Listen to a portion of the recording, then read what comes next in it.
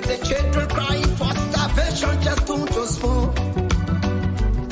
You want to get a news update, brother, don't spoon. You want to know what is happening, Moravia, don't spoon. Politicians want to make their decision, just don't spoon. You want to know what happening in the ministry, don't spoon. Don't spoon. Don't spoon. You from Fonjema, Maryland, don't spoon. Don't spoon. If you eat kepan, gradually, my brother, don't spoon. You got a spoon TV, you got a spoon radio, don't spoon. Don't spoon. You want to get a news update, don't spoon. What? Yeah. Rastafari. Kilibamba, kilibamba, kilibamba. Kilibamba, kilibamba, kilibamba. What I want? Yes, what you about today? Spoon TV. Spoon. Yes, what you about today?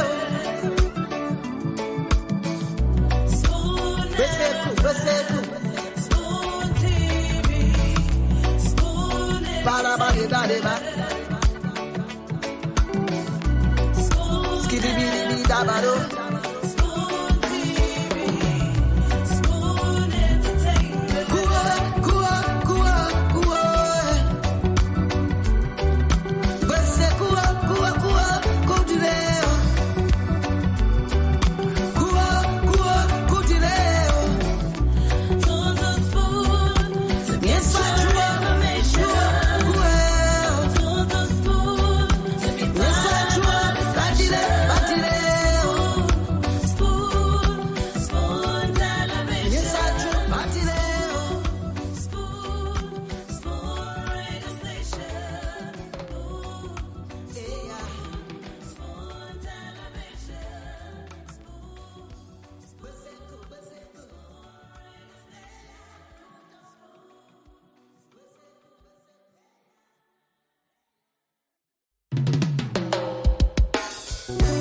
Yes, I, a special one from the CEO, stand coming with the spoon.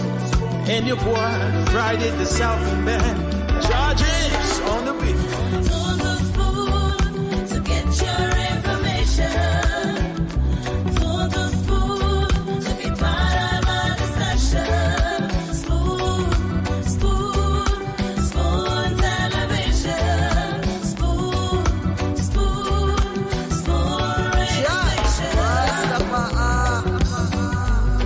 Spoon gonna tell you what is happening in Liberia. Spoon gonna tell you what is happening in Moravia. Spoon gonna tell you what is happening in Africa. Just don't spoon, you ain't know. If the children crying for starvation, just don't spoon.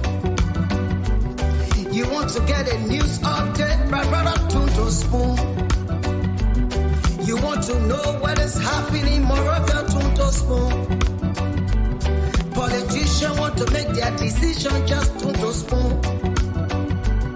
You want to know what happening in the ministry, don't spoon. Don't spoon. Don't spoon. You from Fonjema, Maryland, don't spoon. Don't spoon. If you eat kepan, gradually, my brother, don't spoon. You got a spoon TV, you got a spoon radio, don't spoon. Don't spoon. You want to get a news update, don't spoon. What? Yeah. Rastafari. Kilibamba, kilibamba, kilibamba. Kilibamba, kilibamba, kilibamba. What I want? Yes, what you about today? Spoon TV. Spoon. Spoon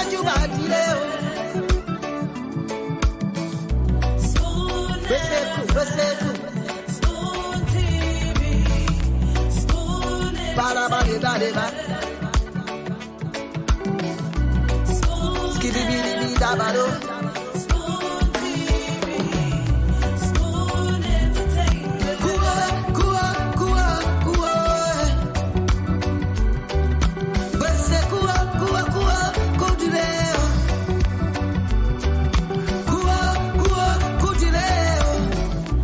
Todo Spoon to get your information. Todo Spoon to be part of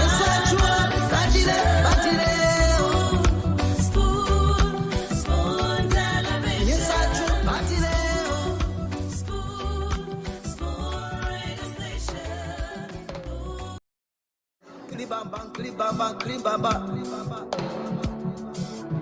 What I want? Yes, man, you back today. Spoon TV. On the beat. Todo Spoon to get your information. Todo Spoon to be part of our discussion. Spoon television. Spoon radio station. Spoon gonna tell you what is happening in Liberia. Spoon gonna tell you what is happening in Morovia. Okay, Spoon Radio, Spoon Television. Spoon gonna tell you what is happening. Spoon is definitely going to tell you what's happening in Liberia, Tuto Spoon, what's happening in Monrovia, I know. what's happening in the ministry, the agency. Affection just Tuto Spoon. What are the newsmakers saying? To get a news update, my brother Tuto Spoon. And of course, Know what is what are the issues making it up in the news every single day? What are the breaking news? And of course, you get to receive all of in the ministry. those happenings right here on the Spoon Network, Yeah. the Spoon Radio, Spoon FM 107.5, Fabric 101.1, Super 95.5, 7 days a week Maryland Tuto. across several frequencies in Liberia, Yeah. Tuto. and also online, Spoon TV, Fabric TV, and Super TV on Facebook, on YouTube, Spoon Talk Live, Spoon TV. You got a Spoon Radio. Tuto Spoon. and of course, you get to receive Yeah. all the alerts, the major happenings right on your stream, right on your radio, 365 days from January to December, and of course, from Monday to Sunday. So we're here again with another fascinating edition of the program Spoon Talk. Yes. This is Liberia's most followed talk show on radio and online. This what you got. This is the biggest platform that get Liberians coming together from across the world to know exactly what's happening in their country. On this 21st day of January, just a day to the long-awaited inauguration in Liberia, I'd like to say welcome to another edition of Spoon Talk. My name is Nelson Colette, and of course, the CEO and the rest of the team will come on. They will drive us through the happenings. It's gonna be a fascinating discussion today. And your boy. So please get glued to your radio, share the program as you come on, and let's have a great show here tonight, Spoon Talk. And of course, a lot of you are aware now. Just quick into the happenings. So many of you are aware about this time that the inauguration is the most talked about in the country. Liberia, or the country, has started receiving foreign guests. Of course, Ghanaian President Nana Akufo-Addo is in the country. The U.S. delegation is also in the country, headed by the former ambassador, Ambassador Lena Thomas Greenfield. That delegation is in the country, and yes, there are other foreign guests that will be coming to the country tomorrow, as early as tomorrow morning. EFFL Commander in Chief is also in the country. Julius Malema is in the country, and it's gonna be a very colorful event. If you went at the grounds of the executive mansion, it's well decorated. If you went at the Capitol building where the program will be held tomorrow, beautiful decoration, well designed. Everything is in place just for a successful, a colorful inauguration tomorrow. And yes, you see the sound system, everything has been put in place. The decoration, everything is in tight. And as you get on the grounds of the Capitol right now, all you see is a stage well set for the long awaited inauguration when Liberians will be witnessing or watching from other places the transfer of power from one democratically elected government to another democratically elected government for the second time, or let's make it the third time in post-war Liberia. And of course, we are going to witness just that. And so it's going to be a very colorful one. Always said, I like to say, thanks to the organizers, the team, they're doing very well. Even up to this time, as we speak right now, it's about 8:30 p.m. in Liberia. The team is working to ensure that the day is a colorful one. Well, so that's just one of the happenings in the country. What can we talk about if not inauguration, inauguration, and inauguration? But the next thing to talk about here, very quick, is that today there was a report of a fire outbreak at the executive mansion, and it caught the attention of a lot of people because if you go back to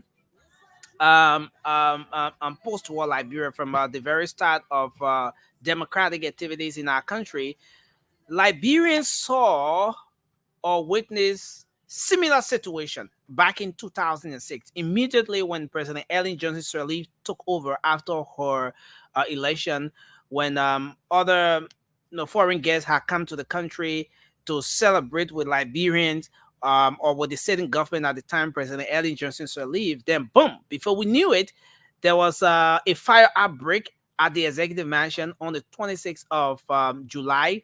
As you know, Liberia's Independence Day. On that very day, there was a fire outbreak. And yes, so from that time, from January 26, 2006, moving up to where we are, moving on to the 12 years under former President Ellen Johnson Sirleaf and the 6 years under President George Weah that has climaxed today as we speak, because tomorrow we're gonna see transfer of power. And about this time, we saw that there was a major fire outbreak at the executive mansion. And so when that information came out, a lot of people were concerned. Liberians were jittered as well, wanting to know as to what the truth is, and other people so afraid that that might have tempered with the entire process. But again, we took our cameras there, and we can establish that there was absolutely no fire outbreak or no fire outbreak on the building itself. As in the executive mansion, there was no fire outbreak on the executive mansion. The building is in tight, all right, but there was rather a garbage that was at the backyard, in the backyard of the executive mansion.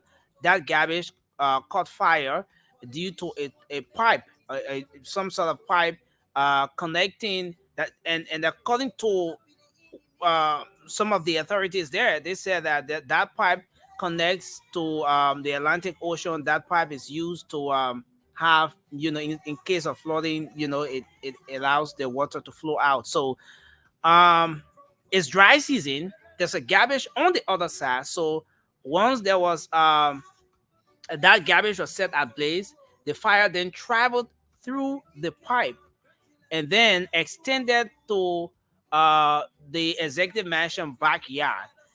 And because there was a garbage already at that end, once the fire got there, and then the smoke blew out, and so there was a very huge smoke coming out from that very end. We were able to take our cameras there, but then it got established that there was actually not a fire on the executive mansion building. It was rather a fire, all right, in the backyard of the executive mansion. In the backyard of the executive mansion. But something very interesting, something very important to talk about.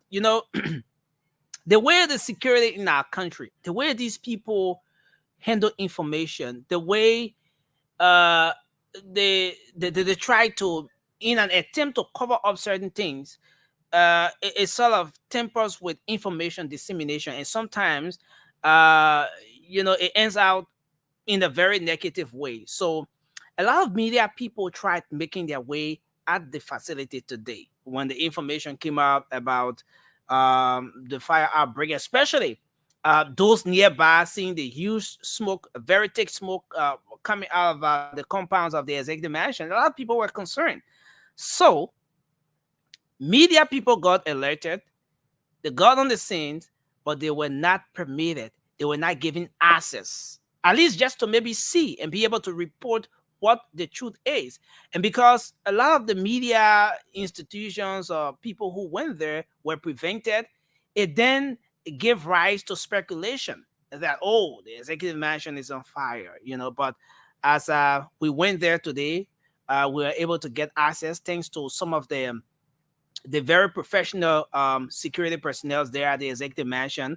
We were granted access, and then we were able to report. The Spoon Network was able to report that there wasn't a fire outbreak on the building itself, the executive mansion, but it was rather some fire in the backyard. Now, the next thing is access. And it's a major thing. Over the time, we've talked about this whole thing about access and the zoning and the way infrastructures are built in our country. Later did I get to realize that even the executive mansion has similar issue. There's a fire outbreak in the backyard. The fire truck wants to go in to address the situation, but unfortunately, the guys could not access the facility. I mean, get to that particular point where there was a fire outbreak. They have to go at the back of the fence, extend the pipe, a very long process before helping to quench the fire. The firefighters, they did their best. They did extremely well. But again, just looking at the processes they had to go through, only because of the way the facility is, says a whole lot, So it got established today that the mansion is okay, is safe. There's absolutely no threat to whatever that's supposed to happen tomorrow, the inauguration. Everything is in place. All right. So that is just that. And well, we'd like to go to the lines now and take your calls. Let's talk about the issues that are of concern to you. What is it that you want to talk about? We will now open the lines so that you get to express yourselves on those different issues of concerns. So the number to call, let me just post this one. Let me get this one. Let me get this one coming in quickly. Okay, so the number to call tonight is 0555 0555 if you want to call via the WhatsApp, I am going to put the link up, the WhatsApp number that you can call in case you want to make an input tonight, where the CEO and the rest of the team will come on. And there's a lot to talk about here tonight. They are going to take you through the rest of the show. All right. But in the meantime, let's take some calls. Let's afford you the opportunity to talk about those different issues of concerns. What is it you want to talk about? Call us up now. Let's talk. So the number is on the screen. Let me take our first call right here. Hello, you live. Yeah, Paul. Thank you. Can you please read the name of the delegates that have arrived in the country? The guests for us, please. Okay. I will take up time to go through that. Thank you, sir. Thank you. Let's take this person here. Hello, you're live. Your name and where you calling from? Yeah, hi, nice. This is Vida Pibale. Okay. Yes, I'm a concern. Yeah. Okay, yeah, go ahead. You live. Let's Yeah, hear you, man. my concern is about the security system in Liberia, and also these motorboys guys. Okay. This guy, half of this boy that were driving, that motorbike thing in Liberia. Mm-hmm. They are the people that people use in Liberia for crime to do a lot of things in Liberia.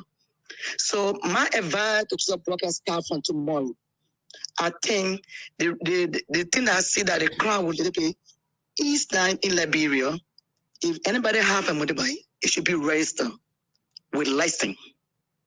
And that when anybody use your bike to do any commit any crime, and they get the number, and you will be arrested.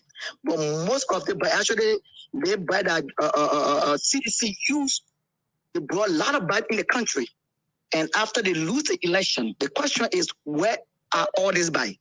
They give it to the sedition them, and they use the sedition them to commit crime, to do a lot of bad stuff or evil stuff. So Joseph Boakai, after tomorrow, whoever that will take over the police, they have to make sure to open their eyes with the motorbike boys. Half of the motorbike boys, they are not good people. Thank you. Some of them, some of them are armed robbers, some of them are killers. They use them to do bad, to kill people. So Joseph Boakai had to open his eye to that, to the motorbike. They are good one, and they are not a bad one among them. Thank you. Thanks a whole lot. That's a very serious concern. I appreciate you. Thank you very much for registering that. We appreciate it. Thank you. Okay. Thank you, Leslie, for your hard work. Thank you so much. Okay, thank you. And now, talking about the motorbike situation, let me just take you through the public safety protocol for the inauguration tomorrow. All right, the public safety protocol. So the joint security comprises the Liberia National Police, Immigration, and DA, and all of those people, blah, blah, blah. So, so they've come up with a public safety protocol for the inauguration. All right. So, for vehicle operators or operators of vehicles, including the motorbikes and the keke. So, all of you who are operating motorbikes, your keke, and other vehicles, these are the protocols for you tomorrow. So, number one, beginning Thursday, okay, so that is already gone. So, but beginning Thursday, which was the 18th,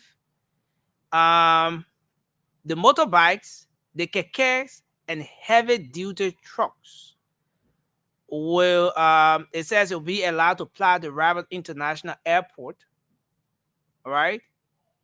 Fly the Rabat International Airport to the ELW Junction. So the Tottenham Boulevard remains a no-go zone for motorbikes and keke during the operation. So the Tottenham Boulevard starts from, okay, let's just take ELW Junction, extending all the way up Capitol Hill. So what the protocol is that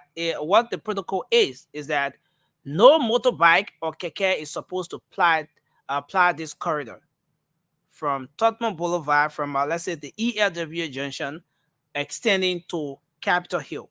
No keke, no motorbike is a no-go zone.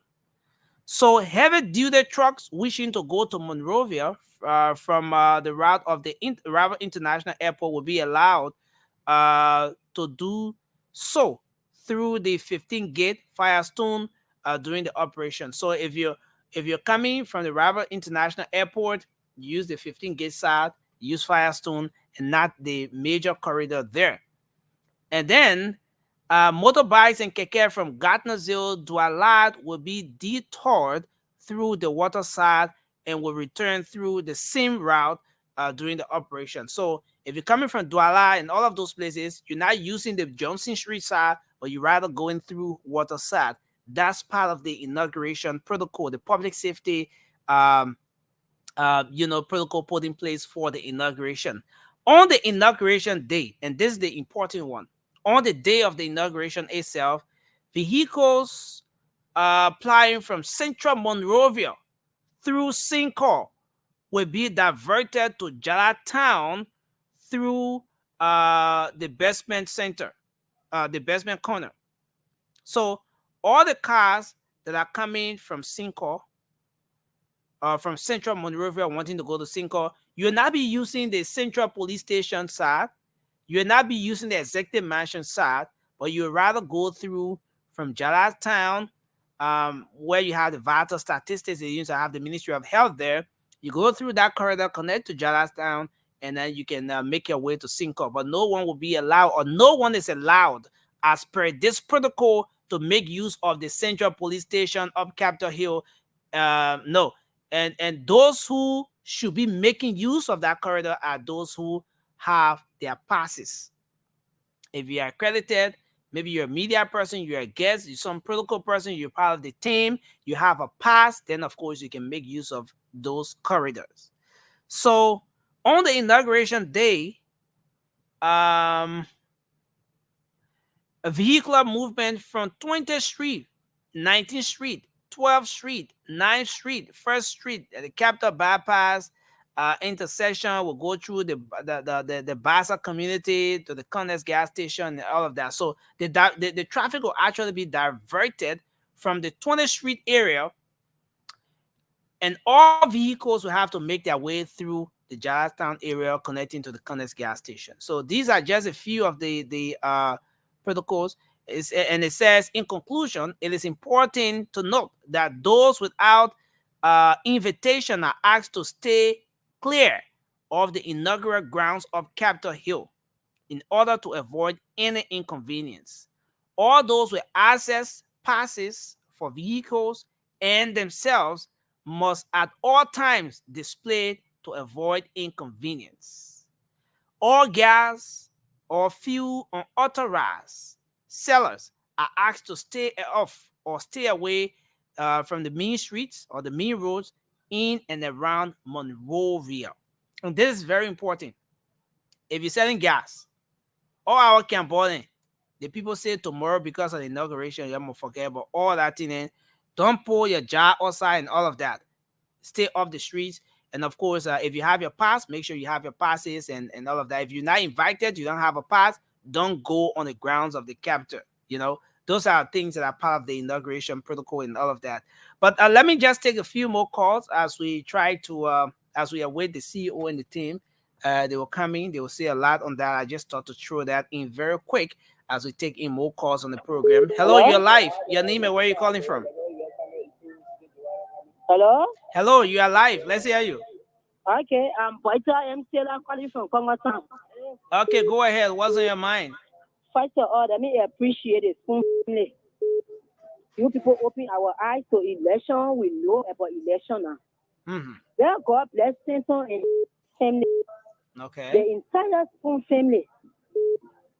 We pray that God will intervene on his behalf. All I call for just to bless you people to give you the blessing. Thank God you. be with you. Thank you very much. We appreciate it. Thanks a lot, man. Thanks a lot. Let's take another person here. Hello, you're live. Your name and where are you calling from? Hello? Yeah, hello. Let's hear you. Yeah, my name is Samuel Tiedo, speaking from the Robert Field Highway. Let's hear you, sir. Yes. My little concern is, first of all, I would like to say congratulations to Liberia. Okay. And then my issue is this: if Liberia is able to go to Ghana to seek for aid for the inauguration, and Ghana is able to give Liberia some motorcade and other instruments for that purpose, why can't Liberia go to Ghana and ask Ghana to help Ghana in Liberia in reshaping the educational sector, as well as the health sector? Okay. You know, Ghana and Liberia are like brothers and sisters. So if Ghana is able to come to the aid of the new president-elect, I don't think Ghana will refuse in bringing people to teach or to, do some reform in the educational sector and the health sector. Thank you. You know, so that's my what's on my mind. Thank you very much. Thank you, sir. Dr. Richardson, welcome to the show. Oh, Nelson, how you doing? Inauguration on you. I know, right? It has to be on me because you've been working very, very hard.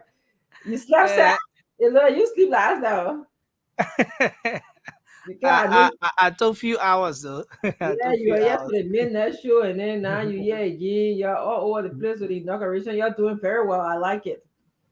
Thank you, Dr. Richardson. Yeah. Um, so we take few more calls and then we'll come back to you, or you want us Sure. to move on Let's now? take few more calls. Okay, so let me take this person here. Hello, you're live. Your name and where you call from?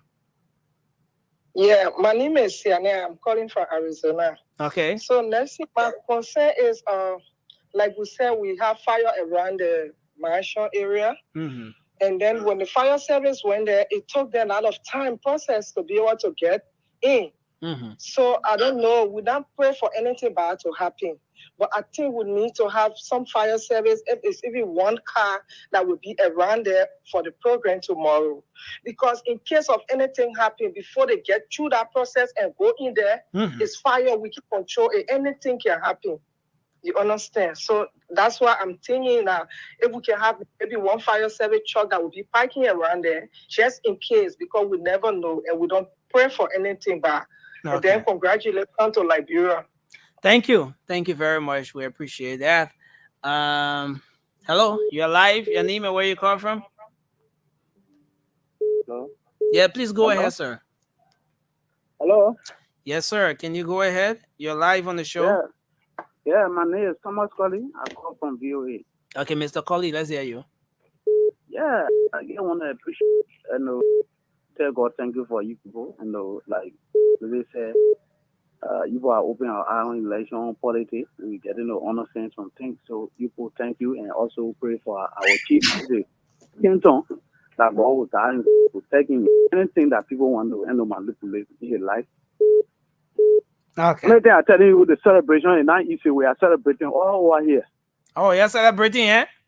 Yeah, we starting the community upside down. Oh no, you put the community upright. But thank you, we appreciate you. Thanks a lot. It will be rest. So that enjoyment will on, and I will be on there tomorrow. We end it in the. Oh, okay. Thank you, sir. Thank you. Okay. Thank you very much. Okay, let's take this person. Hello, you're live. Your name and where you call from? Yeah, hello. How you doing this? Yes, sir. Evening. Yes, sir. Let's hear you. Yeah, I call you from Minnesota. My name is Ryan Kamara. What's on your mind, sir? Yeah. Before. Hello? Yeah, before I go ahead, without on my mind, I want to ask you a question, man. When you on the show, we can get access to call. Let's say we can get a WhatsApp number to call, but when those other guys get on the show, why they can't put nothing on the stream, and you guys don't have how they call a specific number to call on, because sometimes when you call, different person will answer the phone. Okay, so yeah, okay, go ahead. And my other concern, as usual, every time I call, my recommendation to the president-elect, tomorrow you'll be taking over. I would like, as I always stated, to not forget about Dr. Richardson and Mr. Grado. That's my two recommendations always. I don't know them personally. I haven't met them before, but I just want them to include the two in their government. So, have you consulted the two individuals and gotten their consent before launching this campaign? It's violent by force. Oh. They need to go and help their country. They need to go and help their country. Dr. Richardson, you are muted. I said by fire, by force. Thank you, caller. Sir. Thank you, caller. Appreciate it. Thank you, caller. Let's squeeze in this one. Hello, you're live. Hello? Yes, sir. Your name and where you call from? Okay, Nelson, this is Jerry, and I call from Sierra Leone. How are you? Yes, sir. We're doing okay. It's good to have you on the show. Thank you so very much. I want to extend my greetings to Dr. Richardson and the Spoon family. Okay. I just want to come back on the gentleman who left the line before this last quarter. Mm-hmm. He sounded like a Ghanaian, or maybe a Liberian Ghanaian, but was talking about, Ghana Liberia reaching out to Ghana to try to see how they can be able to shift the educational sector as well as the health. I think we just need, we don't need to reinvent the wheels. We just need to check and follow some of the development that are going on. I remember when I was in Liberia, we had an interaction with ECOWAS. We call ECOWAS Youth Volunteer Service. Mm-hmm. And we brought some Ghanaians and even some Nigerians into Liberia during the Ellen Sirleaf time. And they were there helping in the health sector as well as helping in the educational sector. They were sent in the leeward part of our countries, and they helped a lot. Okay. So I think we need to visit that program and try to see how we can reignite, some of those nice programs that were going on. They called it the ECOWAS Volunteer Service. I remember it was at that time housed at the Ministry of Planning before the two ministries merged. Okay. When I was in Liberia. I think it's something that we need to revisit. It was there before, it was happening before, it's nothing new introducing, but we just need to follow up on that. Thank you, sir. Thank you. That's a great concern right there. We will take the last 3 calls, beginning with this one. Hello. Okay. Yeah, please go ahead. Yeah, I'm Cyrus Foko calling from India. I just want to buttress the call up before this gun call off. Okay. Now, yeah, he said something about terrorism and Dwaro. During the going election, I supported the United Party, but when it comes to the passion that terrorism has for Liberia, it's so overwhelming. Okay. She has no boundary when it comes to Liberia. It is not only limited to or support or love for Mr. Ecumenical and out the ANC. I don't care what people will say out there. People may like and say it was Stanton recommendation, but I believe that JMB should include that raising a government. She will be an integral part of our building of our society. Thank you. Thank you, sir. The campaign getting heavy. Hello. I got love for the country, but I'm making home. I'm making for the inauguration, but thank you, caller. Okay, the last 2 calls. Hello, you're live. Hello? Okay, I'm Young Christian. I fall from Power City this evening. Let me say thanks for the show. Let me prepare inauguration tomorrow to our incoming president. And I ask God to give him wisdom that he will to lead him, okay, because King Solomon said he only wanted wisdom. Everything is going to be added onto it. So I ask God to give our incoming president, old man, much wisdom that he will work for the Liberian people and get more, and have a very long life to lead us. Papa, we want a new Liberia, because when you look in the sky, you know that yes, there is a new Liberia. So ask God to give you that particular wisdom that you will lead us in a perfect way. Thank you. May God grant you, and God grant everyone else to see the day tomorrow. Thank you. The final person here. Hello. Hello. Yeah, hello. You're live, sir. Let's hear you. Yeah, I'm Promise Kwekwe from District 10, president in India. Okay. The youth in India, in Gujarat group of institutions, we really appreciate your effort for giving us the chance tonight. We are on our feet, rejoicing to see the inaugural program tomorrow. And a lot of librarians are out here learning, and we're very happy for also the information that you are sharing with our brothers who are planning tomorrow to just get on the street with rejoicing so that they will all be respected. And we are in strong agreement with Ms. Finn. Our doctors are sitting now with you, and we really appreciate. Okay. Yeah. We want to speak to the president-elect, President Joseph Imabwaka, to be proud of her for her work. I've been following the school network from Liberia for the time I came here over 2 years now. And President, I'm the president for the Student Association. I really appreciate the president to really work with us as well. Thank you. Thank you very much. Thanks a lot. So, Dr. Richardson, I give it back to you. Yes. I give it back to you, Dr. Richardson. I give it back to you. Yes. I'll circle back to you. I want to say my inauguration is on all of the viewers, just like Nelson Colette's inauguration is on me. My inauguration is on you guys as well. So it's a great historical time in our country. to see the change of government. Not many of us have seen that in recent years. Our country went through a civil crisis, the Civil War, so it was difficult. We lost a lot of time in seeing the exercise of one of the tenets of democracy, which is elections and the change of power. And so here we are, on the eve, on the brinks of changing powers. Powers going to be changing hands very, very soon. So I'm excited about that. I think whether I support a JMB or not, I think this is the right move for our country. For we're behind. We are very much behind. So Nelson, it's good to be here. I'm tired to tell you the truth. So today we celebrated my pastor's wife. She's also a pastor in the church. Her name is Pastor Shannon. And so she wears a lot of hats, as you know. If you're a pastor wife and also a pastor in the church, there's so many things. Like many women, we women around the world wear a lot of hats. So she loves pink, and they told a lot of the women to wear like a pink hat or a pink fastener. It was really beautiful. And of course, I choose to represent my heritage. Just tie my head. Actually, the first hat I tried, Wow. my husband looked at me and he said, that look like pink or look like purple.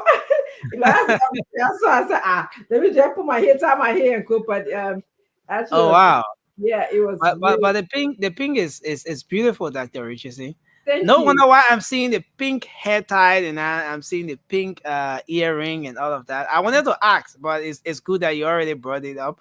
Yeah, it was beautiful today. I mean, most of the women had pink on today, and you had. I mean, we all were dressed like you see. I actually changed I had a pink coat suit on today, so Okay. it was really nice. I actually had to speak about in front of the church today about what it's like to be an educator because she is an educator as well. She teaches, and Okay. so but there's a difference between an educator and a Christ-like educator. So I made the distinction by drawing in the story of the burning bush. Moses went out there and there was a burning bush, and he saw a bright flame.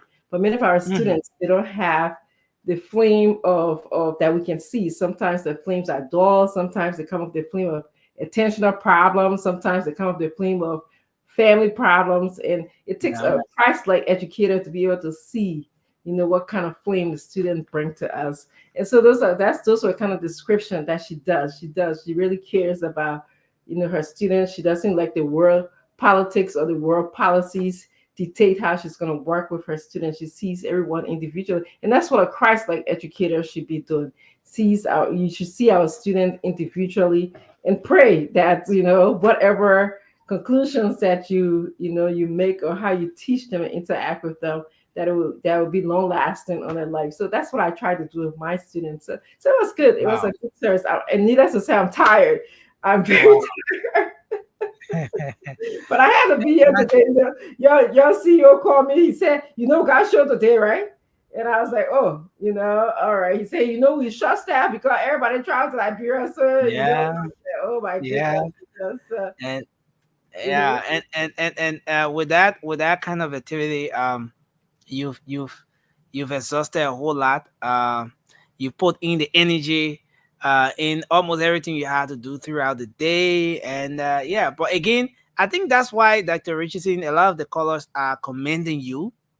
People get to watch what we do, especially when you unspoon a lot, and you never know who's watching. And I think based on the commitment, the time, the energy, and everything you put in the interest of Liberia, that's why the people are even recommending that you are included in this government. I don't know as to whether they've consulted you. I don't know what your answer will be, but I think that's part of the reason why the people love Dr. Richardson a whole lot.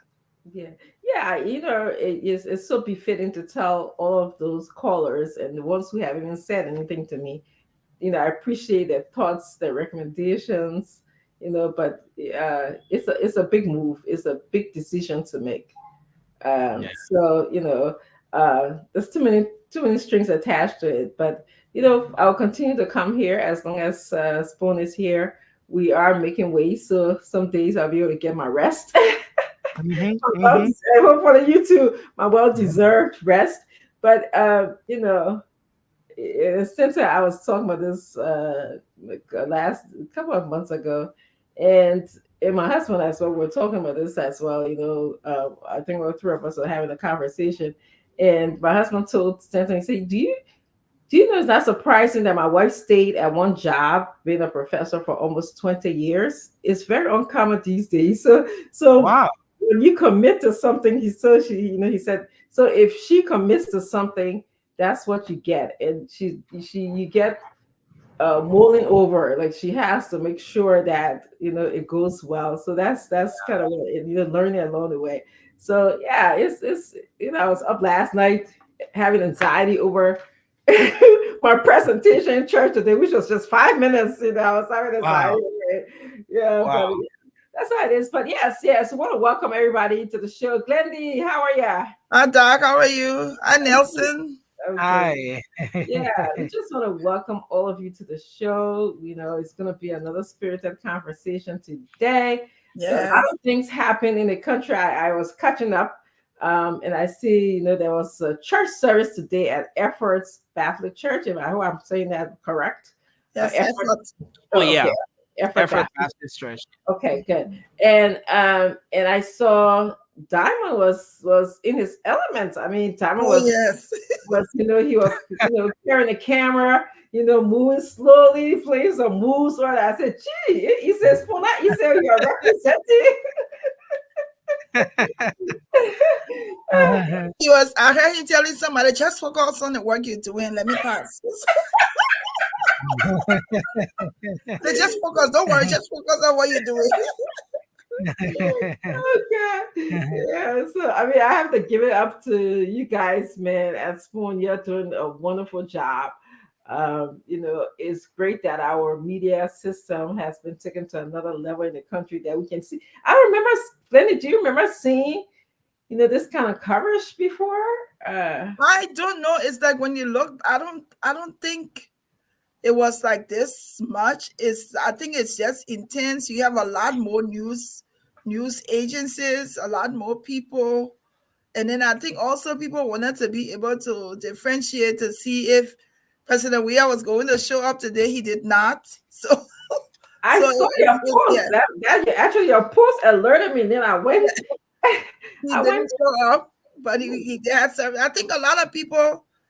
It certainly is a lot more, and there's a lot more people that's focusing on Liberia right now. Yeah, I think we used to get like bits and pieces in the past. It kind of used to just show a scene, like maybe one scene of something that happened, as opposed to the whole, from beginning to end. I think I stopped. I was watching. I stopped at the place where the vice president until tomorrow, Joy Howard Taylor she got in her car and left. That's kind of where I stopped. I said we didn't get to that part. They would just show a little flash of yeah. So yes. And most times that's basically the newscast, and because it's time, a program maybe that went on for about an hour, maybe the news is just 45 minutes. So in that 45 minutes, you have maybe about 8, 9, 10 developments that you have to capture in that 145 minutes newscast. So basically, you just capture maybe 1 minute, 45 seconds, just a flash from there. Maybe the strip that the presenter will read, that will say the rest of it. But you don't really get to have all the details like the live reporting is doing now. And I think you're right about that, Dr. Richardson. That's the little bit of difference we have now. Maybe social media too has contributed to it. Everybody's on social media. You have so many people that's sharing stuff. So it's like it's just a conglomeration, of information that's flooding the place. Yes, it's true because the news was broadcast. Spoon was covering the entire time on social media. So all you have to do is just grab a little small phone. You gotta go find a big old TV like our parents they used to have, a little small black and white TV to go be glued for. Phone can go everywhere on YouTube. So that's really awesome, and it's really good. We're moving forward in the media world here. We're really making some headways. So Glenny, this was really interesting. I saw it, and I saw a Glenny page. That's why it eluded me because I'm tired, Glenny. We had a whole big celebration for the first lady in our church today. So I came from church, and I said, "Oh, let me catch up with the news. What's going on?" And then I saw. Then he said that the Judge Riel was not in church today. So I was like, "Where is he?" No. He was at Fort though, but he wasn't at effort. I saw I that. think they had prayer service. There was I watched it a What's that little bit. picture? It Right? was say that again. I saw pictures. You posted. Yeah, pictures. yeah. They You had got prayer a picture service. now? Please send it. You mean pictures from the prayer service today? Yeah, the Yeah, one from the prayer for the service. church.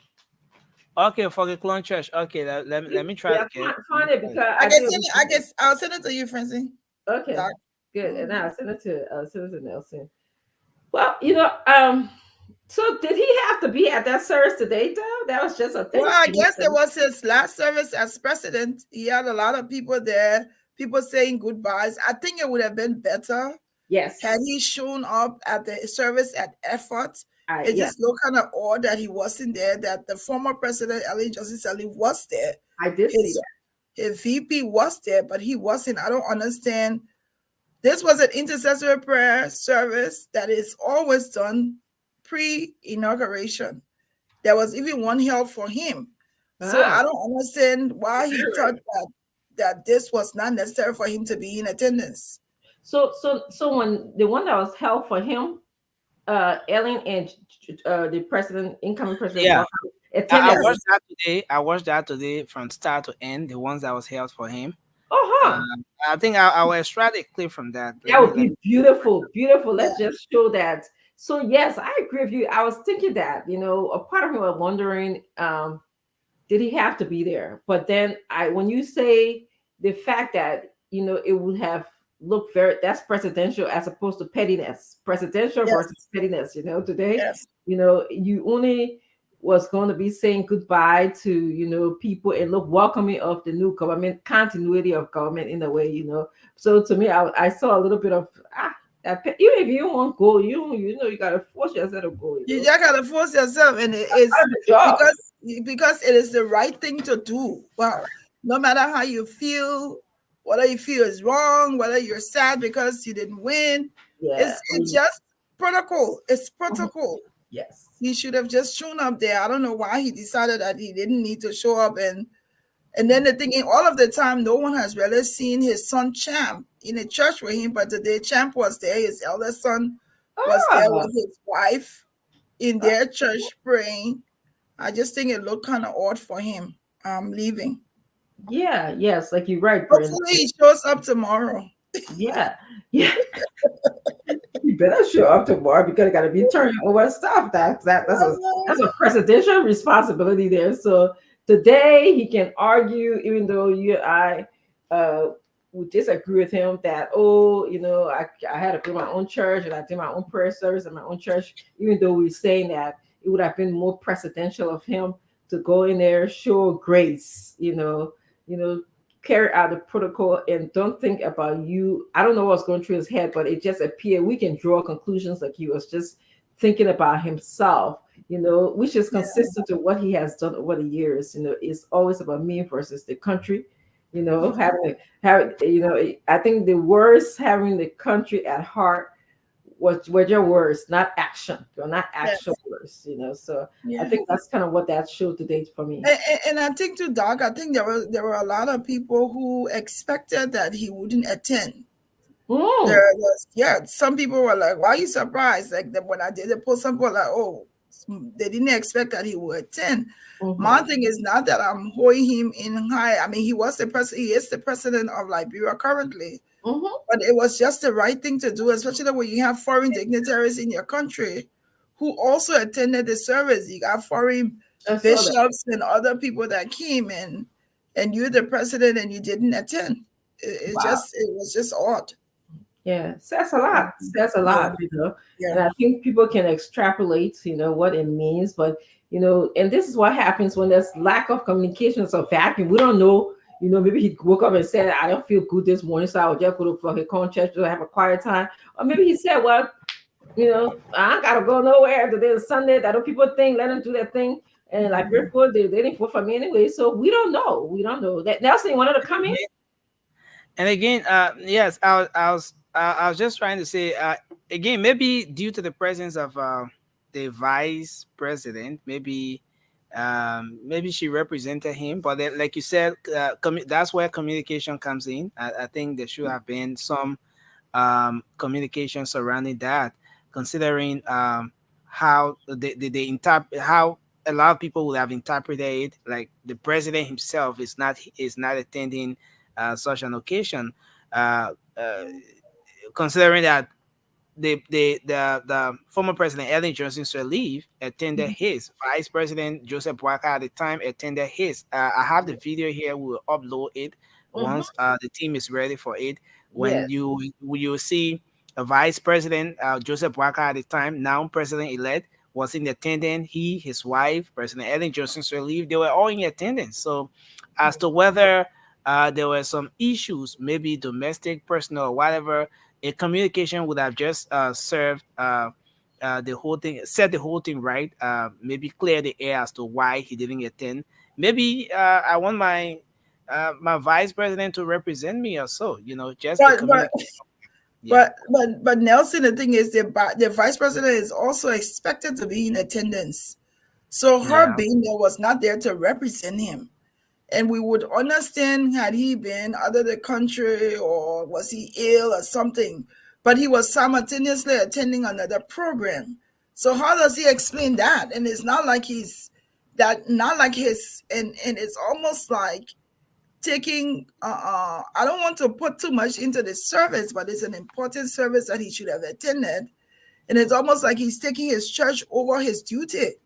If he is expected to show up at a program that connects with the inauguration, I'm sure an intercessory prayer service is maybe it's constitutional. I don't know, but I think he was supposed to show up. I just think it was very disappointing for him not to show up.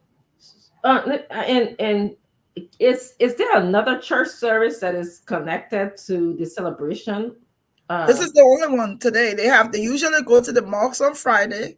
And then they did that, and then on Sunday they do the church service, and then the inauguration tomorrow. Oh wow! Because I was someone was telling me earlier that they should have not went to a particular church, and again, like go to a church that is open to everybody. It's customary that it is usually done at Providence because it is the oldest church in Liberia. Yes, is that where they had his intercessory? I'm assuming that is where they had his. Okay, yeah, that's where Providence. Beautiful, Yeah, beautiful, it's usually held at Providence Baptist Church because it's the oldest church in Liberia. Yes, absolutely, very historical. But I think the issue was because Effort is JMB's church, they allow him to use his church as the venue. I mean, there were people who were also concerned about that. Why would JMB want to go there? And I think what that does also, it breaks tradition. And I want to be fair in my statement. So what if the next president next 6 years is a Catholic and wants to go to the Catholic Church? Yes. That's tradition. I don't know. Or the next president say, I want to go to my hometown. Yes. I want to go to Maryland. Or Grand Bassa, Or Cape Mount, in my case. But I don't know if there is a law that they have to go to Providence. I just know that it's been at Providence because it's the oldest church. And there were Providence people too who felt like, even in the live feed today, some people would say, we are supposed to be at Providence. Why I guess they allowed Joseph Boycott to say where he wanted it held. And that's why they went to his church. Yeah, that's what I thought. I thought I read something like that. And some people are saying it would have been better to be at the Centennial Pavilion and as well, instead of just like it's non-denominational, I guess, a hall or something like that. But regardless, communication would have been key today. Okay, wherever it's going to be, held, he should have communicated something. For Christ's sake, this man's the president of Liberia. Yes, he should have shown up. So at least say something. If you didn't feel well, you had a bug and you don't want to go to fucking car, if you want a quiet moment, make up something, say I had a bad day or I had a late night or something. But don't just, not show up. He just didn't show up. So, what would happen if he doesn't show up tomorrow? Well, the thing about it is, even though, and I will say this because quite a few years ago, just after the war, when ECOWAS was there and they had to get an interim president. The Chief Justice was the one that did the ceremony. As long as the Chief Justice is there, I think the ceremony can go on. Correct me if I'm wrong, but the Chief Justice, So as long as she's there, she's the one that's going to be administering the oath. So if he like it, he won't go to Timbuktu tomorrow. He can go there. He can do that. The Chief Justice will be there to administer the oath. The wife will be there to hold the Bible, and that's it. But Donald Trump, did he attend Joe Biden's thing? I don't remember. I remember he didn't. I think I remember he didn't. I don't remember. And Joe Biden was still president, so unpresidential, to do that. Very unpresidential. Well, maybe he was sick. I don't know. Maybe he will come up tomorrow and tell us. But like you said, I'm trying to send the picture to Nelson. Nelson, did you see that church? He was in his own church. He went to his church today with his family, his son. I didn't even recognize his son. Actually, I don't. That's his oldest son, Champ. Champ, and his wife. And his wife. Okay. So they were the picture that I saw on your page, Glenn, it looked like they were very involved in spiritually. That's what the picture looked like. Spiritually. Very involved spiritually. Your political correct. I'm trying. Oh God. But it's true. If you describe that picture, let show you that the audience sees so y'all can help us put some words to it, because the man they were holding hands, because that's exactly what happened in the press. They were praying for a spiritual rich church, a spiritual practitioner. That's what happens. Y'all hold hand. Your buyer here, he was not spying small. I remember his spy. I see the pictures of your spy. You're involved, So now, see what I phone number. For some reason, I forgetting the number. Oh, I guess it popular there. You want text me something? It will come out. Text me quickly. Okay, let me just send you a message now. Yeah, just send me a text. For some reason, I thought I had the number in here, but with your name. Okay. So when I think somebody is saying he's mad, we understand. I mean, defeat is not easy. Defeat is never easy. But if we know, and then people are saying we shouldn't be surprised of his actions, we understand that. But this is a formal program that he's supposed to show at, and he decides not to show up because they're having a prayer service and a goodbye service for him at his church. I think that was wrong for him not to show up. Yeah. But it's almost over. Yes. But the man should be used to defeat.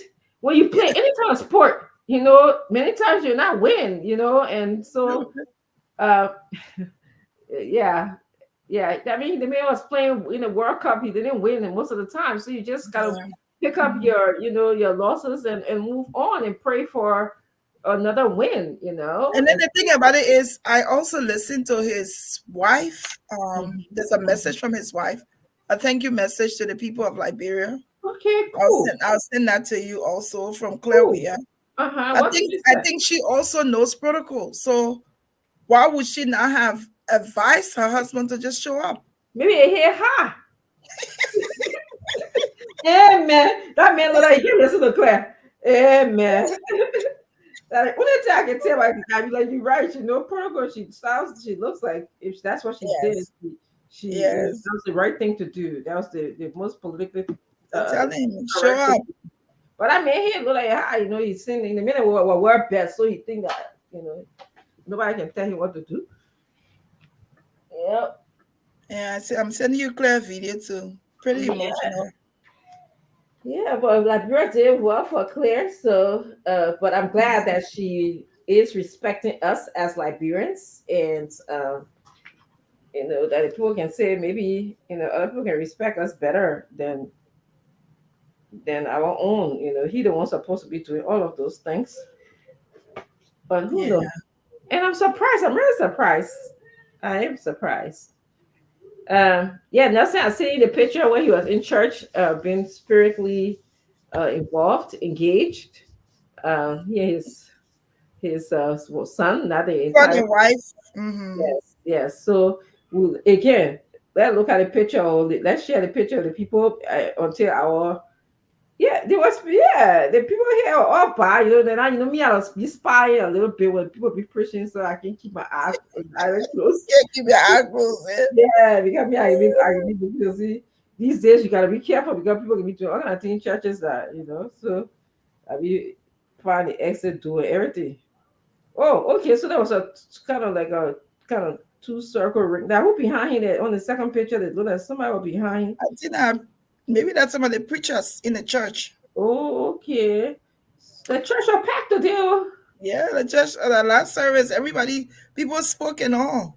See people present relaxing in his slacks. Yeah, that's so that his son in the blue there. Then His son that's is you got a picture of people. I saw the No, people. in the blue is Is that not Champ uh Weir? no, this person looks like okay, maybe. It looks like Champo. Yeah, but the first time I saw the photo, it appeared to me like No, I think Alvin. it's Champ. Okay, okay, yeah. Yeah, oh yeah, boom breaker, yeah. Oh. Yeah, Boomberger get a hat today, my people. I bet he got it for the dollars too.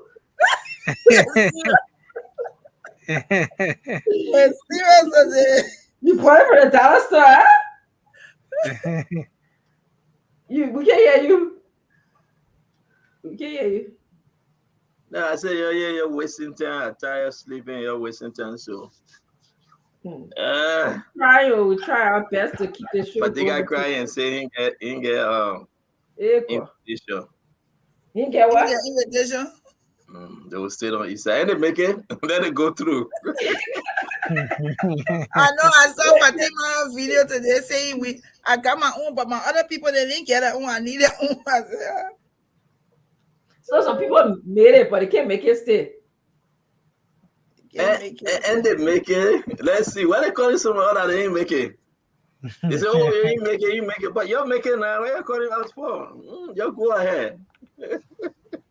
No, but they're all good though. Everybody have the invitation. They're all good.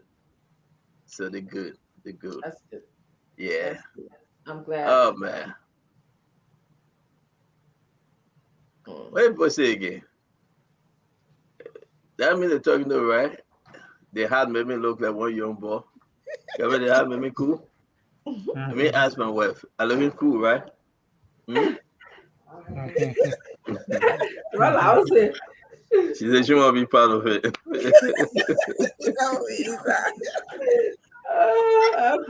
Oh Lord, man, what a day. We're going to have fun today. What happened? The executive mansion was burning or somewhere in the executive mansion was burning? they said in the back of it where they're supposed to have the dignitaries sit. They don't know where the fire came from. Okay, so here's the executive mansion, right? They get a little back area that people just an extra space because I bet I went there before. Yeah. We got chairs. It's a good set. Oh yeah, you were with us at the Riches when we went there. And I asked some people, I asked Fagon, I said, Fagon, why they burning the executive mansion? Let's go. Outside, man. Go. No, hold on. This dog is crazy. Go ahead. Go outside, man. My grandson emailed me. By the time I told him, mommy got to show, he said, let me get outside. He told you, so I took out you. Yeah, man. But the first thing you said, you put you so cry. It's like you do a drill. So I asked a sedition, right? As a matter of fact, this sedition was in his office on a Sunday. Wow. I said, well, what are you doing in your office? So, man, I am working till 11:59 tomorrow. Oh wow. I said, seriously? He said, yeah. And he's right. He stayed on job till 11:59 tomorrow. All the 6 days, they stay there that night. So I said, okay. But why you guys decided to burn the executive mansion, part of the executive mansion? You know his answer? Unity Party give us burn the executive mansion. We should give them burn the executive mansion back. Are you kidding me? Don't let me call his name. I will call his name on this show. I said I was going to do it. He said, but what were you when they gave us a burned executive mansion? Oh my God. Yes. That Yes. is not nice. Yes. That's what he said. Yes. You were joking, right? No, he wasn't joking.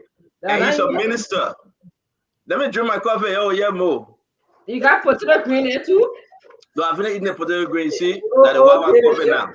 Yeah, y'all come. They show that be You eating have it. to do it. Y'all come. What's this? You see, Wawa, very hard coffee. It's cold. Go get That yourself a advertisement you Wawa doing coffee. for Wawa? Yes, I am. Free environment. Go get yourself a Wawa coffee. As you can see, 20 ounce. Go ahead, get yourself Wawa coffee. Make yourself ready for the show. It's cold, okay? And I want to tell you, they got somebody that says, CEO, I go and get pepper. Don't go get pepper. Get Wawa coffee. Very nice coffee. Well prepared coffee. Trust me. The beans is from Liberia. Wawa coffee beans from Liberia, I believe. No, it's not. Oh. So, but let me tell you, the minister told me, the minister says, Stanton, I've been serious. He said, I don't know what's happening, but Unity Party left us with a burned mansion. We fix it, and we're going to give them a burned mansion. And that's exactly what, tell me the truth. You know, the guys that come in, Gibson, Fagon, everybody coming on the show, those that can make it tonight. But I think if you look at what he just said, what's your thought, Dr. Richardson? And even if he's joking, but that's not something to joke with, though. No, that is horrible. That is a horrible thing to say. You know, it's already bad enough that we don't even have enough fire service people to go around. And then for him to say, you know, they give us burn. You got one fire truck. The fire truck went there. The man said, we got plenty of water, your way we're coming back. They will get water. Look at that. And then they spend that Brooklyn tax money was spent on, and the donors was spent they on get that. one fire truck. The fire chief said, your way we coming back. We get plenty of water. Let go come back. Then why did you go there first? Can you imagine? I mean, what's the mindset? I know. Why did you go there? I was watching they were redirecting the Spoon journalists. Why you keep the all they do. Why you do here? Why you do here? All they do is scare. Go to the back. But you see a heavy smoke and it said no fire. But what they do that all the time. So now they see Spoon journalists. They got all Joe people and be confused. Don't allow them here. Don't allow them here. Now the man asked him, where you from? He said Spoon. He said, who call you here? Who call you here? Uh-huh. But that's in plenty thing. That's when you get it to why you can play the that's what kind of picking this up? You know, all the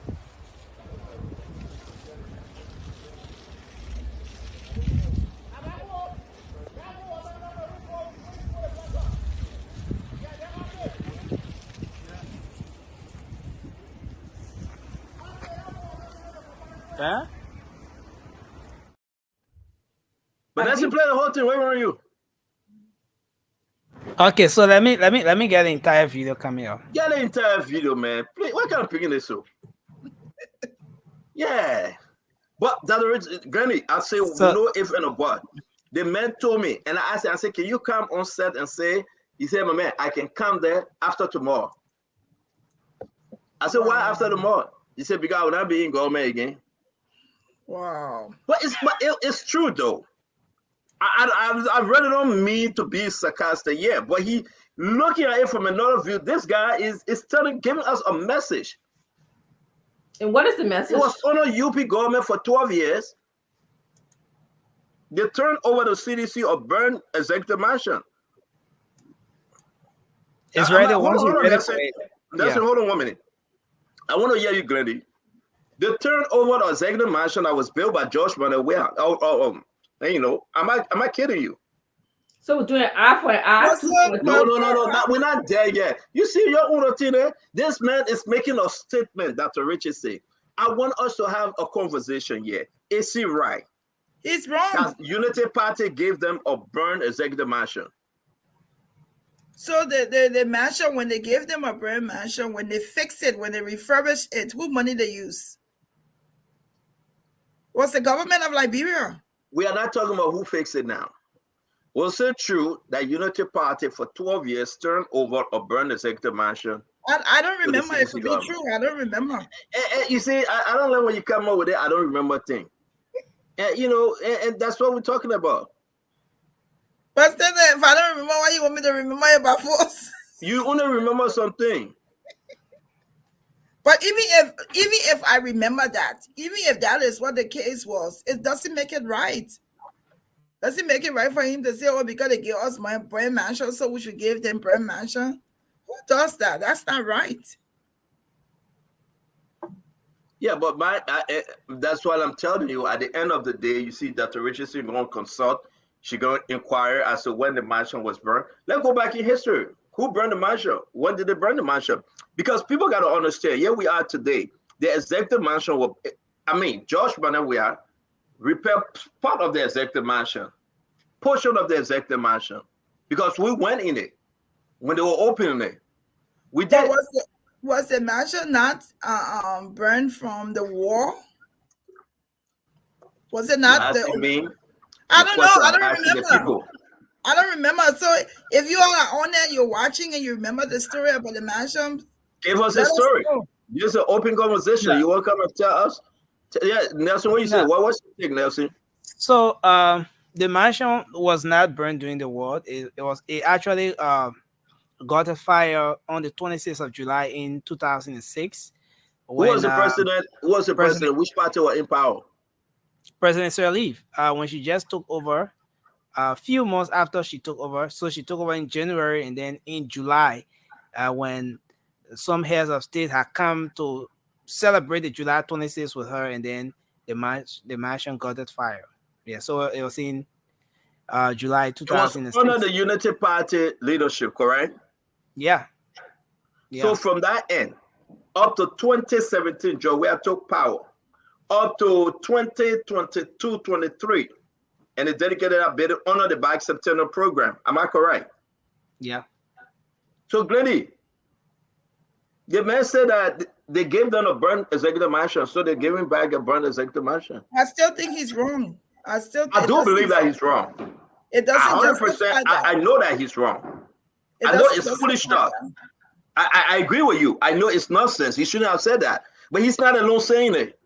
Those are the hardcore seditionists saying it. You get what I'm saying? Those are the very hardcore seditionists saying what he's saying. And look at the transport ministry. Look at the foreign ministry. So look what just happened to LTA. So look what happened to how you call this place, NTA, in Ghana. Look at all those places that CDC is burning the document. But so those places that they've been burning, they received them burned. They did not. So how can he say that and we think it's okay? It's not okay. We are saying the same thing. Put the burn building up. Let that burn people see it, because Dr. Richardson won't call for CDC today. Put this thing up. Let's see. The burnt one when they okay. So let me. When the man said that spoon and he's saying spoon people shouldn't cover it. You reached there today. Yeah. So the one I captured today was Pull the one that you get. Pull it on. I won't get you hard again. Okay. Let me bring this. This is Spoon TV. We are coming to you live from the grounds of the Executive Mansion of the Republic of Liberia, following a report of a fire outbreak here. And so we are here to ascertain what the actual information is as to whether there is a fire outbreak here or not. And of course, and that a lot of media institutions for the actual the executive mansion been some serious fire situation out here, but as you see, this is the back of the executive mansion, and this situation have been happening right close to the fence of the executive mansion that separates this vicinity from the Atlantic Ocean that's right at the back of the executive mansion. What I'm told by several individuals I've spoken with here is that this place is where they had a kind of a garbage due to the cleaning up exercise that's ongoing. Most of the account. So there was equipment or maybe a water truck to come so that they get at the bottom of this particular fight. So we're gonna move on to see if we can speak with move on and see if we can speak with Nigeria National Fire Service. He's here as well.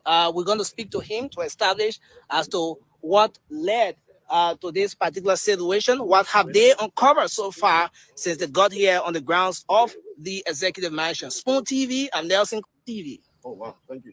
Thank you. I see you here on the grounds of the executive mansion. You're here with your team. I saw the fire truck at some point. You want to tell us what exactly led to this thick smoke we see coming from the back of the executive mansion here? Okay, we received a call about an hour ago that there was a fire at the executive mansion, but not being precise where the fire was. And at the end of the day, we came in and then saw that there was a fire from the back of the executive mansion that had entered within the premises of the executive mansion. Okay. Yeah. So the fire, you're saying that the fire actually came from the back of the executive mansion? Yeah, from outside the fence of the executive mansion. A lot of people may be concerned. How possible is it to have fire penetrate? Did it penetrate the wall? How did the fire leave the back of the executive mansion, considering that there's a fence, and then enter the fence? Okay, there's a trench at the back of the mansion that under the fence. Okay. Okay, you guys put a dump site on the fire there. Okay. And the fire traveled through the trench into this site that is in the mansion company. Okay. Another dump site to here. So there's a dump site on the other side of the wall. Yes. Okay. Yes. Wow. So how long have this fire been here now? Probably about almost 2 hours now. Almost 2 hours now. Wow. Wow. Have you established who maybe caused the fire on the other side? Who set the dump site ablaze on the other side that gradually resulted to the outbreak in the premises of the executive mansion? According to eyewitness, they said passerby. Passerby. Yeah. Okay. Okay. So this thing has claimed the attention of Liberian. Okay, so do us a favor. Go to the Cheddar Play video, right, from the outside, the back of the executive mansion. Let's see whether this guy is saying the truth. Because we had another reporter saying that no, it was from within the compound of the executive mansion. But Nelson, did you go and see for yourself what he's talking about? Yeah, we went at the back of the executive mansion, and we noticed that there's a kind of a garbage there as well, and there was some fire mark or something like that, Yeah. Did you see garbage within the compound and fire, a sound of fire within the compound? Yeah. So this is the very short video on that. Very short video. This.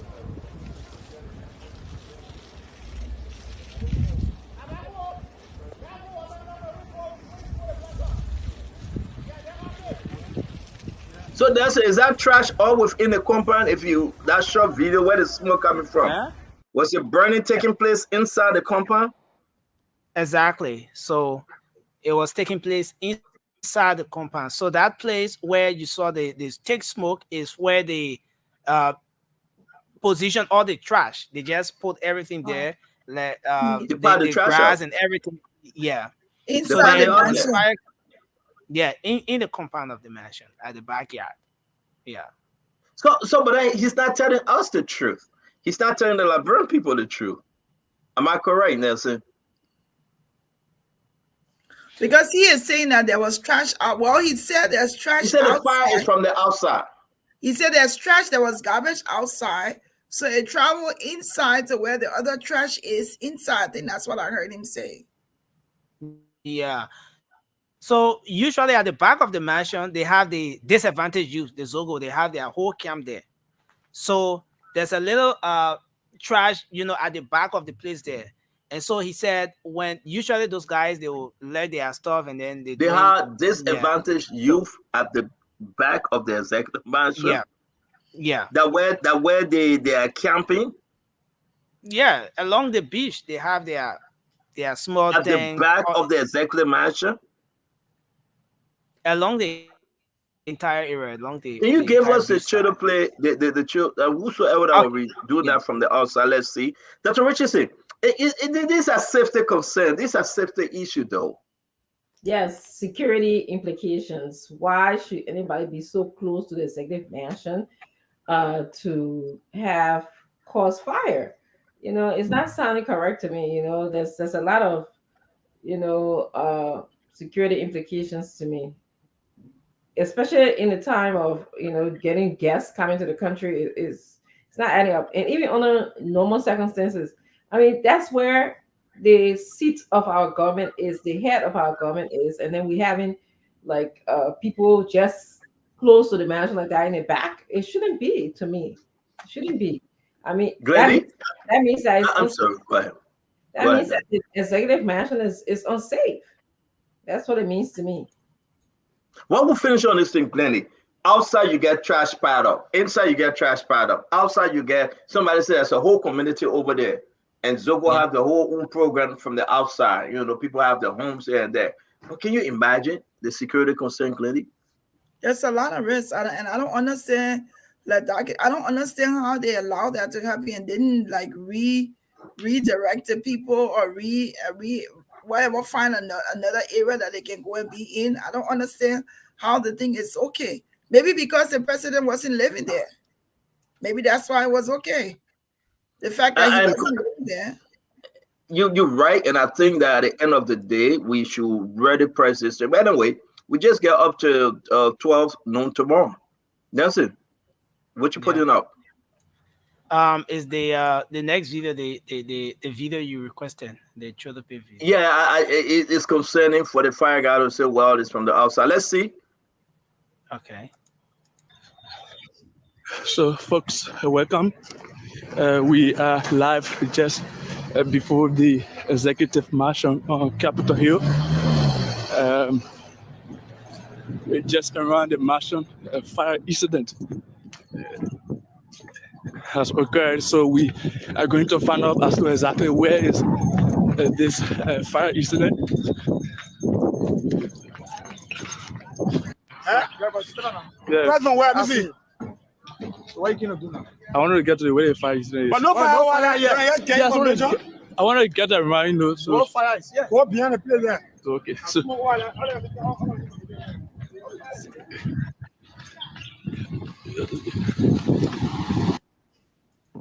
no, we didn't say the fires around the mansion.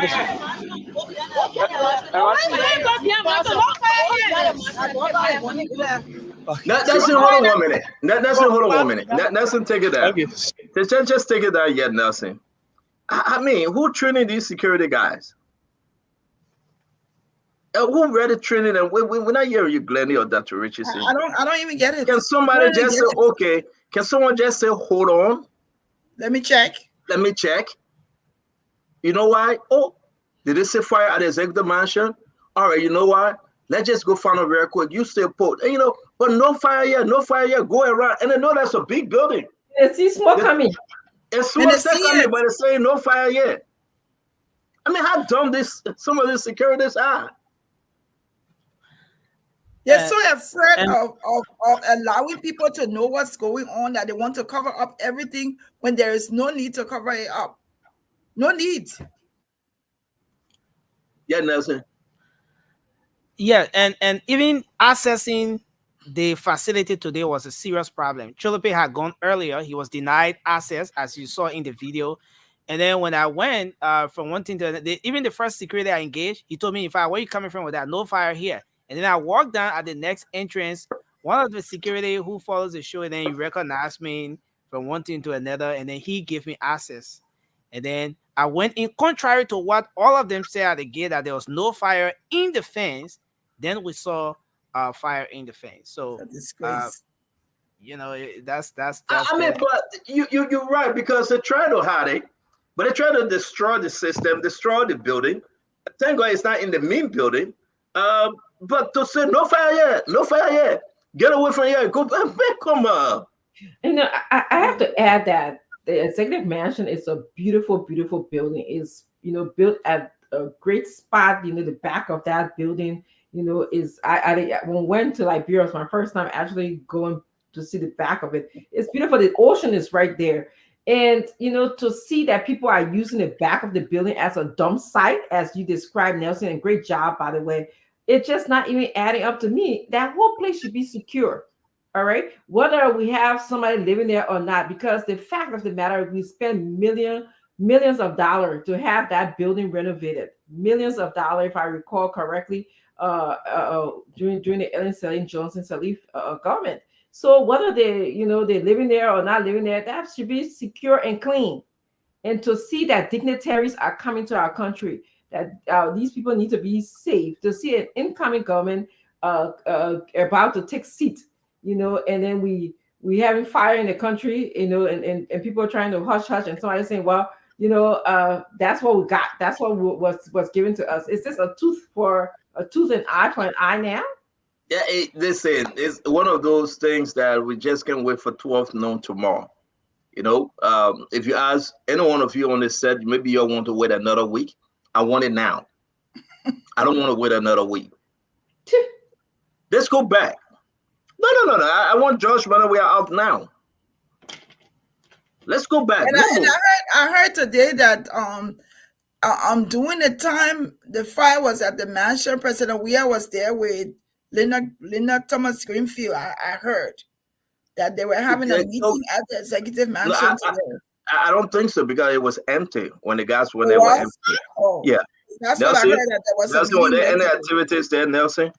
No, not really. It was just a decoration. It was empty. They are trying to decorate it. Yeah, actually, the viewers, you guys are right. I guess that's the front of the building, but it's so beautiful to me that either way, it could be the front or the back of the building. So some people say Dr. Richardson is the front of the building, but it's just beautiful to me. I think the whole spot, the building itself is beautiful. That's a beautiful building. The entire yard, if they do well, the entire yard, it would be like a tourism spot. It's Absolutely. So unique, and to tell you the truth, it's so unique. But let's just go back to that guy that said no fire yet, Nelson. Nelson, can you get the church and the decoration area ready? Because we have videos and pictures to those areas. And Senator was about to also show Lenny said that the president didn't go to the church service today. He had his own church service. So I don't know if the president gave his farewell message. I want Nelson to get it ready also. All right. So go ahead, Nelson. Let me hear from that guy again. I said no fire here.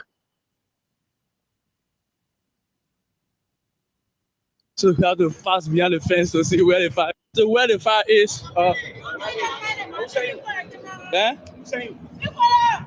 Hey, ask the man who said you. This is Sylvester from Spoon TV. Spoon TV. I'm gonna go. What about what fire? There's a fire. You can't. What can we do here? No, this is where the fire is around the marshal. Okay.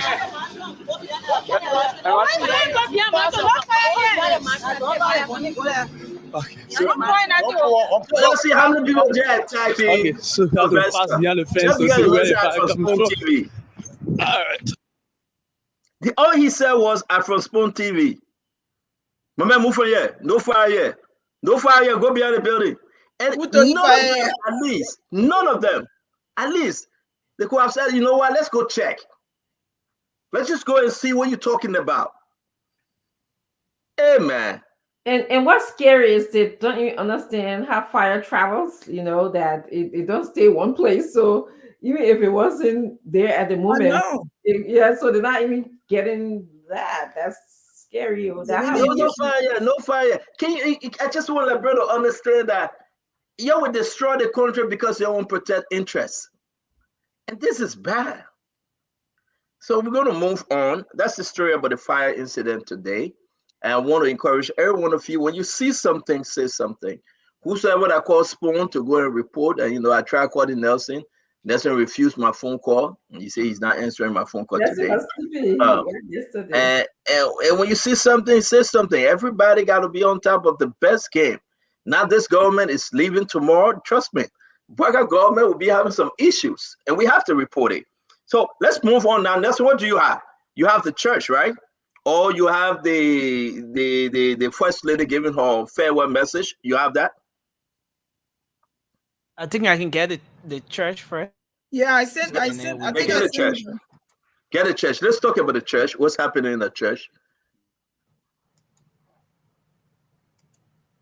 Yeah, I'm getting So that who on are in the short. church today? Well, who are missing from the church program today, Dr. Richardson?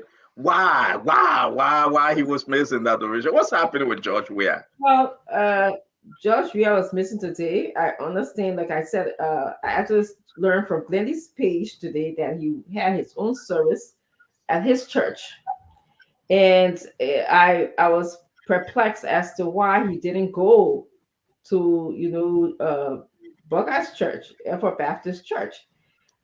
We did see that when he was coming to power, Ellen Johnson Sirleaf and Buckeye did attend his last service, so I don't know. And he didn't say, there's not, we didn't get any communication yet to say, oh, he sent communication to say, oh, he's sick, he got his stomach bug or something like that. So he don't want to be far away from, his surroundings, which is his church. I assume he knows that's his surrounding. But his vice president was there, and Glenn, some other people, you guys can identify some of the people. I'm not really. The Chief Justice was there. Jewel Howard Taylor, Ellen Johnson Sirleaf was there. But we'll put a video up. That Glenny, Glenny would talk about. The only person Glenny would talk about Joel were not there because she let Joel. And the only person Glenny talking about Joel were not there. But it's true he wasn't there. Why, Glenny? Why wasn't he there? I don't know. I was disappointed that he wasn't there. He should have been there. It should have been there. That was a program that he's expected to. It's not Joel first time though. Joel couldn't shake Jeremiah Cohen. I saw that he don't want to be part of the program. Pettiness. He said he's done. And he wasn't there though. But that's history. If somebody will write history and they'll record that. And if that's how he wants to be remembered, that's on him. I just think it was so wrong. See that? Should I bring a portion of the video in? Yes, sir. Okay.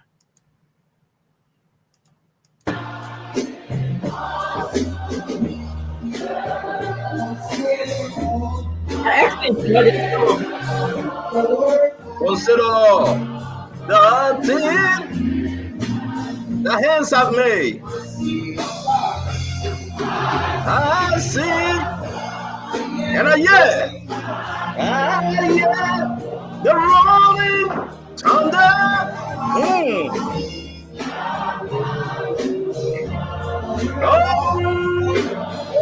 The universe display.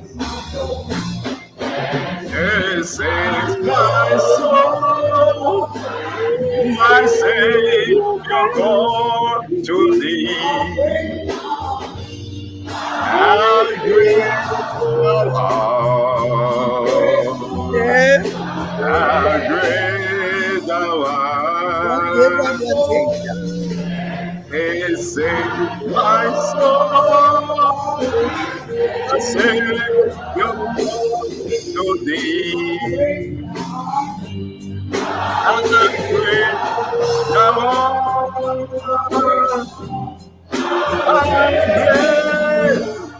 Hey. I like the other song they sang to A Happy Day that was sang by Avi Tober. That was also a good song. So let's just understand this.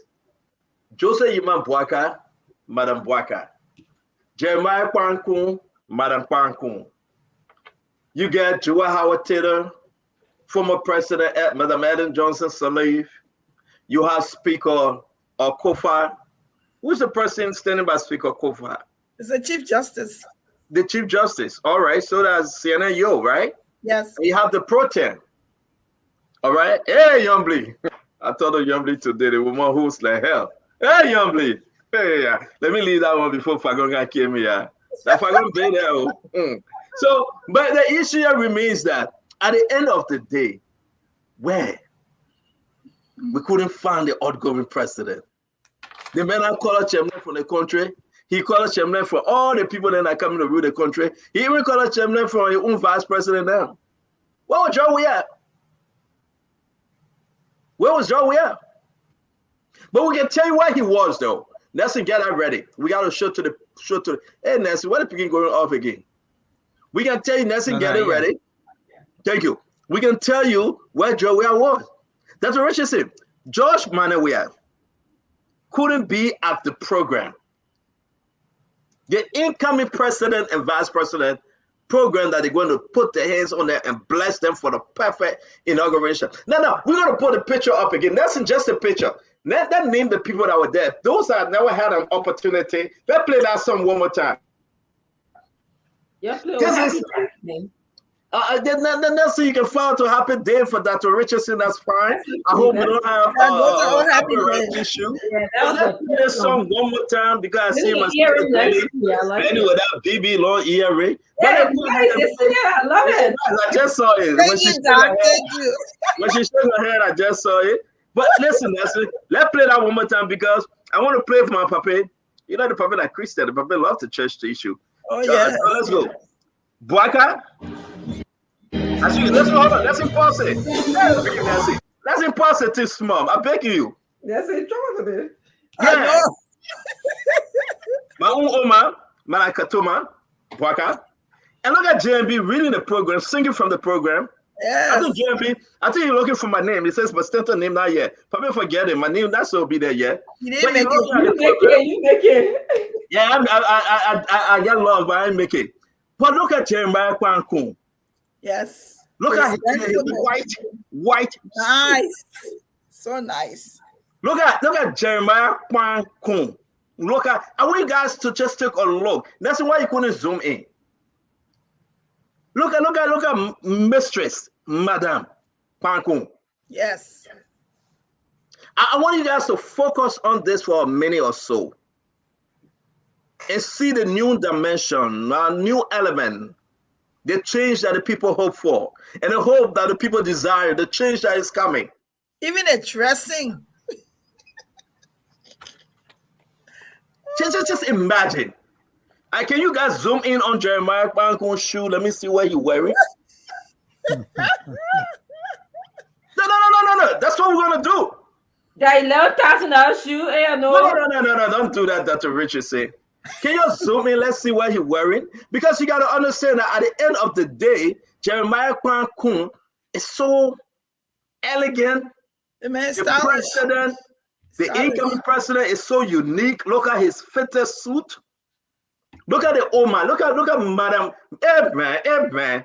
Then look at the second lady. Yes. No. That's it. Do us a favor. That's it. Yeah, this is something that we need to share with our folks because this is hope. This is breathing in new air. Let's move a little bit. Let's see on the other side. What we find Joey at? Move small. Let's look for Joey at small. Move. Let's move. Yeah, no, let's go to Madam Salif then. Let's go to Madam Joy Howard Taylor. Move small, let's see. Yeah, the people singing. Yeah, they're singing.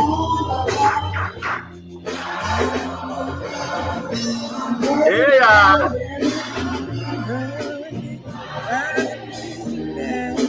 Hey man. But that's why you following the team. I want to hear the song. Hey, that big man. Some other didn't make it. Some other things slow for us.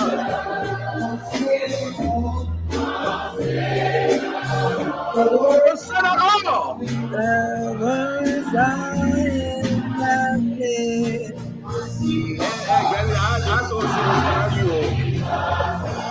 I see the sky. I see the single sky. But I also got the running thunder. Yes. Bang. The universe display. Liberia display. That's what I want. You want to show the one? My soul. Come on, Nancy. Nancy, play the song.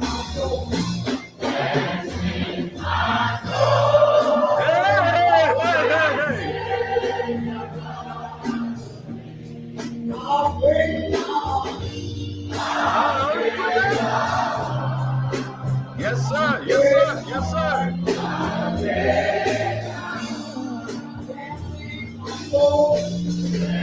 This is my soul, my Savior born to thee.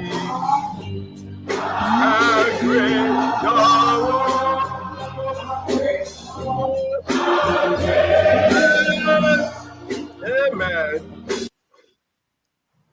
So Nelson, let's go with seeing Joel Howard Taylor. The next person on Joel Howard Taylor left hand side will be who? There you go. Keep it up. Yeah. No. Yeah. Joel will be right there, right? No, we're missing Joel. So we got Madam President, the former president, Madam Ellen Johnson Sirleaf. We got Speaker Fonati Kofa. We have the Chief Justice, Sienna Yo. And we have the Pro Tem, Yomli Kanga Lawrence. Where is the current president, George Banawea? Where is the current president, George Banawea? Nelson, leave this picture up. Go to the phone line. Let's take a few calls real quick. Liberians that listen to us after we said this, sing, my soul, my Savior, call to thee. Come on. That Potala Green finish. How great thou art. How great thou art. Then we begin to look for George Weah. Where is our current president? Where is President George Banawea? I'm saying for the Kofa. I'm saying Yomli Kanga Lawrence. I'm saying Sienna Yo. I'm saying our own Oma, Madam Salif. And the Jewel is there. Where is President George Banawea? And if you look behind the next row, he's not there either. Where is President Weah? So, Nelson, can you tell us where was President George Banawea today? Can you show us the video? You have it? It's a photo. Can you give us a photo so there's no video? Okay. Why you couldn't even bring the video up, Nelson? So where is George Weah? Okay, it's coming up. Okay, so we need a 360 degree to go, Nelson. We need to go. We got a lot to cover today. Okay, one of them here.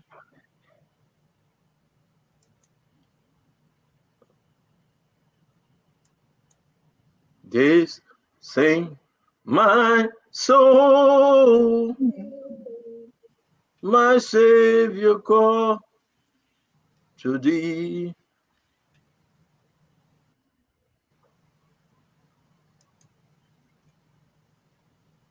There you have him.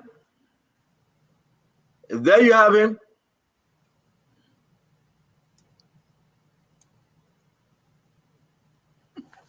All right. Do we have video to this, Nelson? I just sent it to you. Hey, Glenny. Glenny, you will keep it for another 2 weeks on Spoon Talk. Because you're doing extremely well. Look at that. Do we have video? Look at the video that Glenny sent me. But Nelson, you gotta cut it down. Yeah, Nelson, you gotta put this thing up. It's very interesting. Just scream it. But so you see, folks, you understand that everybody else in the church, blessing Joseph Yima Bwaka and his wife Jeremiah Kuhn, the new leadership. And Joey, I say he's not going there. Joey, I say he will not attend this program. He said he cannot be in this gathering. Joey began to holler at Donald Trump. You remember Donald Trump said he's not attending Joe Biden inauguration? Maybe you hear that Joey say, I'm not going for the inauguration no more. Nelson, why you try to do that? Put up the picture again. Let's tell our folks that George Banawea, we are president of the Republic of Liberia. This is what he was doing today. This is today, right? Yes. The man, his wife, and I don't know who the other gentleman. His son. That his son there, that Chamwea? Mm-hmm. Oh, wow. They were having prayer time. The other pastor get a big cross around his neck. Is this the pastor that said Joseph Boaga will not be president? I don't even know. One of them said Joseph Boakai will not be president. So, folks, you were looking for Joe Weah. You told me, you said, CEO, we're looking for Joe Weah. There you have it. That's where George Bernard Weah was today. And as you can see, he said he's not going to the church. You know, So he the said video he's is not ready. going there. Put the video up, my friend. Thank you.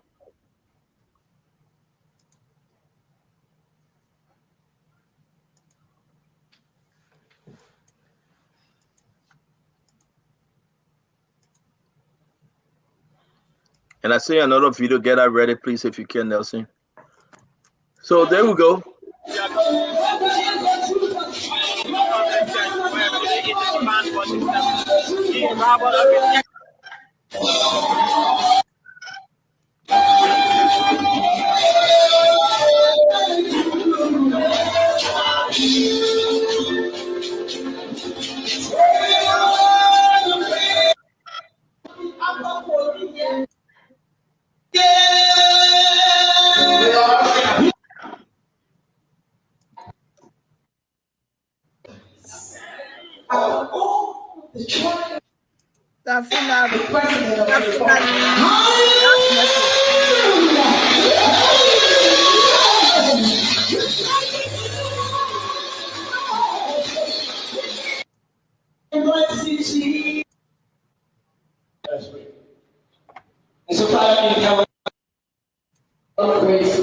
Thank you, Nelson. Take it down. Yeah, thank you, Nelson. Thank you very much. They now know where George Bernard Weah, what he was doing today. They were doing their own thing. They were singing. They were praying as a family. George Bernard Weah went to his Fokker Clone Church. I think that's Fokker Clone Church. And he was telling the people, say your goodbye, thank you. But want to hear his farewell message, Nelson? I think you can find it online if we don't have it, because he gave his farewell message. But before you do that, one of the pastors, the pastor actually, I think it was one of those pastors, if I'm not mistaken, that said Joseph Imabwaga was never ever going to win an election. He went into the Senate and he said, let's play it, Nelson. You got it ready? Is it ready? Let's play it. Let's play it and let people, I want to know which one the pastor, then we'll come back to this story. So we got to remind people of things they have said and things they did, Glennie, Dr. Richardson, what they did when they were, trying to, celebrate George Bernard Weah. They forget that we all are Liberians, but these things are on paper. They are documented. They are on the social media. We know them. We got to remind them. So Nelson, let's hear from this pastor, the George Weah pastor. Yeah, it's loading shortly. Yeah, definitely. Yes, it's loaded. We are here for that. But Dr. Richardson, what do you make of this thing, man? The man refused to go to the church and he's celebrating with his family. Well, yeah, we had a brief conversation about that stand before you got here. I think it's petty as opposed to presidential. Considering that dignitaries are in the country, I think he should have went there, like Ellen Johnson and Joseph Boakai did to him when he was coming in. They went to his Thanksgiving service. So I'm not sure. The only thing I think about maybe something was wrong, but if that was the case, he should have communicated. It just seemed like immature. Is he angry because Liberian people didn't vote for him, or like you said, he cut a speech with the people? And this is just not good for continuity of government. We need to rise above this sort of petty behavior. He's supposed to be the model, a good model, good citizenship for Liberians. We don't want Liberians people just getting angry, Liberian people just getting angry and saying, "Oh, I'm not getting involved for the sake of Liberia." So that's what I think he did. That's my thought about it, and I'm sure Glenn, you have your thought about it. We should share earlier too, but yeah, same thing.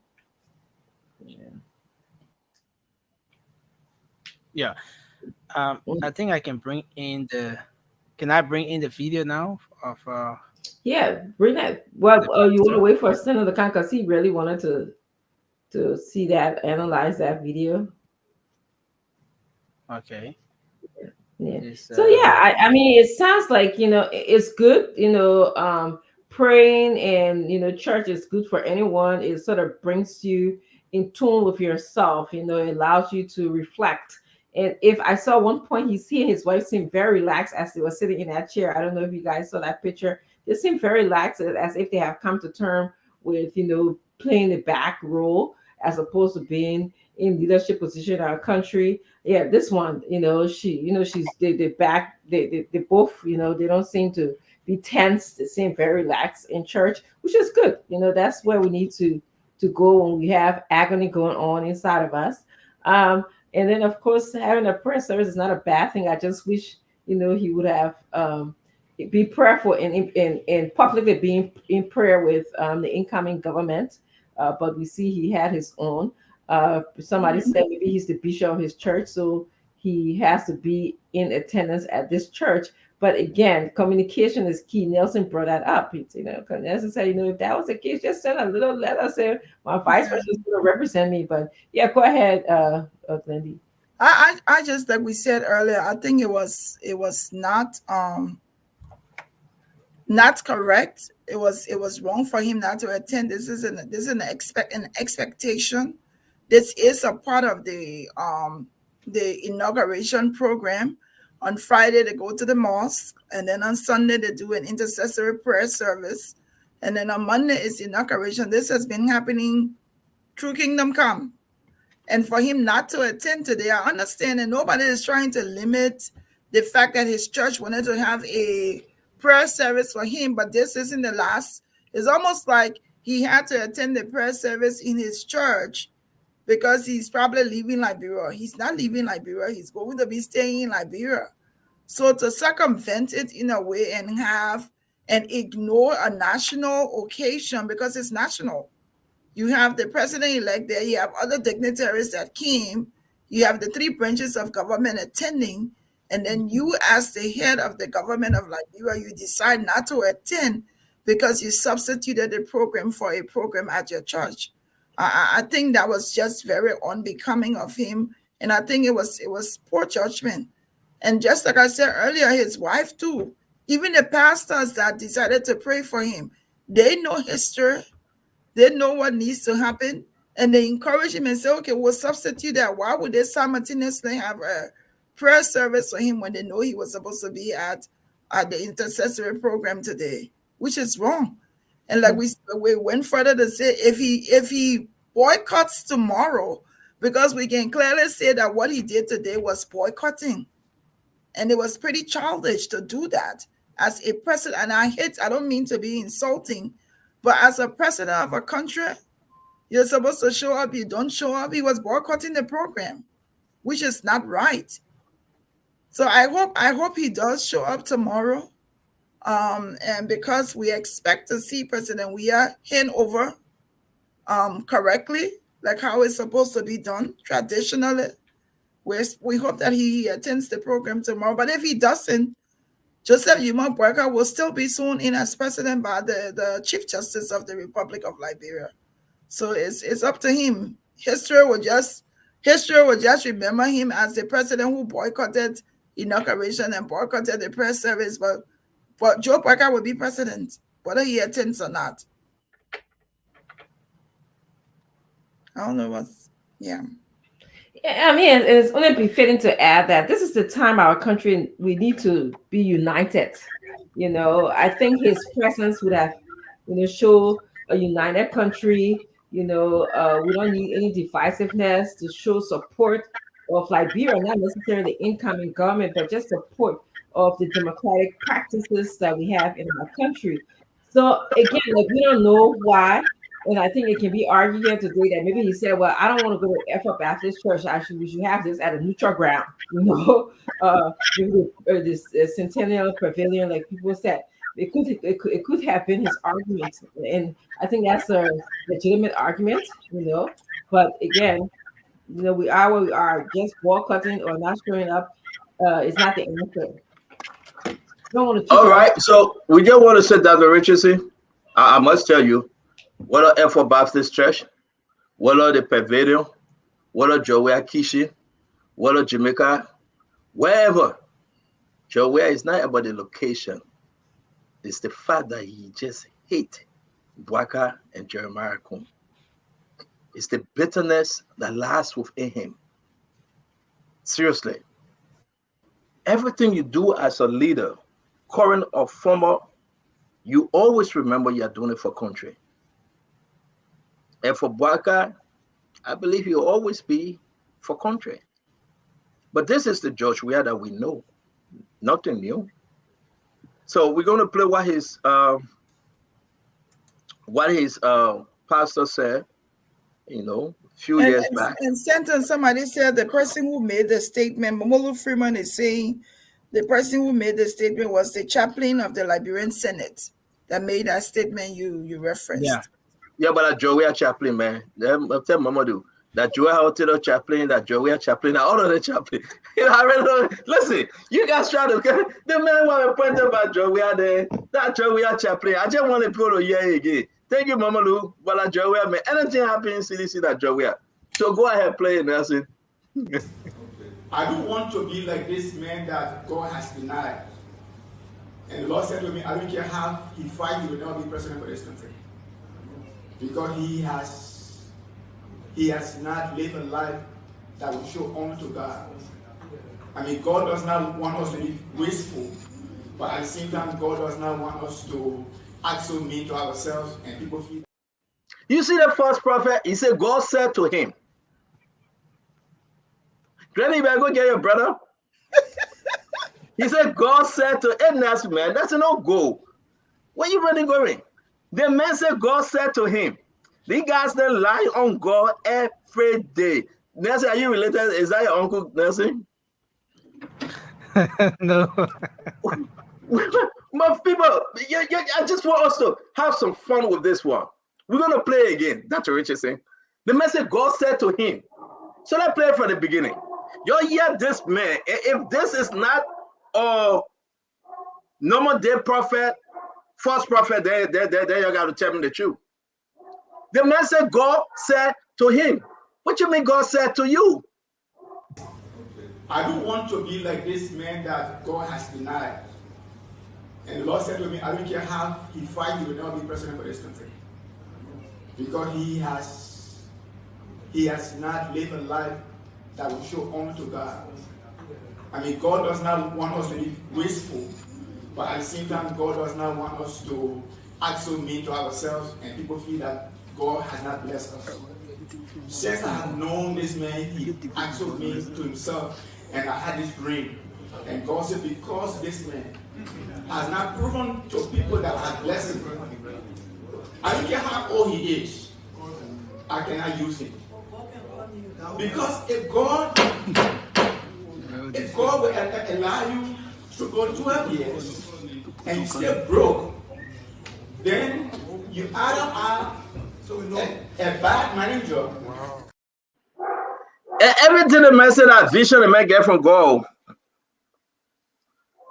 The one in that Nigerian people can say, thunder to fire you. Everything the man is saying, he said that God told him.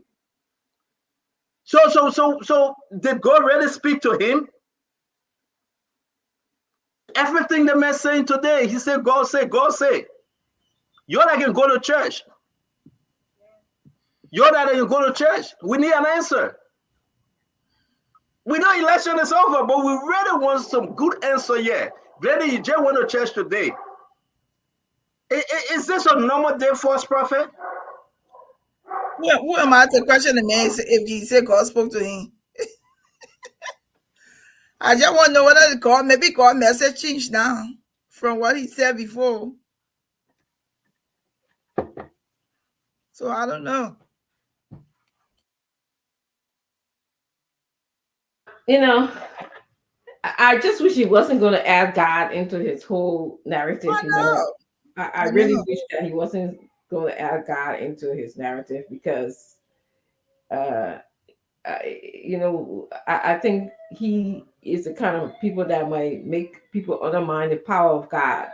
Yes. So when you just say God told you that this man is this man, God is not a God of confusion, you know. He's not a God. He wouldn't. I don't know. Let me just stop before I start going to. But the thing about it too, even in the speech, even in his vision, as he's sharing a vision, he said, "I've been knowing him a long time. He been mean to himself." Was that part of the message from God?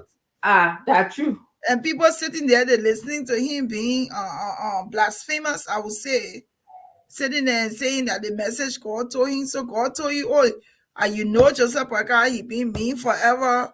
So because no matter what he does, he won't be president. I wonder what he has to say now. He So the should have message said is, that is his opinion, and don't hide behind thank God. you. That's all. You know, that's my one of my major problem with his He message. can be giving a message on God. He's not a respecter of person. There's no negativity. He's going to show to somebody you're negative in the message that you're sending. So how do we know that the message is of God? Exactly. And it's not personal. And it's like So- Sandra said, we have to be careful with the things we hear. I know. Yeah. I mean, so this was in the context of he was speaking in the legislature. Nelson, do you No, know that? he's a Yeah. chaplain. I think he So usually he's plays before. yeah, he's a chaplain. His name is Reverend Michael Holder. He's Yeah, I Reverend knew. Michael Holder, and he's Yeah, I been mean. chaplain at the Liberian Senate. You know, he's a chaplain general at the Liberian So they will Senate. change him too, So right? And when the new government candidate is that an appointed position? well, I don't know, dean position. yeah. So I think he will be I don't- changed though. He will be changed. yeah, there's some frame that goes with that tenure or whatever, but I, I really don't know how it works, you know, with respect to his position. But Absolutely. it's gonna be changed. Yeah, it's not a lifetime position. Yeah. Yeah. Hmm. But if I were he and depending on the God that he served, if a God vision in the country, he should just resign, sir. Yeah, but he made a statement 1 year ago. Yeah, But but he can still resign. Yeah. He still resign. Say a vision that it come true, let you just leave it. You can't even go work with a me, man. Maybe I the mean, mail say he had connectivity issue. yes. Go work with a me, man. You can't work with a me, man. I just, like I said, I wish he would have just said that was his opinion. You Yeah, know, instead of it being. carry on and don't hide behind the blanket of God. All right, I know you guys. Sorry, you already discussed the pastor issue. So you guys are, you understand that? Is he a real pastor then? I'm just saying if a vision didn't come true and he's staying in the center, if his position is a tenure position, he should just resign because I mean the God what he's serving another same God that made Joe for that president. So he should just leave it. I don't know But what you he know, was. it's not about a joke, right? It's about the Yeah. fact that he calling Joe Barker a mean old man. And giving a vision at the same time. He giving a vision at the same time and say, God told me, say he will be fighting, but fighting will be for nothing. Can you imagine? So God left everybody else and God say, go tell Joseph Barker he's a mean old man and he's fighting for nothing. I mean, this is crazy. This is one of the things that you got to understand that as we talk politics, man, come on. Nelson, so what we got? Let's go ahead now and show and hear from the outgoing First Lady, Nelson. What Nelson again? Okay, getting that ready. Getting that ready. But Nelson, why you going out? My own going out because the daughter gave me hard time. What are you going out for? No, I was making an adjustment in the background. Yeah, I'm making some. I mean, but these guys there, the guys they can make people shame that to Richie say. You know, that's why people spoil the name of God. They blaspheme. That's blaspheming. You say God spoke to you. We got people in the Bible that said God has spoken to them. Elijah said, if God be God, that fire come down from heaven and consume you. Mm-hmm. And you say your God are God, talk to your God. They may look at everybody who went on national social media, international outlet and say, God spoke to him. Only him God told that Joseph Barker will never ever be president. I mean, it's one of the dumb stuff we see in Christianity. Then these people will carry the Bible. So I want us again. I don't want to be distracted because when you're ready to do that, I don't know. I want us again to play the first line of Nelson before you go to the first lady. I think the Liberian people say, "Thank you for the money you gave me." So let go ahead, small Nelson. I'm begging you. Okay. I don't want to be like this man that God has denied. And the Lord said to me, I don't care how he fights, he will never be president for this country. Because he has not lived a life that will show honor to God. I mean, God does not want us to be wasteful, but at the same time, God does not want us to act so mean to ourselves and people feel that God has not blessed us. Since I have known this man, he acted so mean to himself, and I had this dream. And God said, because this man has not proven to people that I have blessed him, I don't care how old he is, I cannot use him. Because if God will allow you to go 12 years and you still broke, then you either are a bad manager because you could not manage the resources that God gave you. Or maybe you just want to give honor to God.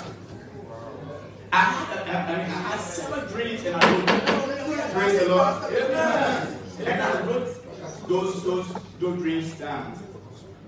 So God wants us to really honor Him.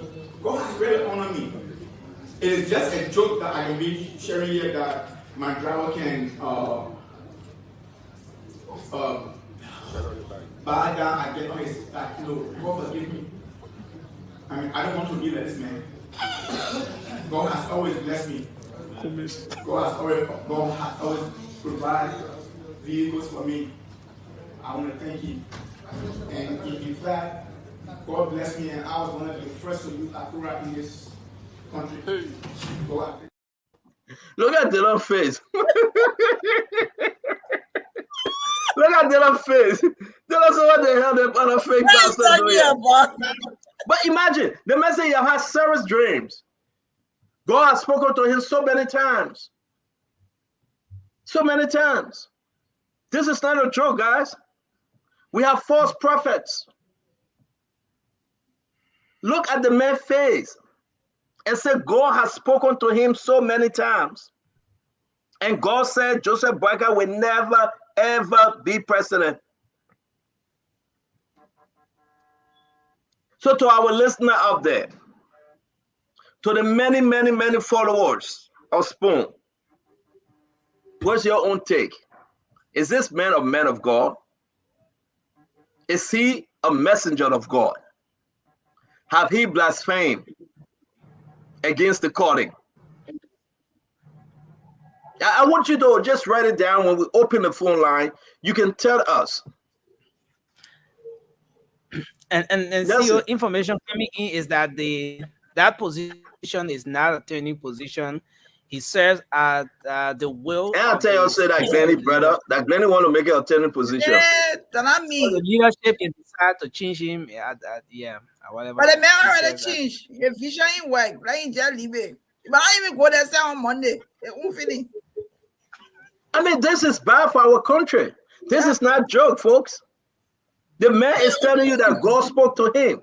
He's not only lying, but he's lying on God. True. How can that man hold the Bible and walk in the midst of member of all those senators and say, I will pray for you? He said, God spoke to me, not one time, not two times, so many times. God been speaking to him that Joseph Boyka will never, ever be president.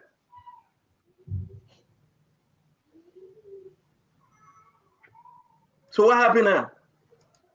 Oh, but you know what? We should wait. Let's wait for 12:01 tomorrow.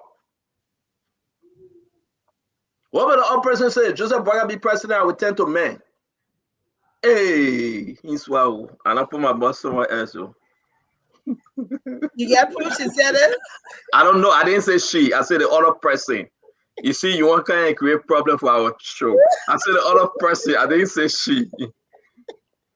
Eh? Can you find out, Nelson, that I will tell the man Joseph Boyka be president? Let's put something to Glenny. But I want to say this, folks. He said the proof it to Glenny. Nelson said, I'm going, I won't see you. I mean, I'm putting a lie, man. You call yourself man of God, you lie and say God spoke to you. You want to eat Joy, how tell her money, eat her money. I know. You want to eat Joy, where money, eat her money, but don't lie on God. Don't lie on God. We got to say, one thing, Dwalo, not on the show, you are going to get so vexed today. Yeah, man. Yeah, this is a bloody lie to lie on God. God is so divine. I don't know who's speaking to you, but we can now say you're a false prophet. Yes. You are.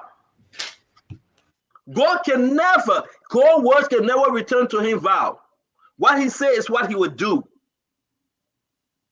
Have you not spoken and it came to pass? So how can you come and say God say? But anyway, let's leave that pastor alone because we now understand that he's a false prophet. And we want to know the church. Which church is he member of? Which church he pastoring? Can somebody help us and let us know? Let's call that name of the church that he's pastoring. You mean Reverend Michael Holder? That his name, right? Yeah, Reverend Michael Holder. Can we find the church he pastoring, Reverend Michael Holder? So we'll come back to that story. But let's listen to the outgoing First Lady. James, Nelson, can you play the First Lady clip, please?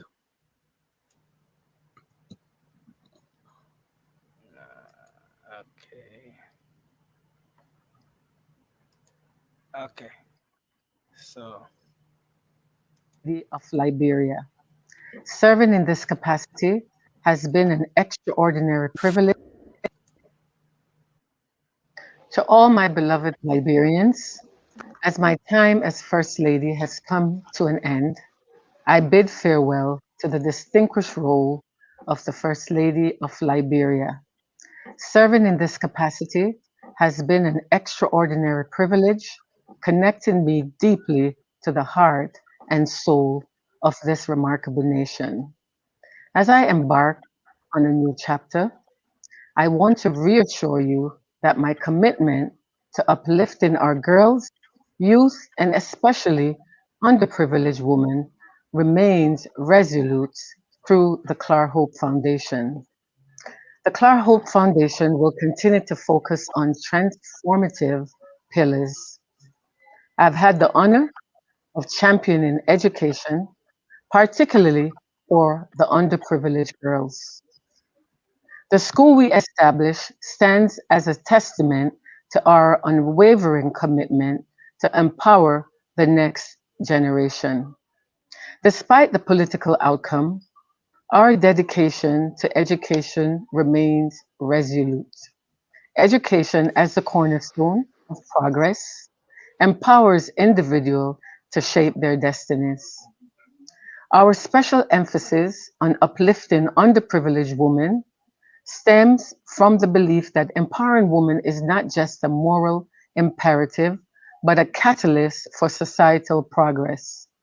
Through education, we aspire to break barriers and create opportunities for women facing adversities, contributing to a more equitable Liberia. While not born within Liberia's borders, my love for this country and its people is boundless. Liberia's rich history, vibrant culture, and the indomitable spirit of its citizens have become an integral part of who I am. My time as First Lady has only deepened that bond, and I'm grateful for the experiences that have fueled my dedication to Liberia's well being. As I step away from the role of First Lady, I extend my heartfelt wishes for the ongoing development of Liberia. My unwavering faith in the resilience of the Liberian people is my guiding light. Together with steadfast faith and resilience, we can overcome challenges and pave the way for the future that is bright and full of promise. May Liberia continue to thrive, guided by the spirit of unity towards a future where every citizen irrespective of their background, has the opportunity to flourish. Thank you for your support, and I eagerly anticipate witnessing the continued growth and prosperity of our beloved nation. To end, I want to wish our incoming President and First Lady elect all the luck in the world in pushing Liberia forward. God bless you all. God bless Mama Liberia. Thank you so much.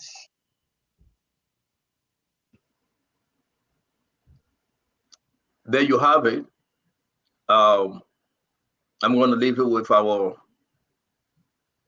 daughter and Sister Glennie on this show. Your take. Well, That's beautiful Rich's. message. Beautiful message. So you want to go first? Go first, Glennie. Beautiful message. What can I say? It was heartfelt. I like. I think I hate to. It was my heartfelt. What did that thing get in your heart? She was passionate. Our country. Passionate. We the Liberian people. She's a Liberian. Glennie, I'm concerned about you, though. I'm getting seriously concerned about you. Not anything passionate about that speech. It wasn't heartfelt. The woman was seriously talking to us. You know, our first lady. Until tomorrow, she's still first lady, Papa. Okay. Yeah. Have she ever spoken to you in such a manner since serving as first lady? Never, and that's why my point. You even gave me. And you're going to come and say it's heartfelt. You don't have to be a friend anymore, Glennie. The woman is done. She's done. So but was it not heart? I mean, she was. No, it wasn't heartfelt. Don't even ask me that. It wasn't heartfelt. All right, let's see the president address. Let's see the president address his farewell. So get ready. Dr. Richardson, what is heartfelt about that message? I observed that she spoke clearer than her husband. She seemed to be more articulate than he is.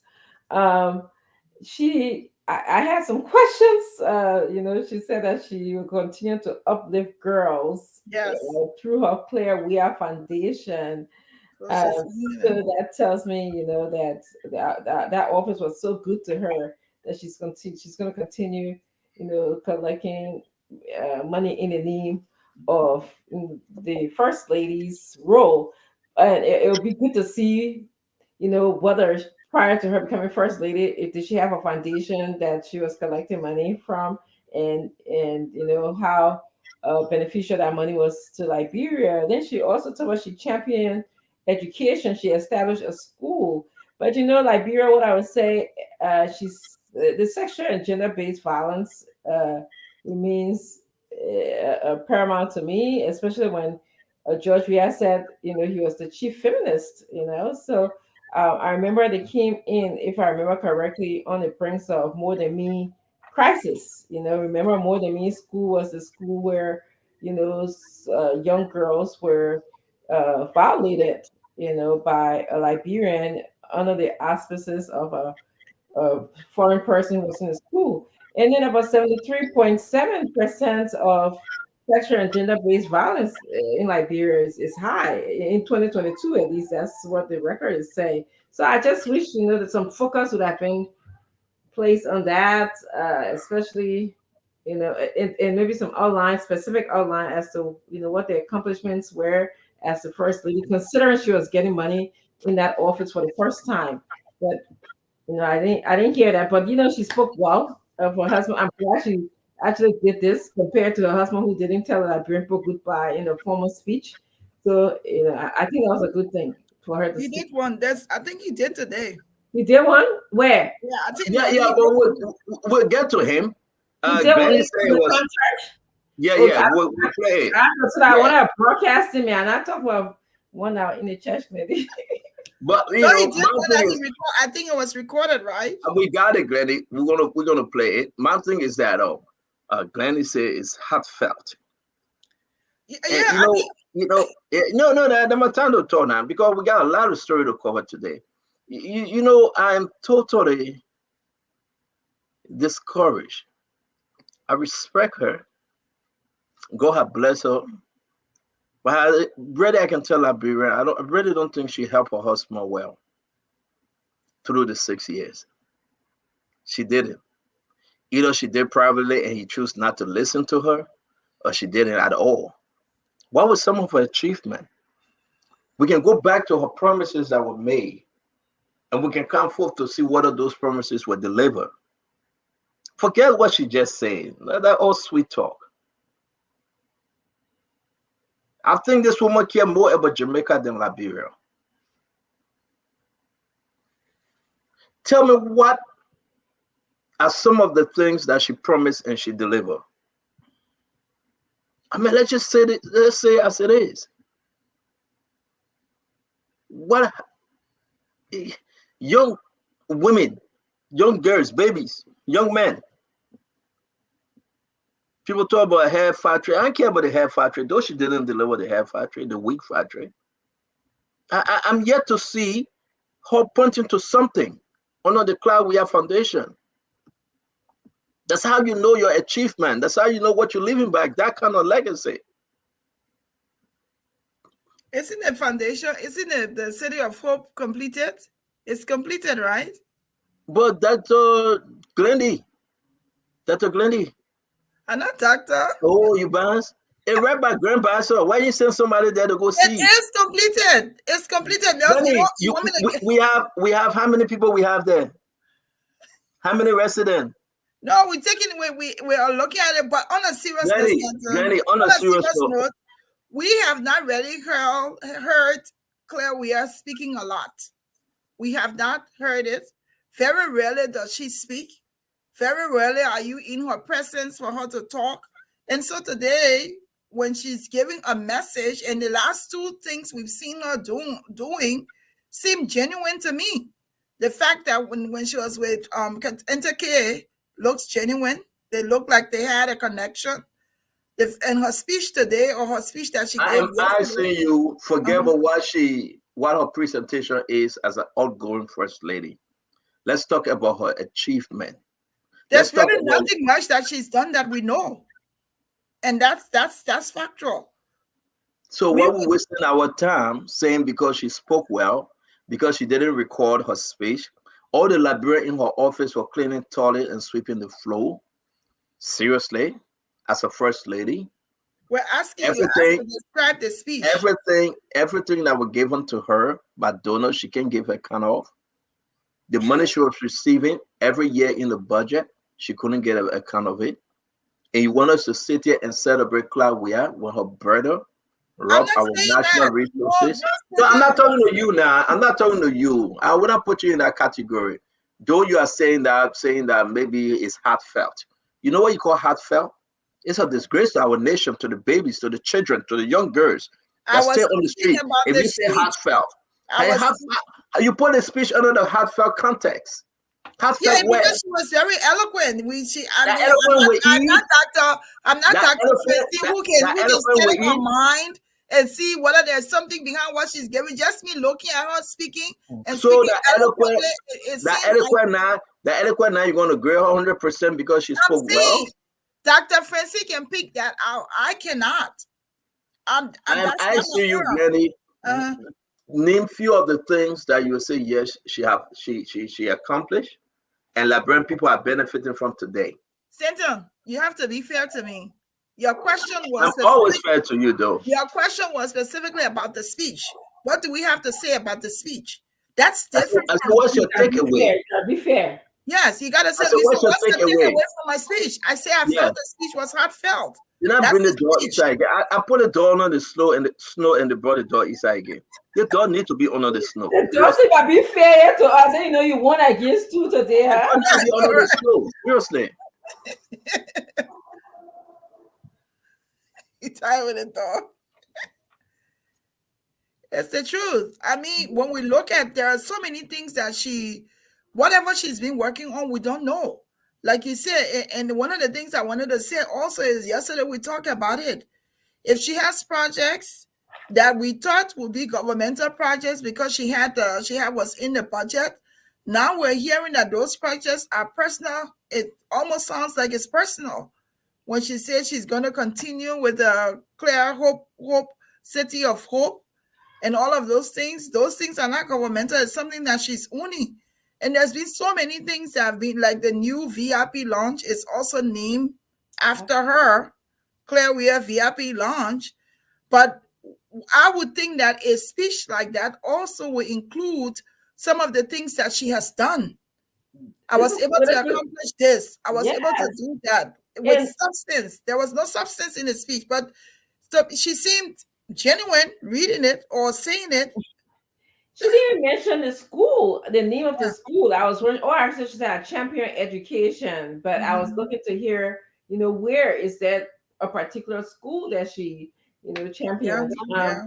But especially at the tune of at least $1 million in our budget, I expected more. If you're gonna take the time to speak to Liberian people, this is political season. It's Yes. different, and I'm not speaking this. I'm not being personal with anybody. If she and I were sitting there just having girls' conversation, that you can talk like that, but you're gonna have a speech air to the Liberian people. You're gonna take your time, and she spoke well. Let me tell you, much better. Yes. I really admire that part about her. She was, And that's how I was saying. That was why I was saying when I said that. was good, but you can't come and say, I fought for girls' education, and we can't identify where and how, the percentage of girls that you uplifted, and while meanwhile, your husband described himself as the chief feminist in the country, and sexual and gender-based violence is high in the country, and like you said, we heard her really in the public, or saw in the public. I saw in the public when they were campaigning.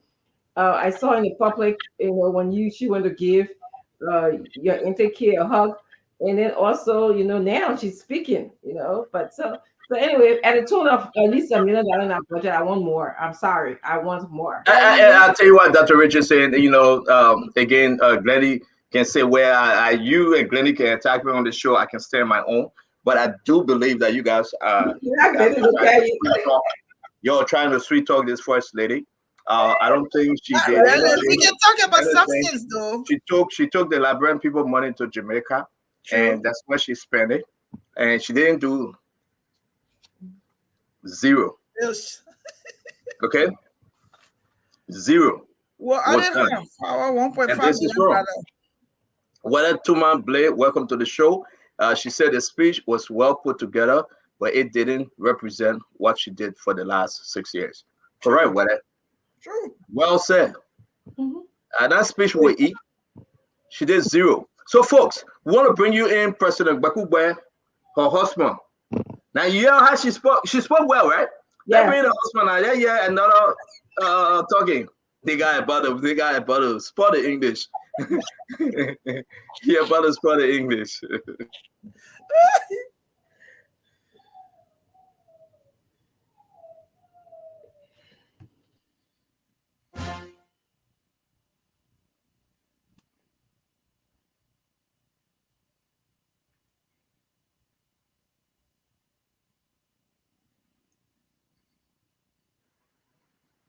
Nelson, I cut the one for you to play, Nelson, and I sent it to you. I've already cut it. I sent it to you.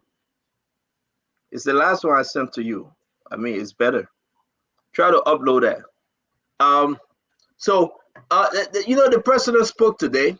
Let's just understand. Nelson will get it ready, but let's just understand. Well, let me give me some context of the speech, Tenton, please. I mean, I was in church, so I didn't get to. No, we're about to play. We're about to play. So when did he speak today?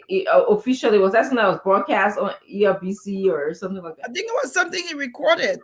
Also, he recorded it and sent it to. I don't want to answer that. I don't want to think, but we're going to play it. Nelson will tell us where the speech coming from. And as you can see, it's just another vlog he come to say. Okay. So let's wait for Nelson. But yeah, seriously, we got a lot of activities happening today, and we'll be going down to the I think the inauguration team committee.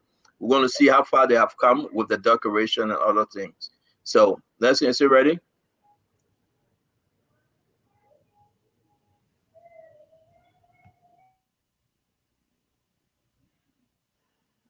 Are we good, Nelson?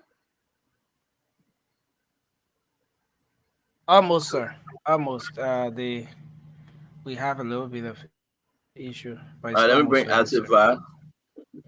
Let me bring Glenny, friend, as a vi and Dr. Now my Richardson. cousin, please correct it. He's not my friend. I'm I a don't know. cousin. You never told me that he was your I'm a cousin. cousin. I'm a Everybody cousin. related. Everybody related to you. Mieta family, Why you worry about you it? from Grand Bassa, Mieta from You you from Grand Bassa, Mieta from Cape Marsh is your auntie, and Dr. Richardson is your stepsister. Asiva is your cousin. Now we talk about the pastor in the church. This man, look at the pastor. One Nelson finding this thing. Look at this pastor. The man that said that God spoke to him. That your pastor there, and that your brother too. And that I your know brother. that man. I know that Look at man. the pastor. Reverend Michael Holder, the chaplain of the Senate. The message you work on me, he would never be president. I told you the man had connectivity issue with Orange or Lone Star. You know, he made that call to heaven, but he didn't make it. He didn't make it. Yeah, but look at the pastor that said God spoke to him. Baka would not be president. You take a look at your pay, man. You know what? I say you just joining us, but look at the pastor, man. Pastor Holder, he said God spoke to him that Baka would never be president, but it looked like that vision never came through. Are you talking to us? You're muted, Isaac. Unmute yourself. I'm saying maybe the man trying to change his citizenship or travel out of the country. So maybe Joseph maybe That's the chaplain, though. But man, that's the problem sometimes. You know, people who in certain positions, try to include politics into what they do, and it shouldn't really be that way. But you see what the man wearing, the paraphernalia. That's how you ready? Few seconds, sir. All right, so folks, yes, your pastor, the one that said God spoke to him, and he's now moving under the condition that yes, Joseph Boakai will now be president.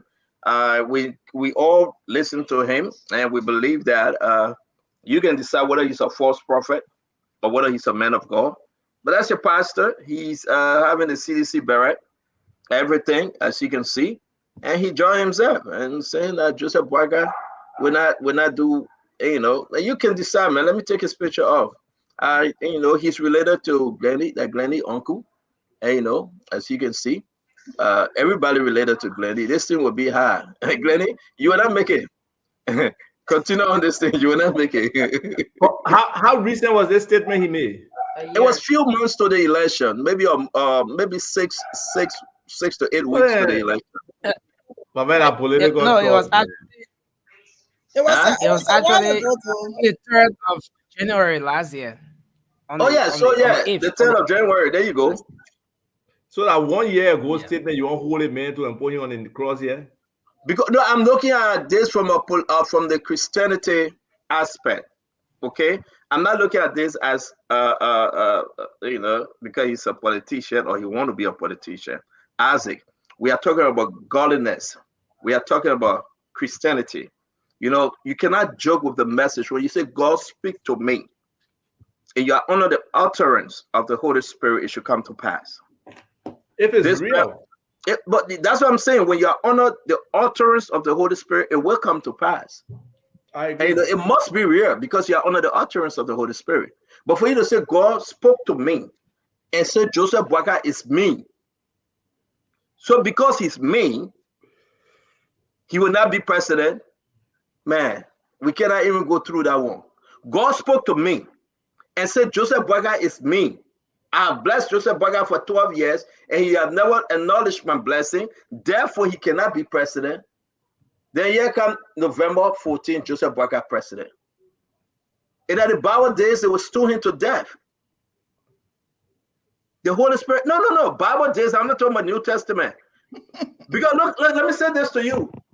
Elijah had 50 plus false prophets. He said, okay, you guys are arguing. I'm the only prophet, representing the God of Israel. You guys are representing Jezebel and the false God. Let's make this thing simple. Build yourself an altar and pour water. And I will build myself an altar and pour water. The God that answered prayer by fire should be the God we all serve. They agree. 1 to over 50. Asify. They built the altar. My man. No. You are not my man now. Let me do this thing. They built the altar. That was Old Testament stuff. My man, we agree. We agree. They built the altar. I'm talking about Old Testament teaching now. They pray from morning to evening for God. They pray. Elijah said, maybe your God sleeping. Maybe your God went on a trip.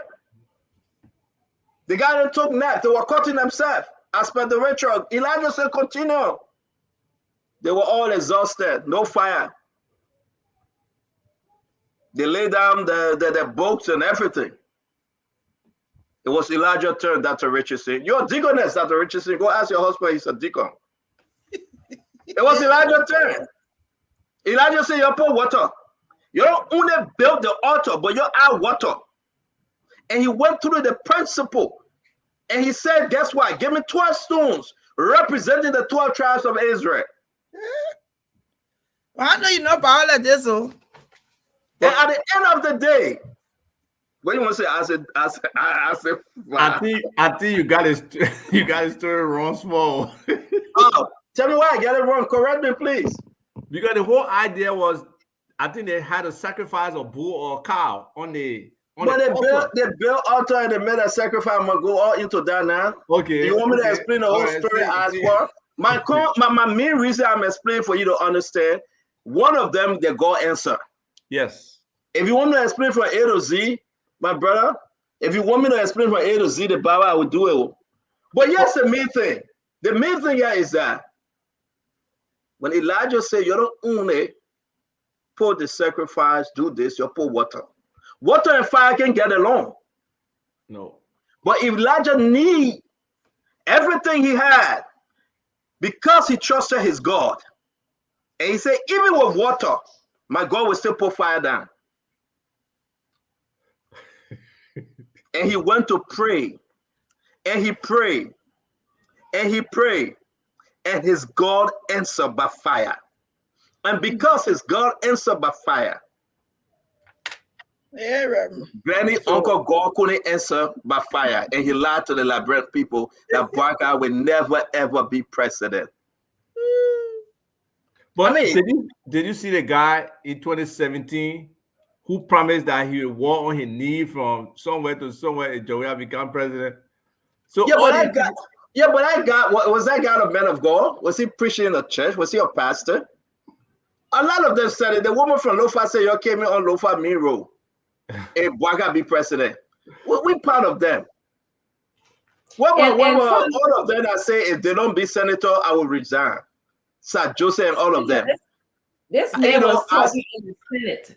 You know, that is my concern. On the floor. He was being persistent. And I think moving forward, we need to learn that these people should have a role where they can just come and offer a prayer. That's what the role is, to offer opening prayer, to offer, questions, answers to questions that people have, theological or biblical questions, to console people who need spiritual counseling, in the Senate. But to come be partisan, I don't think that should be the correct way approach. Maybe the guy related to Azivai, so Azivai saying the man shouldn't add water.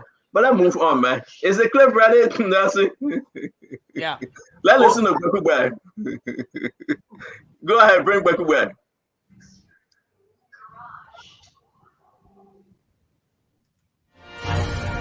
My fellow Liberians, as I speak to you tonight on the eve of another consequential political transitions in recent history of our beloved nation, I am filled with a profound sense of gratitude and humility.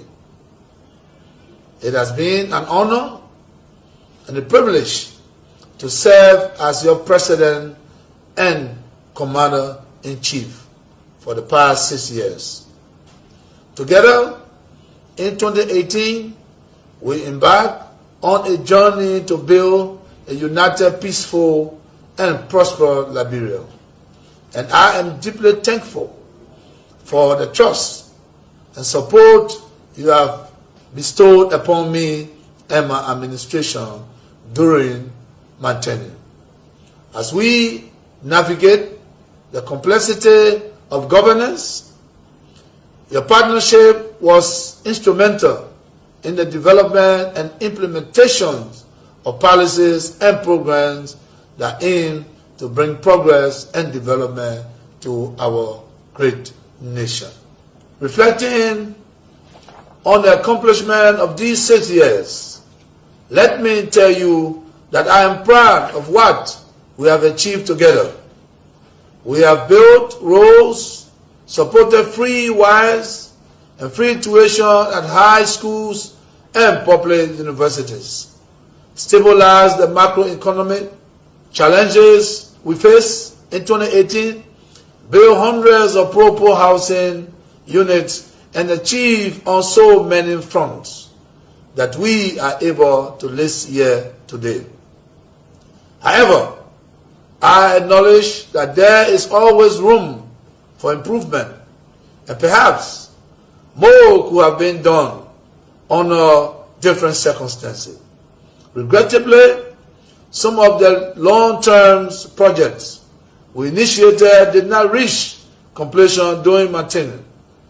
I am hopeful that the incoming administration will carry the torch forward and bring these initiatives to fruition for the benefit of all Liberians. Fellow compatriots, rumors and misinformation have played a large part in our politics over the last 6 years. It is my hope we as a country will overcome this challenge over the next 6 years. To begin this, we must start with the facts of the transition. I must report to you that we are leaving behind a better economy than we inherited. Today, President-elect Joseph Nima will inherit a stronger economy than I inherited. There is a bigger net international reserve position than was handed me in 2018. I inherited 94,999,000 United States dollars in net international reserves. And I am handing over to the next administration a net international reserve position of 222,700,000 United States dollars. This is 136% increase in the net international reserve position. The total cash balance in the government's consolidated account is United States $40,044,365.90. In 2018, my government inherited a consolidated cash position of $7 million United States dollars. The next administration thus has more resources to deal with emergency macroeconomic challenges than my administration had at its disposal in 2018. My fellow citizens, through our time together, I held still fast to two cornerstones of leadership: keeping the peace and upholding the democratic process and the rule of law. As you are aware, Liberia, for the first time in over 7 decades, experienced a peaceful transition of power when I assumed the presidency in 2018. Tomorrow, we will witness another historic moment as I hand over the reins of government to my successor, President-elect Joseph Nima Bwaka, making yet another significant milestone in our democratic journey. I am immensely proud that during my tenure, Liberia remained at peace with its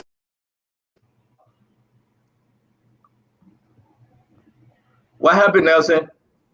The person sparing us the pain, man. It's painful to listen to that thing. But Nelson, you gotta finish it. Nelson, It ended. you It come ended. on, come on. We're not seeing you. That's it. And that's it. No, that's not it. You look for the whole the full thing. I think it's just look for the whole thing because I watched it. But anyway, let's move on. That's enough.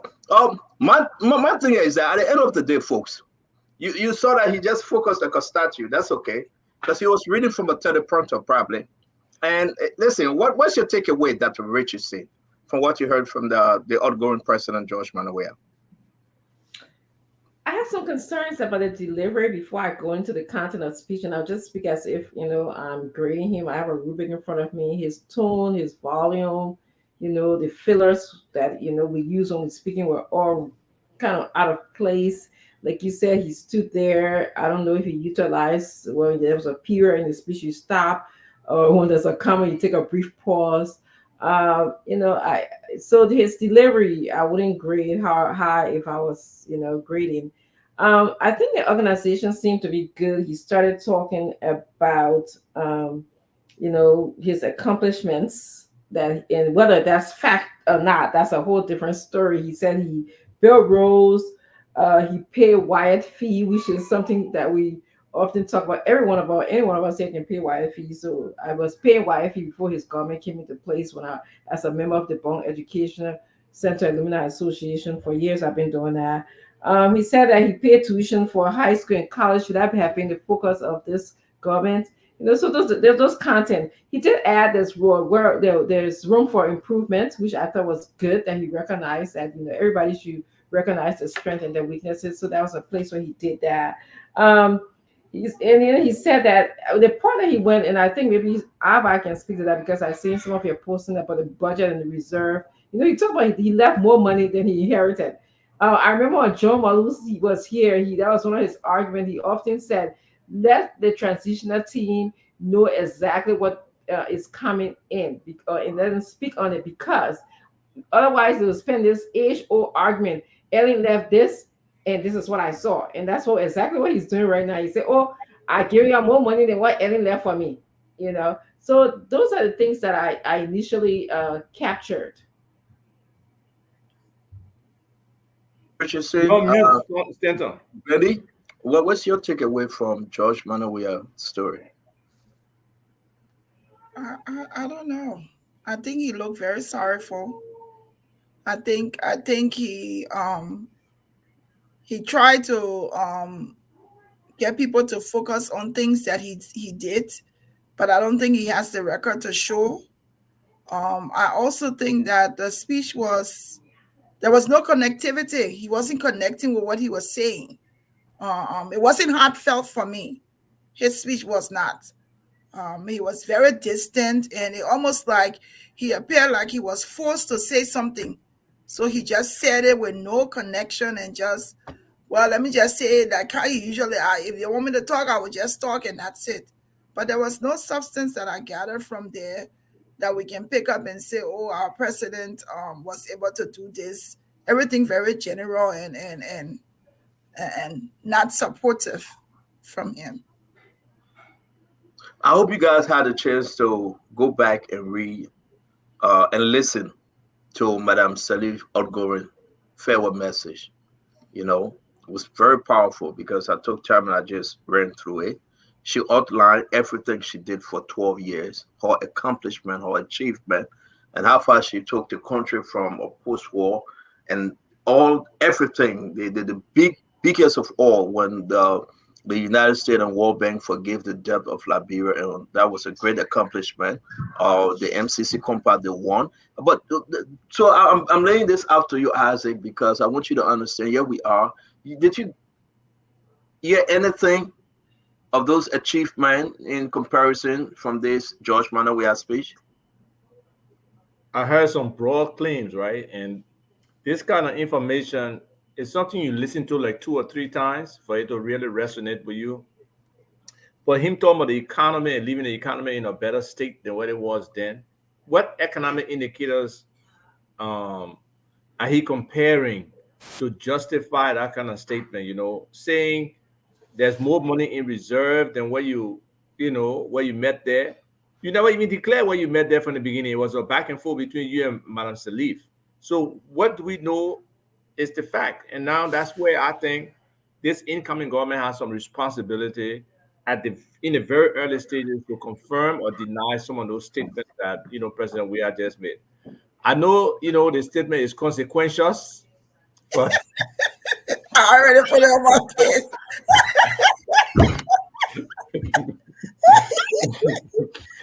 Look, I told you people from the very beginning, there is no need to include polysyllabic terms in President Weah's speech.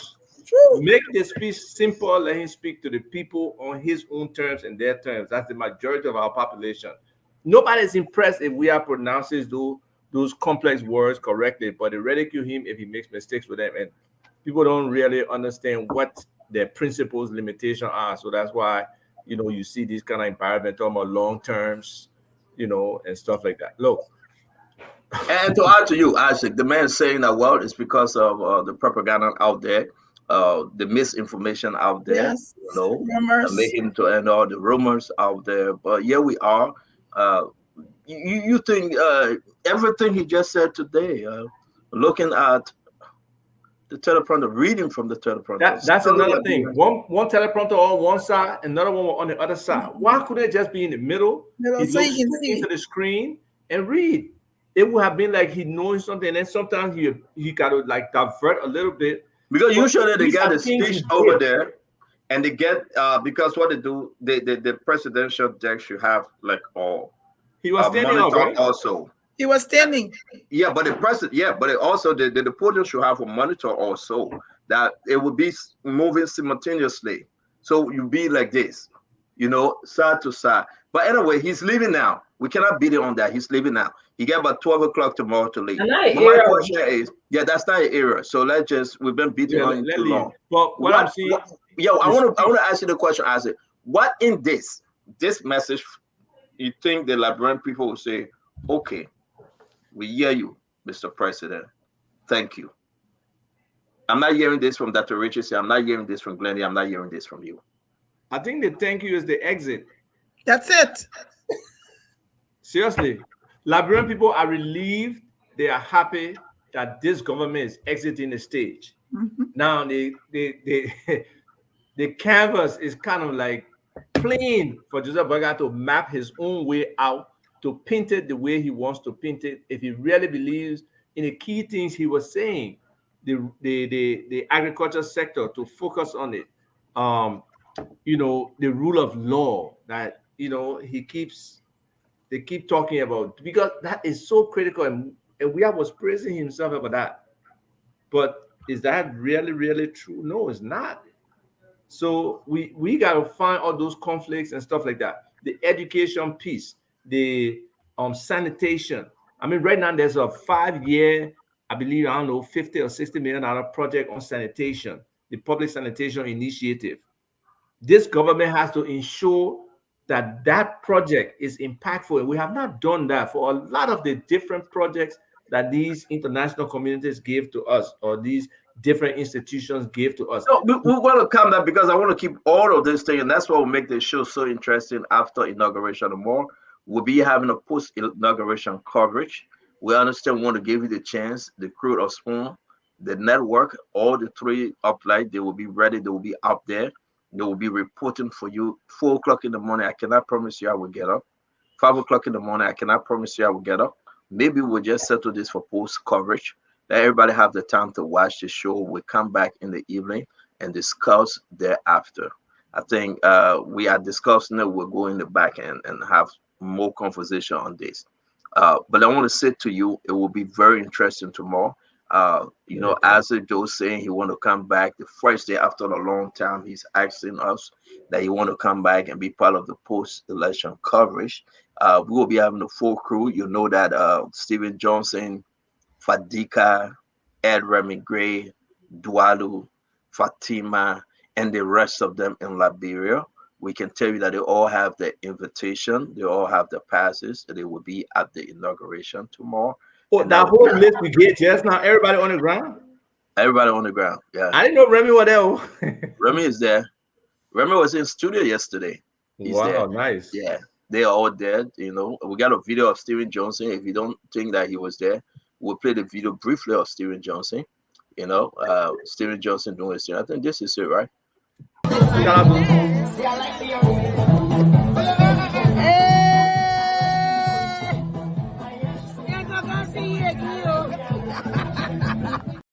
Somebody says, "Stand I see you again. I got check her."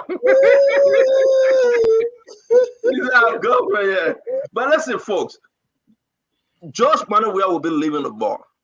Dr. Richardson. No if, no and, no but. Nelson, can you take us to the airport? Come here, the foreign minister received Linda Thomas Greenfield. Who received the Ghanaian president or the other president? What's the protocol? What's the fitting? You guys been around this thing as a via Dr. Richardson, Glenny. We saw that, what's her name? The cultural ambassador, Judy Indy. She was receiving the president of Ghana. Am I correct or am I mistaken? But was that proper?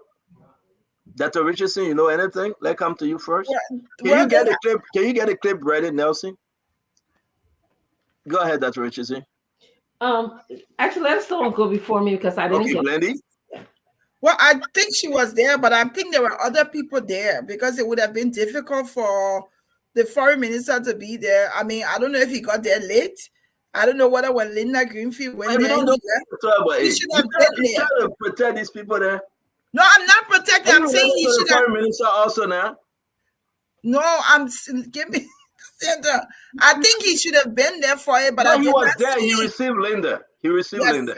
I saw him receiving Linda, so I don't know if it was an error for him after he received her to have left, because I think he should have been there for the guy from South Africa, the Ghanaian president, and the EFFL, yeah, Balema. So I don't know where he was, but he should have been there. So anybody know how many foreign guests? President. Those are the only three I know that came today. I know that the Malema from South Africa, Malema. Yeah, and then Linda from America, and Ghanaian president. That's all I know that came. So maybe the rest will be coming in tonight. Somebody posting that the Canadian Prime Minister is coming in. He's coming in, but he's not there yet. What, 7:30 tomorrow morning, 7:30 a.m.? I think that's what I saw. Okay, so well, I'm more impressed. I'm more impressed with Leo Johnson from Canada than the Canadian Prime Minister until he can do something. Okay, Dr. Richardson, you want to add to this? Not really. I mean, it would have been nice to have other dignitaries, but we have what we have. This is a sign of rebuilding our relationship with the world. I'm not surprised that many people didn't show up because of the past government, So we kind of. You know why you brought something to my attention? Let's just get it straight. It said the foreign minister honored the CDC government responsible for these foreign guests. Yeah. Let's just be very straight. Yes. It's not Jose Yiman Boyka. If Jose Yiman Boyka had any added, they'll say, you know what, can you add this on the list? But when you talk about the president, you talk about individuals that represented the country, it's through the foreign ministry, just to be straight. Have you seen the invitation? Yeah, I got an invitation. Did you show it and it's right down in the corner? He didn't show it. The invitation I saw, I don't know if that's a real one, but it just looks too plain, man. It's like it's very flimsy. So I said sometimes that way when you call the car on the show, I don't answer you. You then bring in trouble. Yes, okay, call me. Okay. No, but seriously, let me say this to you though. We had a full discussion on it yesterday. One thing I want to say to all Liberians, we are moving forward. This thing will pass, I say. 1201 will be here. There will be President Jose Yiman Boyka and Vice President Jeremiah Kwankum. Yes. All other things will be history. We're moving forward ever, backward never. Yeah, we are today talking about George Monowell will be former president. Now, they will reduce his car convoy to 2 or 3 max. They will reduce his security. They will give him $832 for pension. $832. Yeah. What? But I say, wait, tell me why. You don't want me to call him Monday salary? Pension, $832. That's what they were giving Joseph Boycott and what Joe Well will receive. But our vice president money different. Oh, you know what? Yeah, vice president, I forget. You're right. Thank you for correcting me. Because also that one will go to Joe Howard Taylor. You're right. I want to bring the man money down small by. I don't think he needed though. But you saw the bill that the legislature wanted to pass for their own when they leave. They work for 6 years. We'll get back there, and we get new people now. We'll go back there. We'll hold their feet to the fire. We'll go back there. Yeah, but the $832 will be going to Joe Howard Taylor. You are right, Isaac. Because that's the vice president money, that's the pension money that Jose Yimabwaka was receiving, the $832. So now Joshua will get maybe that $1,400. We'll work on the numbers and let you know. We'll take some from there. If that even $1,400, we'll take taxes, we'll take benefit, and we'll take child support, everything from there. Okay? Everything, Joe, we're going to get, we'll take child support out. I know I'm going to miss Edisha mad again with me tonight. But give us the airport. Let's see some of these folks that came in the country.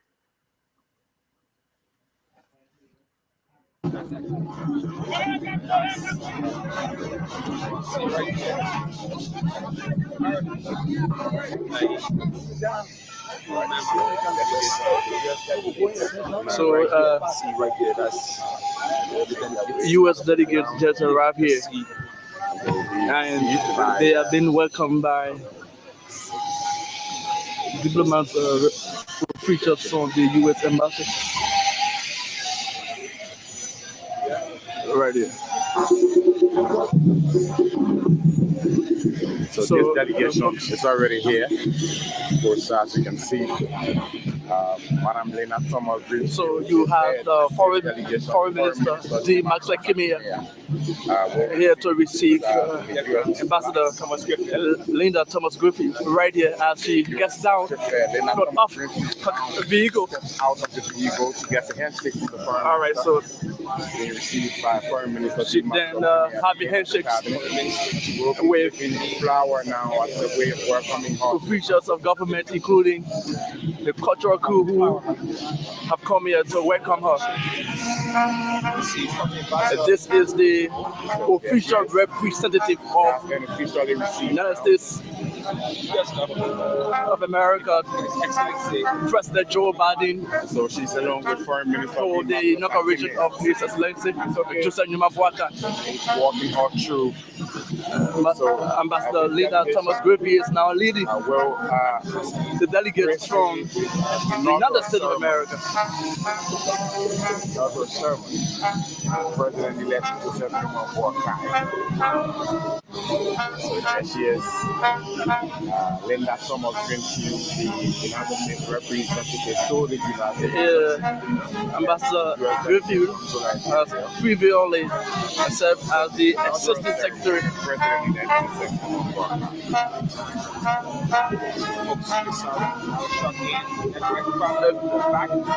Affairs of the for Africans. The U.S. delegation is here to participate, represent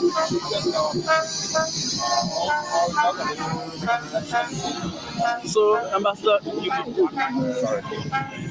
Griffith and her team a warm hug from the now having a chat with they both have met several times. Ambassador Judy Andy, Liberia's cultural ambassador. Madam Greenfield has served this country, served the United Nations. And of course, it's not the very first time for Ambassador Linda Thomas Griffith to have come in Liberia. Yes, like historical roots come from here.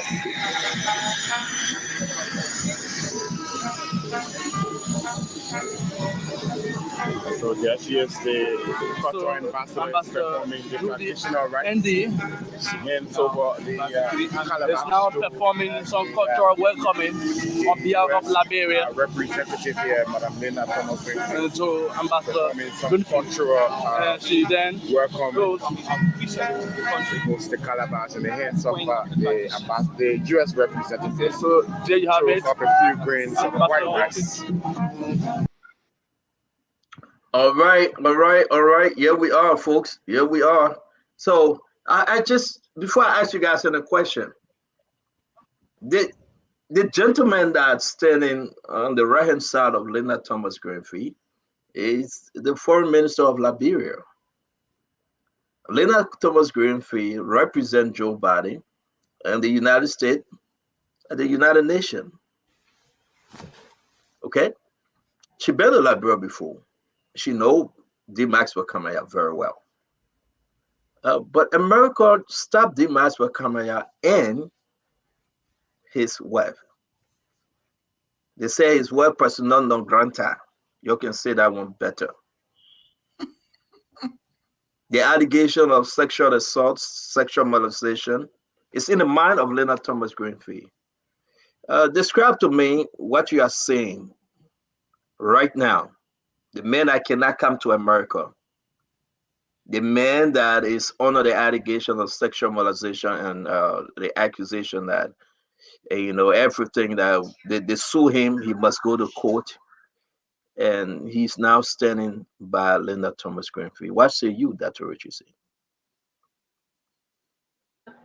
I have to say that I gotta rewatch the tape to be able to make more observations, but I I know that she seemed more relaxed and engaging when she was communicating with Judy Andy, and also collecting the flowers from the girls. She was the young girls that gifted her. So that's all observation that I made. I wanted to watch. I'm trying to look at the body language and the interaction between she and Kamaya versus she and Judy Andy, but I didn't get to see the tape clearly. So that's what I was looking for. So I'll just stop there. Glenny? So I don't know if we could pick up anything from there. I think their greeting was very short, but I also think that Kamaya was still. I mean, he was. If she's tall, she's a tall woman, so he was on her right hand side. So we couldn't really see the interaction until she came up a little bit to the children, and Kamaya moved to her left side. But I think the greeting was very brief. I don't think we can take anything from the interaction because while it is that he may not be able to travel to the United States, we are a sovereign nation, and he is our foreign minister and has to perform that function. So I don't think she would have ignored him because she's on the Liberian soil. There you have it. Also, I think Glenny is quite correct. He is representing Liberia, but this would not negate the fact that Lena is giving him crosses and my man, you still on a sanction, you cannot go to America. That's a sad joke. But talk to us, Isaac. You're muted. Linda Greenfield is one of the top, diplomats in the world, foreign service personnel in the world. And she has to act with that level of courtesy and respect and diplomacy when engaging a foreign national, whether on sanction, whether a killer or not. So, but the body language, the engagement, like she said, the difference from when she shook his hand, I think he was the first person in line. Yes. She shook his hand, just moved on. He received her. He received her. So there was not even a little bit of small talk really enough to say that's a positive or warm engagement here. She engaged a young, person with the flowers. She was even trying to shake his hand, but I think he was holding the flowers so he couldn't move his hand and stuff like that. So you see that difference. I did. But we just hope that, Kim Young, whatever he goes on to, that he will value this 6 years that he held this country hostage from an international perspective. and whatever he benefited, that's it for him. But we need somebody solid in that position. Look, I was just talking to somebody today, Stanton, and they said there is no brand ambassador for Liberia out there. Yeah, Julia is the cultural ambassador, but over the last 6 years, how has she represented Liberia internationally? How has Kenya represented That's Liberia? 6 years, 29 years. 29 years. Wow. Yeah. Like somebody saying, we need somebody new. Look, sometimes an infusion of new blood, letting some different people or even some of the people from the younger generation, rise up to some of these things and do things differently is very critical. That's why. Are you asking for Prophet Key? Huh? Are you talking about Prophet Key? I myself will start causing mine to get Prophet Key position like that. Oh. Hey, Prophet Key will have a good show. Trust me, Stanton. Not too many people, but I can cost me if I wanted to cost. So let me just be that clear. No, but let me go back. Note. Anywhere Prophet Key go, if the people bring one of his video up, what would be that? What would be his response to it? What would be the representation of our country? He can't do that. Joseph Boyka, I don't care how much support Prophet Key gave him, he got to have a clean image in these 6 years. And somebody like Prophet Key cannot be an official representation of the Liberian government. I don't see how that's possible. Let me ask you a question. When you think Lena Greenfield, president in Liberia, for Liberians, she served as ambassador. They gave her a native name, a Loma name, I think, maybe a name, Gio or minor name, but they named her because President-elect Jose Imabwaka told me that's his daughter. They have that very close relationship, and he can pick up the phone and call Ambassador Greenfield any second. She will answer. You know that they have that very personal, close relationship. During the election, I learned during the election when things was CDC were trying to play game, he picked up the phone and called Linda. And Linda is showing that, listen, we are watching, we are monitoring. This is Linda Thomas Greenfield country, Liberia. If you go down in history, she is from Liberia. Okay, people may say that the woman loved Liberia. She loved the food. She does. She loved the association. The people welcome home from Madame Salif time, Jose Imabwaka time, up to now. You cannot tell her anything about Liberia. I believe when a woman retired from politics here in America, she will go live the rest of her life in Liberia. It's possible. I'm telling you, she has friends, she has relationship, she loved the pan butter, she loved the potatoes green, she loved their food, she loved the culture. So here we are today. Yeah. What do you think she bring to the table, man? For just before I go, somebody telling me say, somebody teasing me say, Prophet Key, I already start cussing me. I tell you, I said leave Prophet Key alone. But I want to ask you, Isaac, what do you think, Lena? Listen now she get her own father, Joseph Boyka, as president. What is she bringing from America to Liberia? Okay, so she may not bring promises right now, even though it's highly possible, right? But she has been an advocate for Liberia as much as sometimes I resent this kind of, big brother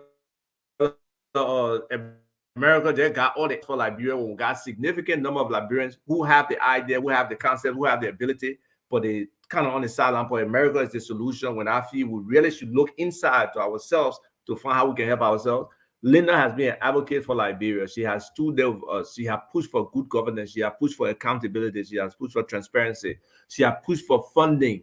I've been to a couple of different meetings in DC from a whole Africa policy perspective where she was intricately involved, and she used Liberia as an example in some of those meetings in terms of talking how the U.S. should form the African policy.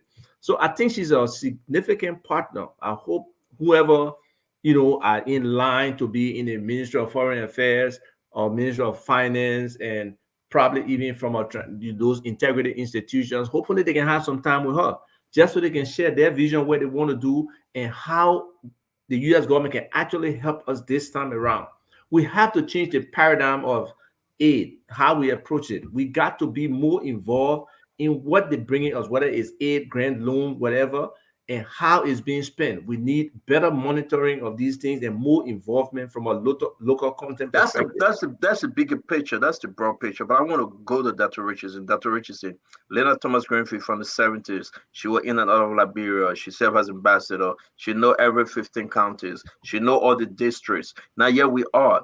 Let's talk about what we have hanging over Liberia today, sanction. You think she's going to play that very important role? Let's talk about the MCC compact, the money that's supposed to come, over 250 million United States dollars. You think she's going to help? Because under Madame Salif, she received the MCC. Let's talk about the real Linda Thomas Greenfield now. After inauguration, I understand that she'll be in the country for 1 week and leave, maybe over the next weekend. I understand she got to meet folks from different sectors. You know, that's her area. But can we look onto Linda Thomas Greenfield to break that gap and bring us the blessing that America have for us? That will help Jose Yima Boaka to leap a little further. It would be prudent for Buckeye to seek counsel with Linda Greenfield because she's been very powerful. She's a powerful woman in the United States and also in Liberia. There's a lot of things that I mean, I heard you say they have a good relationship where she can pick up the phone and call him. When you're in that powerful role as a president of a country, you need somebody to be able to talk to, and it seems like he has Linda on his side. So yes, she would probably be able to advise him. Listen, I heard news about the compact, or I heard news about some aid or some funding for Liberia. This is what you guys might need to do. So I believe that Linda is a very good person to Miss Greenfield. I'm sorry, Ambassador Greenfield is a very good person for President like Buckeye to have on his side. Gladys, the old man, because we call the Liberian way now, the old man Linda, they call her Sia, the papa name her, call her Sia, they have that close relationship. She meet Liberians at the airport, and guess what? She interacted with them. She doesn't shy away. She will not tell you, say, "Oh no, I don't know who you are." If you go over to Ambassador Greenfield and she know that you're from Liberia, she embrace you. And, she tells security, "Chill, that's my people. We are family." She's down to earth. She's not too, diplomatic to say, "I'm going to step aside. I want to say X, Y, and Z." For example, look what she did here to your friend, because I know the stuff that on your hand, I can tell you right now that your friend gave it to you. But look what she did here to your friend. It's okay. Glenny, follow the code. Follow the code, Glenny. Glenny, follow the code. Yeah, you see, Glenny, she doesn't follow code, man. Which friend? Huh? Which friend you talking about? Your friend. I'm putting the picture up. Look who's here. Look at this. Ain't that your friend? Oh yes. Oh, what's her name? Bernadine. That's not Bernadine. So that's my cousin. Is that Bernadine Allen? Is that in Liberia or in Virginia? Not Bernadine Allen, Bernadine Peabody. What Peabody? Bernadine Allen Peabody, right? Yeah. I mean, they almost say her husband's name. She's taking her husband's name. What are you trying to say? No. Are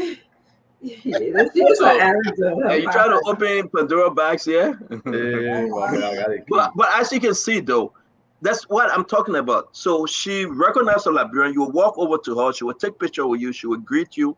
A pure diplomat, a woman that know how to cross over. And as you can see right now, Glenn, what can you tell us? What is Ambassador Linda Thomas Greenfield bringing to Liberia? I'm not talking about now, but after the inauguration or more. I think she's bringing a lot. It's like you say, I mean, people who she has, that she's had long relationship with her firm, she would, wherever she sees them, she will meet them. She has a lot of connection. I think she's the most important person right now to Liberia because she connects with us. But I wanted to go back to something Ivar said. We really don't have anybody in a foreign land or foreign world who we can connect to as a representative of Liberia.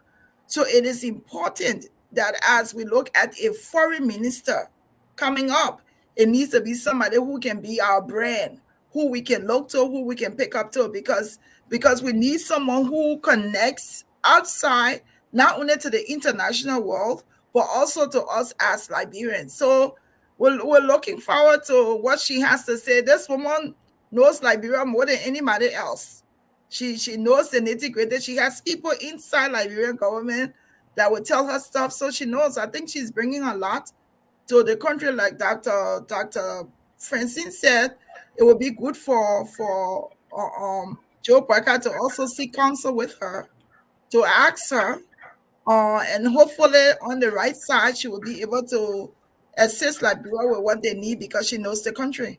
So we're looking forward to seeing good things. You're on mute. Yeah, I'm sorry. So can we talk about sanction? And I want to have that over here. Dr. Richard said, let me start over you on the sanction. You think because they are banned on sanction, they are very, very serious. They are not playing. Sanction individuals in the legislature, sanction that they believe that will be the problem for the Joseph Yema Boakai government. The reform of our financial sector, the reform of everything. When you talk about the poverty in Liberia, how to take the people out of poverty, and the young men, the young women, the boys and girls, our education system, the healthcare system. I mean, do you think Jose Imabwaka now have an open window here to partner with America? First of all, let's talk about sanction. How serious you think Linda Thomas Greenfield, former ambassador, now representing Joe Biden in the UN and the United States, how you think she's going to push for this fight? Because everything you say, the people say, sanctions, folks say, seriously, that Richard say, bring what you have, America. Bring what you have. We want to go to court. We want to clear ourselves up. What do you think Lena bring to the table? I think she can be a strong advocate for anti-corruption practices in Liberia, and to me, that's what the sanction is about. There are those people that rob Liberia of her resources through bribing or money laundering or being unethical. They were sanctioned by the United States. So I think that Linda Ambassador Greenfield will support that. I I feel like if those guys want to fight for their names and to say that the American government was wrong, let them begin the fight. What is stopping them? We have said this on this show before. There's a way that you can have your name removed from that sanction list. Bring your evidence and show Liberian people that you have documentation to say, I actually made some steps towards removing my name. You can email the people, you can send in snail mail, you can even call them if you want to, okay? Let them take those steps. Yes, if they continue to push for, the Liberian government to ask for what the American government has, then Linda can definitely consult with Joe Biden. That's her friend. Like you said, she can pick up the phone and call him and see what he says. But I strongly believe that she is in favor of anti-corruption practices, not only in Liberia but around the world. You're quite correct. Let's go over to Glenny before we wrap the show because we have like 15 more minutes. I want us to take some calls. It was a beautiful program today. Very quiet program, by the way. But let's go ahead now and talk about your take. Leonard Thomas Greenfield, ambassador, and the sanction conversation. Leonard Thomas Greenfield, ambassador, and the MCC compact. Leonard Thomas Greenfield, ambassador, and what would she bring when you talk about our foreign relationship with the United States? What kind of foreign minister is she looking for? Someone like Kamaya? I don't think she's looking for someone like Kamaya, but I also think we're going to see a shift in the sanctions, in the processes, and if there are more sanctions to come, I think we're going to see it swiftly, because they also will want an action from the new government. So I think they're looking forward to have a government who will also extend their hand to want to got some guidance from America. So there could be a lot of things. It depends on, it's like they're gonna have to meet halfway. Whatever their suggestions are, they want people who will look at it, seek advice, and be able to follow what some of their suggestions are. But I think we will hear from the American government very quickly through the ambassador. Once this new government settles, we're going to be hearing some more stuff on what they might want. I think they had difficulty with the WIA government because clearly they really didn't listen to whatever the sanctions were, who those individuals were. So we'll see different. We should see something different. Different input from the American government, different regulations from the new Liberian government. I think things will change. So, folks, there you have it. You know, Asif Vi having technical issue. I don't know where he is. He said his internet is tripping. Nelson, come back. What else do you have for us, Nelson, as we move on? It will be a great day tomorrow. Just set your clock. Understand that your 7 o'clock a.m. Eastern Time, United States, is 12 p.m. Liberian time. So please set your alarm. Try to wake up like 6 o'clock in the morning. Again, we would, Spoon would carry everything, 360 coverage.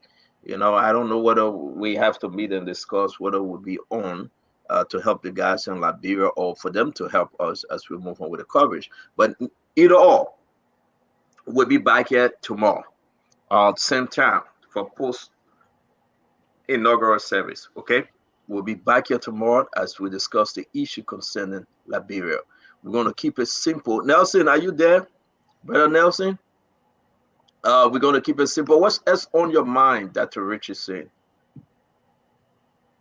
No, I think that, Ambassador Greenfield brings a wealth of knowledge to Liberia. Our foreign policy kind of has been in an isolationist position. I hope that should be our eyes and ears now with the American government. And I hope that I know she loves Liberia to the extent that she'll be able to, put in a few good words for our country. Like I heard Ava talk about, who's our brand ambassador and how we're gonna sell our country. She's in a great position to be able to do that. She's a lot of people know her for her, foreign service work. So she's been to many different countries around the world. So she can always sell, like, help us. I don't want to put the entire burden on her, but help us sell our country. We all know that Liberia is a beautiful place. We have beautiful culture, beautiful people, and for some reason we are not capitalizing on that in terms of improving our economy. We know that the Ghanaians are. You can see every time I see their return of the Americans or whatever program, my heart bleeds. It hurts because that could be us, especially with the ties that we have with American Liberians and America as a whole. So that's just kind of what else was on my mind as it relates to Linda Greenfield. What about you, Glendy? Nelson, can you come on if you hear me? I mean, same thing. We're looking forward to getting a brand ambassador. I am one of those who also feel that the tenure of Judy Andy needs to end. 29 years is enough in a role, but we need to put someone there who will be able to work across the line. Not saying that she hasn't worked, not saying that she hasn't done anything, but I think we need somebody. I don't know if that's a lifetime position, but being in a position 29 years, we have to see how she helps cultural tourism in our country and how it extends beyond Liberia. We're looking forward to seeing what's happening tomorrow. We will be glued to whatever we can be glued to watch the different proceedings. It's going to be exciting for Liberia, a new leadership. We also hope that there's proof with what President Weah is saying that they're leaving a lot of money for Joseph Boyka. A better economy is something we want to see. We don't want to just take it literally and then we go through and then we don't know what he's left, what has been left behind for this new government. But I don't know if this is the closing. This is closing now, Stanton. No, I just waited for Nelson for us to go to the phone line. I would just ask you if you have anything extra to say. Yeah, I also have something. I got a very nice text message today, and I don't know the protocol yet for Spoon, so forgive me. It's a 79-year-old man who is blind, who is on dialysis, who watches Spoon faithfully every day. He comes and listens, and he asks his daughter, is spoon on? Is spoon on? He rushes from dialysis, and that's the first thing he does every time spoon is on. So I just wanted to send a shout out to her dad. She's listening. He's also watching, and he loves Spoon TV and Stanton with a Spoon. So I'm looking for the name. I can't pronounce the name. To Yadolo, Mr. Yadolo. This shout out is for you. Even in your ill health, you still follow Spoon TV, and you want to be informed about the things about Liberia. So thank you for the text message. Sorry to the COTT if I miss the rules, but I just wanted to give a shout out to the elderly man who loves the platform. Thank you. No, but it's unique. I mean, we appreciate him. It's unique, you know. We want to say shout out to you. We want to add, thank you very much for you and your family, following Spoon. That's beautiful. Everybody, all Liberians need to follow Spoon. Wherever you find yourself, follow Spoon. Follow Spoon, and whenever anyone leaves Spoon, do not follow them. Just stay with Spoon. All right? Jesus. Spoon. If you see them somewhere else, don't follow them. But want to say, I don't know. I'm trying to get Nelson in studio that he can come on. Let's take some calls because we still got 8 more minutes. No, but you're asking me something before I left. I just heard the beginning of it. I didn't remember, man. They call it early sign of dementia. Yeah. Oh.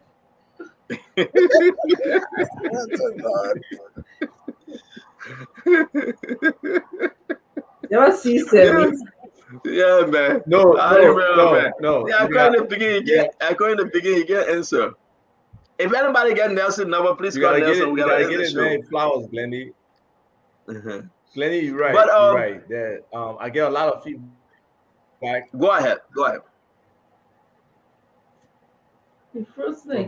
People about Stanton, and the platform, and they want the man to say a word about the program they're doing. A lot of people doing positive things out there. I was sending a text to you about Cruiserville and Bensonville and how neglected it is, how tough it is, and the electricity problems and stuff.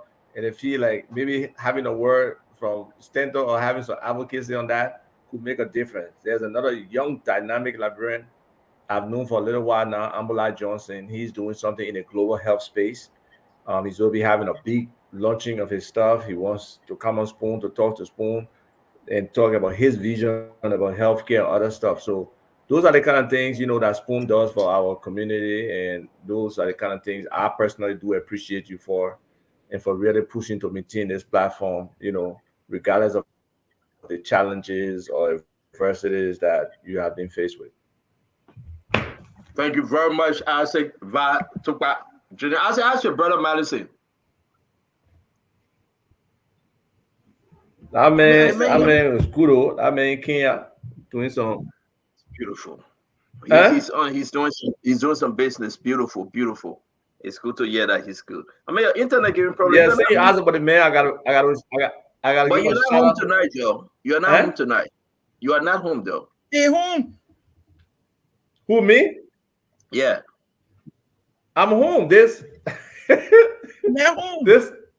my dining room area. I'm home. Yeah, but your internet is tripping. But in the snow and all that kind of thing, just play. All right, so I want to say this though. We just want to say this. I'm wondering, you home? Stand on you home? What you got a skull cap on for, like cool? Whatever. Somebody. So you run away straight. You ask a question. Let me answer you now. Your internet acting like orange internet in Liberia. My man, let me answer your question. Yeah, generally in Liberia. Whenever you see, let's say I'm home, brother. I'm home. Okay. I'm home, sweet home. I wanted to wear my skull cap. I said no. I went out. I went to the Wawa to get me coffee, and I love to promote Wawa. I hope we're gonna have Wawa in Liberia. I went to the Wawa to get me coffee, and you can start a franchise. Not too many places are open 24/7. It's very complicated. We can discuss that. So I decided to wear this to go out, and it just when I came on, people, Glenny said she admired it, so I kept it on. Because Lady said she like it.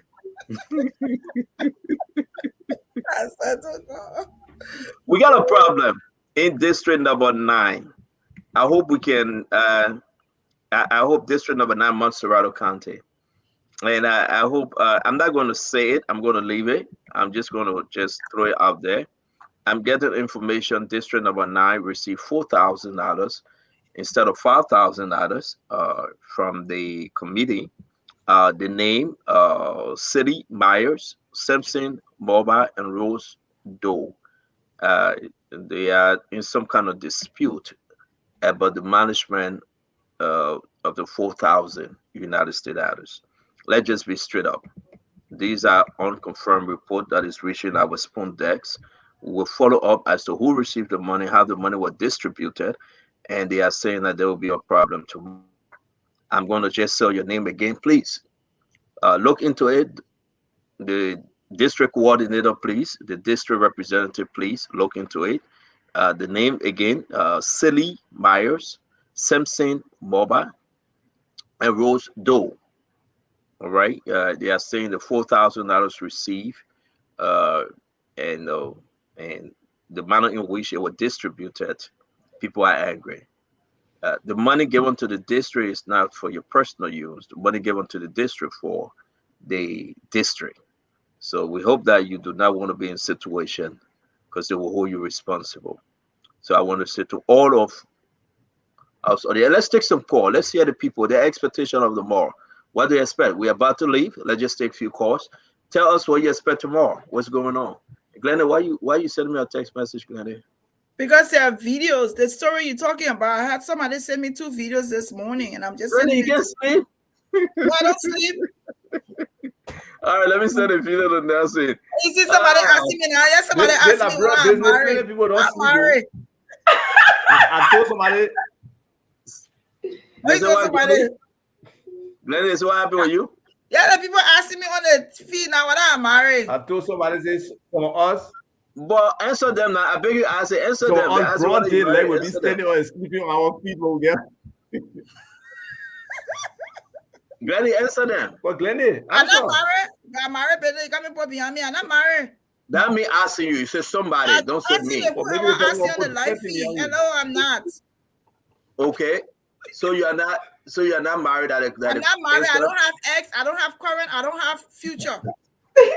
But why you married? Because I'm divorced. Happily divorced.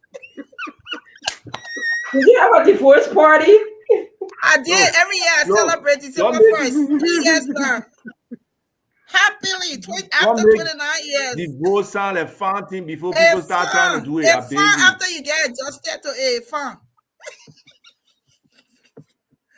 Okay, we will not discuss your marital activities on the show. But I mean, I'm not the one that went under the live feed to ask you question. I mean, you say why you not married? So that I explain the question because I divorced. Happily, 3 years anniversary and I celebrating. Bam. 3 years? Mm-hmm. You divorced from who? Whoever it was, I don't even remember him.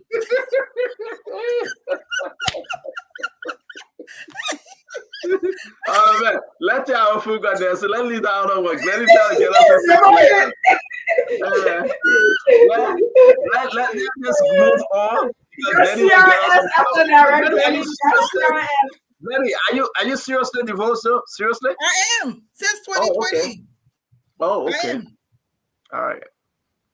So that's a good information. You didn't put that on your application when you're applying to Spoon. So thank you for saying that. That's it. Open the phone line. Let's see a Liberian out there. What they expect tomorrow. How happy they are. If you are sad because we are leaving, say it. Your expectation tomorrow as to Jose Yiman Bwaga being your next president, 1201 tomorrow. We want to hear from you. Talk to us. Okay. 05551010075. Hello. 05551010075. Hello. Is the number? Yes. Hello? Yes. Talk to us. Yeah. Yeah, Nancy. Hello. My friend, can you please don't listen to the radio? Listen through your phone, please. I'm listening to my phone. Yes, ma'am. Talk to us now. What's your name? Where are you calling from? I'm calling from Maryland. And what's your name? Yeah, Davis. Talk to us now. Welcome to Spoon Talk. I want to say thank you. Thank all the Liberian people for everything. And the pastor that we saw today that said Joseph Boakai is a mean man, that why Joseph Boakai could never win election, he's a defeated man. Joseph Boakai was an honest man. Joseph Boakai would not have gone to steal anybody's money to make anybody happy. So because Joseph Boakai was not a rogue to please other people, that's why he did not get in trouble, that's why he became the Liberian people #1. And today we are proud and happy. Thank you. If I eat Liberia and eat dry rice with my money, I will be one of the very happy person. Thank you very much. Not me, but he's not a rogue. Thank He's you. not going to steal nobody's money and give it to anybody. Thank you very much. Thank you very much. Let me take one more. Nelson will come to you. Hello. All right, Nelson, you go ahead. Okay. Are you ready? So Hello. we have this person. Go ahead, Nelson. Hello? Go ahead. Okay. Hello. Yeah, my name is Love Primo. I'm calling from Ghana Supermarket. Okay, please go ahead. Actually, I can't wait for tomorrow to reach. I'm so excited that we are entering a new Liberia tomorrow. Okay. Thank you. Yeah, everyone on the show, I want you to do that. And Simpson is my crush. Simpson is my crush. Yeah. Thank you. Thank you. Start loud listening. Don't have to do that kind of thing. Start loud watching and listening. We don't no crush here. Yeah, you're live. We can hear you. Why is he getting divorced? Other people they want me. No, I beg you, he's not available. I don't care. Crush your ass. Did you see? Yeah. Including myself. And we're glad that Josh, we are a great person he was as an athlete. He's going to retire as of tomorrow from politics, in my opinion, and he's going to enjoy his life peacefully because politics will not be fitting for him. I think people pushed him to take in that office and it was too big for him, for which reason 6 years was enough for him. Having said that, let me land on Mr. Isaac Bartok. You know, when I listen to a lot of Liberians who are very educated, and when they make some statements that are so inflammatory, we who have a love for other people who have to come after them. Mr. Bartok, you are very well learned, man. I listen to you, very articulate at that. But for you to be from Liberia, a country who supported Charles Taylor, who killed thousands of people and made him president, Prince Johnson and their likes, they Thank you, Nelson. people and Nelson, let's move on. Thank you. Let me bring it. Hello, Thank you. your name and where you calling from? Hello, your name and where you calling from? My name is Tana Blamo. I'm calling from Brook. You calling from where? I'm calling from Brookhaven, PA. I just want to reach. My name is Tana Blamo. Can you lower your radio or your TV? Talk into the phone, please. So I'm sorry. My name is Tana Blamo. I'm calling from Brookhaven, PA. I'm calling to reach our incoming dynamic president. A very successful year. I mean, we see the change Liberia. We're looking forward to a new Liberia, and I can see it, and I wish him all the best. So the Spoon TV, the Spoon TV crew, I say thanks for everything you guys have done for Liberia. You have changed the dynamics of politics, and we see the paradigm shift happening in Liberia. So Josh, we say bye and thanks for serving. Thank you very much, Tana Blamo. We said thank you again. Our regards to the family. Thanks. So now the people say we'll play the song that the Regency were talking about at the end. Timothy Yeah, Thomas let's play at the end. Let's get it ready. We'll play it. Yeah. All right. The song has a copyright. So let's take this person. Hello. In the church? Yeah, let's see how you doing again, bro. Okay, you are live. Go ahead. Yeah, this is Ryan. I called from Minnesota again for the second time. Okay. Go ahead, Ryan. You are live. Yeah. My call again. Just to re-echo what I always stated for the past 2 months. concerning Dr. Richardson and Mr. Dwalu Okay. to include her in the government. Thank you. I think you are hearing me. Please talk to the president-elect, not to forget about Dr. Richardson and Mr. Dwalu to be included in our government. Thank you. It's fire by Thank you. Let me force. take this one, Nelson. Hello, your name and where you calling from? Yeah, good evening, CEO, and good morning to the beloved people of the Republic of Liberia. My name is Chengse Wula Gibson, and I call from Minneapolis, St. Paul, the Twin City of Minnesota. I want to say thanks to everybody, all of the Liberians who tomorrow that will be seeing a new dawn of Liberia, and also shout out to every one of us who want to be the mass lift by calling our people back to see Liberia back. So we say congratulations to every Liberian. Thank also to the Spoon FM for the greatest job. Thank you. God bless you too. I'll take one more, Nelson. Hello, your name and where you calling from? All right, so somebody is somewhere. Hold on, Nelson. Let me take this one, please. 1 minute, guys. Yes. Hello, your name and where you calling from? And the Liberian people, we have entered a new era. Indeed, the late Archbishop Marco Francis said his statement will rise and the nation will be redeemed. This is a new day for Liberia. This time, we just want to take this opportunity to appreciate the outgoing president, His Excellency George Weah. He did what he could do, and we are asking the incoming leadership to do everything possible that they can meet out with the expectation of the Liberian people. And please let me use this medium to ask our incoming president to at least focus on building an embassy or to have a consulate in Rwanda, because we are about close to 6,000 Liberians here, and the Ethiopia embassy cannot accompany us because there are a lot of issues in terms of security. We need to be protected in Rwanda as well. Thanks for the opportunity and wish Liberia well. Thank you. Thank you very much. Thank you, Shadrach. Thanks. Go ahead, Nelson. Hello, you're live. Your name and where you calling from? Hello, Nathan. Yes, sir. My name is my name is Mo Katama, calling from United Kingdom. Okay. Hello to everyone in the studio. Stanton, Lenny, Dr. Francis. Hello to every one of you. My concern is the executive mansion. Those that are working at the executive mansion, those so-called security that are working at the executive mansion. You know, tomorrow is a new day for our country, and it's a new day for the incoming government. So I would like to appeal to the incoming government to clear all those that that are serving as security at the executive mansion. These guys, they are not doing their job properly. They are incompetent. They are not even qualified to serve as security at the executive mansion. It's a concern to me. Thank you. So I am appealing to the incoming government to get rid of all those guys that are working behind their place. That's all I can say. Thank you. Thank you, sir. Thank you for your contribution.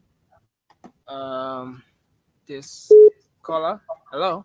Yeah. Hello. Yeah, please go ahead. Yeah, this is Brother White from Concord Town. Yeah, go ahead quickly. Let's hear you. Yeah, what's in my mind? I know the old man, Swift Pharaoh. He must be very wise and careful, though he likes to work with him. I worked with him before in 1991 to 92 at LPRC, so I know who is he. That's why I continue to careful for him. But I want to say one thing. I thank you, the Spoon people, for. Hello. Too bad we lost him. Let me take this one. Hello, your name and where you calling from? Soon I have a call after this one, please. Yeah. It's Reverend Yassa Reverend Yassa, good evening. from Atlanta, Georgia. Good evening, Reverend Yassa. Talk to us. I just want to release blessing tonight. I want to release blessings upon the new coming leadership, more blessings, more favor. Nothing will stand in your way. And to Dr. Richardson, Dwalu, all the panelists, I just decree blessing. A new day has come. And to you, Stanton, you know, today our HR said, man, when the CEO couldn't make it, and that your Richardson, but guess what? God gave you a tax, and you use this medium to be a blessing to the people of Liberia. God will not forget you. You are blessed beyond measure. Your children will be blessed. So tonight, we just draw our voices as Liberians to just tremble our hands to just release God's blessing, continuous blessing upon your life. He will order your step. Favor will surround you. Yourself, you will be embarrassed with favor because never of this time have we had open to our government to know everything on a daily basis. So we just bless God for your life, for being a blessing to the people of Liberia. God bless you. Nelson, everybody, tomorrow I took off specifically not working because I told the people my inauguration is tomorrow. So I will be in soon. So I just bless God tomorrow. I'm not going to work. American government coming out. It's for Liberia tomorrow. God bless us in Jesus' name. Amen. God bless you. I got someone sent another person. Thank you very much for calling. Thank you for following Spoon, and you'll be blessed. Thanks a lot. Amen. Can you All speak, right. Go ahead, please? Dr. Richardson. Yes, hi, good evening, Spoon family. Thank you, Dr. Richardson, for taking my call. This is Letitia Brooks Roberts calling from the Garden State of New Jersey. I want to say thank you all for your hard work and for bringing the issues. As I prepared today, I did watch some of the happenings in Liberia, and thanks to Spoon, you can see most of those things. I also wanted to say I want to congratulate Glendy for being on the show. I remember when there were no women on the show, and I started this advocacy that we wanted a woman representation, and I called her, and she was like, "No, not me, but I agree." And she would, every time I would say that on the thread, we need a woman, and people started following. And I see that you guys have, agreed on that, and I see the representation, and it makes us happy. And that's a lot what we want to see, even in this current government. We want to see more women, and we want to see more than 30%. Thank you all for all you do. We're looking forward to a new dawn for the people in Liberia to see something different that's happening. And so we look forward to a great leadership, and let it not be just based on friendship and who you know, but what you know as well. Thank you all. Thank you, Stanton. Thank you, Dr. Richardson, and thank you to the young men that also run the show. They do a great job on the show. Thank you so much. Thank you, Sis Nancy. Bye-bye. Thank you very much, Sis Nancy. I didn't know you're the one that brought trouble onto us by bringing the women on the show. We are not free to talk. We can't joke freely because now I'm just kidding. Thank you, Sis Nancy. So, guys, we want to take 4 more calls because Nelson got to go rest. He got a long day ahead of them tomorrow. I cannot keep him any further. We want to say, Nelson, take 2, I take 2, and we just close, okay? Let me take mine 2 from this end. Hello? Hello. Yes, your name and where you calling from? Yep. My name is Chief Apostle Dr. Elspeth Walker. Dr. Walker, please talk to us. And I'm just calling tonight just to praise God. Praise God for goodness. Praise God for his mercy. And I just want to read this to you. Revelation 3:8. The word of God says, "For I know your works. I have set before you an open door, and no man can shut it. For you have a little strength. You have kept my word, and have not denied my name." This is for the incoming president, and it is equally for you, Stanton. God has set before you an open door, and no man can shut it. President Buckeye, Stanton Weatherspoon, this wonderful panel, keep your heads lifted, keep your hands in the hands of God, And he who has begun this good work will complete it for his glory. Have a blessed and a wonderful time in the Lord. Bye-bye. Thank you very much, Doctor. We appreciate that wonderful, wonderful message. Again, thank you for being part of Spoon. Have a good night. Also, Nelson, we stop this far because you gotta go and we gotta make sure that you are okay. I think okay, sorry. I got somebody on hold. Hello, your name and where you calling from? Hello, my name is Deborah Gibson, calling from New Jersey. Go ahead. It's a new day. It's a new day in the land. The sunshine in the land. I feel the presence. I feel the joy in our people. And I want to say thank you to Liberians all over the world, Liberians in Liberia. Thank you for your support. To the Spoon panelists, I say thank you, thank you, thank you. The pastors that can be speaking, they can be speaking from their human mind, speaking from their self, and they say they're speaking from God. But they don't know that tomorrow they will give an account of those lies that they are telling.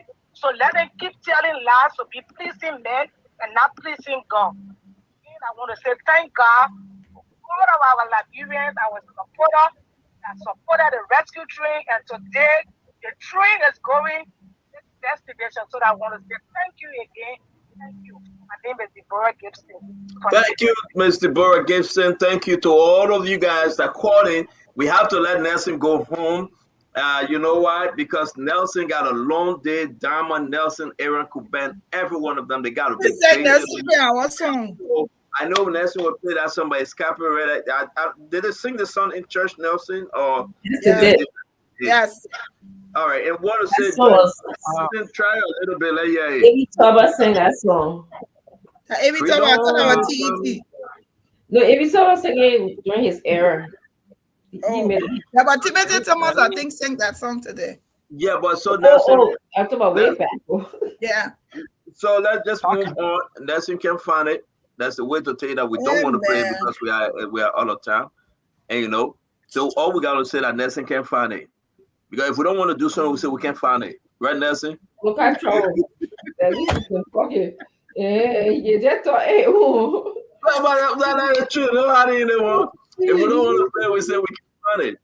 I said just going in and I said talk about just going in and out. Nelson, you ready? You can't find it. Okay, it's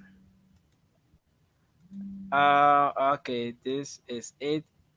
Is it ready? Wow. Day. Yeah. No, but this is copyright. No.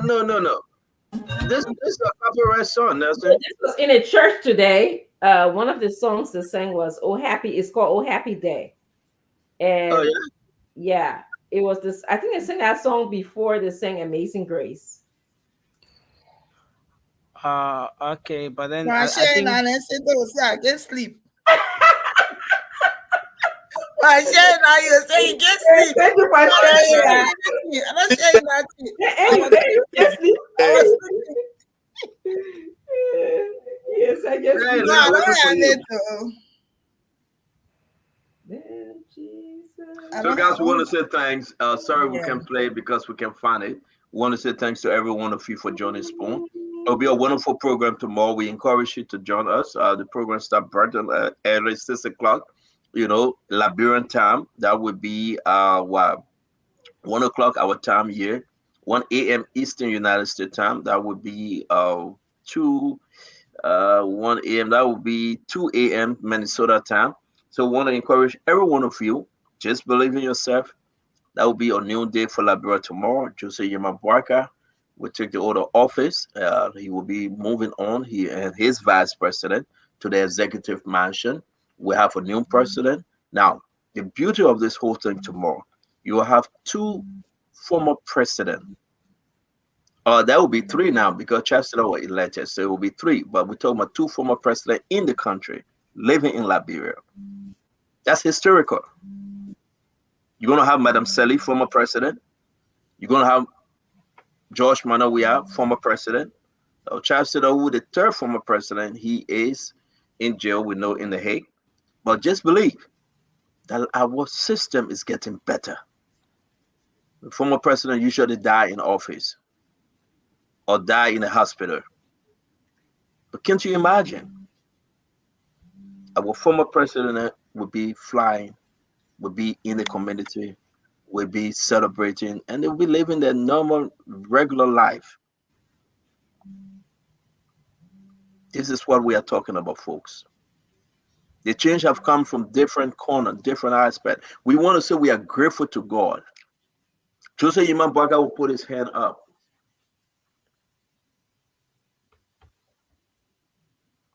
And they would take that stuff for George Manawia and put it on Joseph Baga. Mhm. And whosoever stand will move. You will see the shift tomorrow. There will be a shift, spiritually and physically. And everything else thereafter, you will have President Joseph Yemabwaka. Folks will cry. People will be crying. People will be yelling. Celebration. But thereafter, then what? After everything tomorrow, all the celebration, all the after party, all the eating and drinking, all the yama yama, those that left America or Europe or all anywhere, they went for the celebration. After everything, then what? Then what? After the first month, then what? After the second month, the third month, 6 months, 1 year, then what? What's your expectation?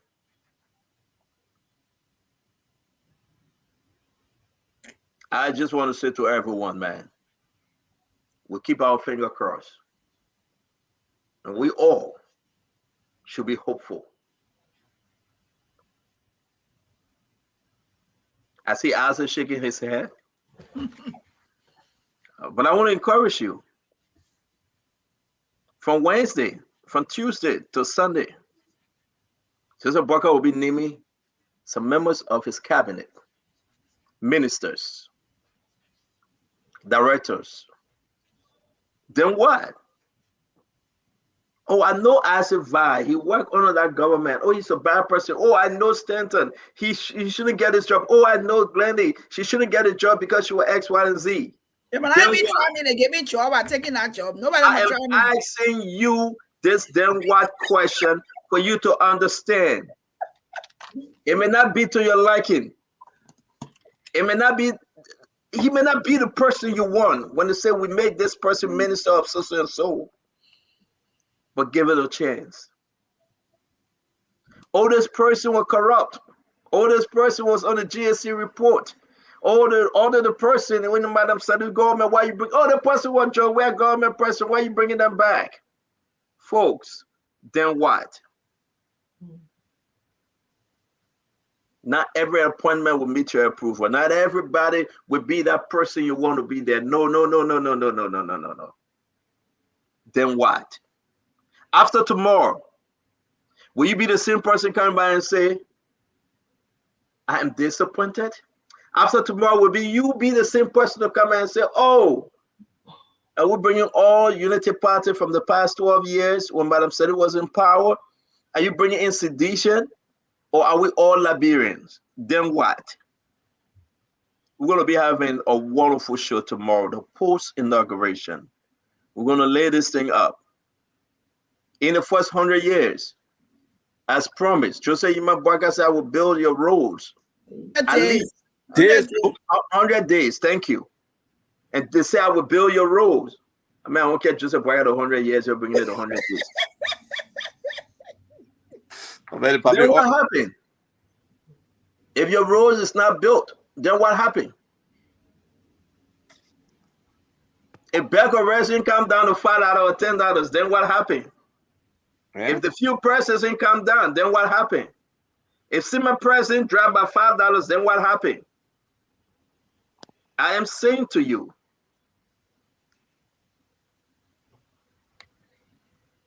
there will be a hard road, a tough road. Buckle up. And I rest on this note. I will keep the rest tomorrow. Change is not easy, my friend. Change is not cheap. Dr. Richardson, you're closing. Glennie, you're closing. And Mr. Toba will take us home. Great show.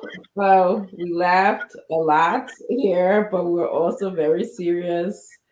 We learned a few things that we hope that moving forward, our government will not engage in. One, if you're going to have money in the budget for the first lady, make sure that there's some accountability for the money. This is the first time that we had money allotted for her. We also learned, that there's always some sort of prayer service, that is held on Sunday, the last Sunday before the incoming government uh, take the seat. And we saw that the president George Weah was absent today, and we don't know why. Maybe he was sick, But it just was odd, It seemed unprecedented, in my opinion. So it's something that we should learn from moving forward. The president should know that, that the last Sunday of the year there's a prayer service that is held, and Friday I heard that there's a mass service that is held. That we hope that the the incoming and the outgoing president should be united in that. We talked about, we hope that Linda Greenfield will be a good eye and ear for Buckeye, that should help us to put our country back on the map. And I want to say a big congratulations to the Liberian people. You guys worked hard. You saw that we needed a change. You looked at us and say, we Liberians, we are no different from any other, human being in the world. And we can't watch and see our country sort of, degenerate in front of us. So we worked hard. I want to give you a big thank you, Stanton, to the Spoon family for your role that you play in, turning the table for Liberia. A lot of people, I also underestimated this for a long time. I'm now seeing things in an interesting way. So great show, laugh a lot. So thank you, everybody, and for joining the show today.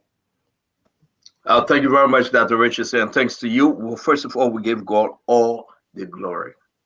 We say thanks to God that make this to happen, and all of our panelists. Glennie? So I wanted to say that I always like to say this cliche: change is difficult, but change is the only constant variable. Whether we like it or not, change will occur.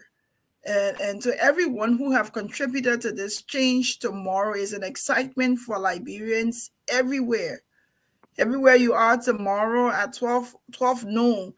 Even if you're busy and you're doing something, you must be able to stop at least to participate and watch Joseph Yimon Boyka taking the oath of office.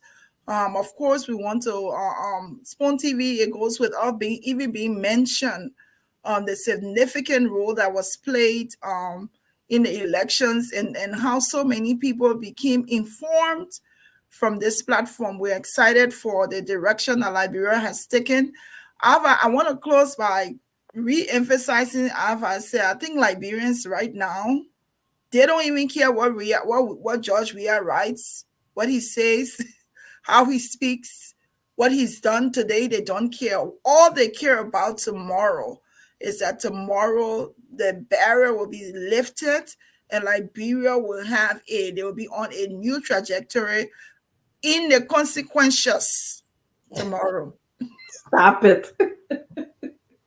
Thank you. Thank you. Ava? Yeah.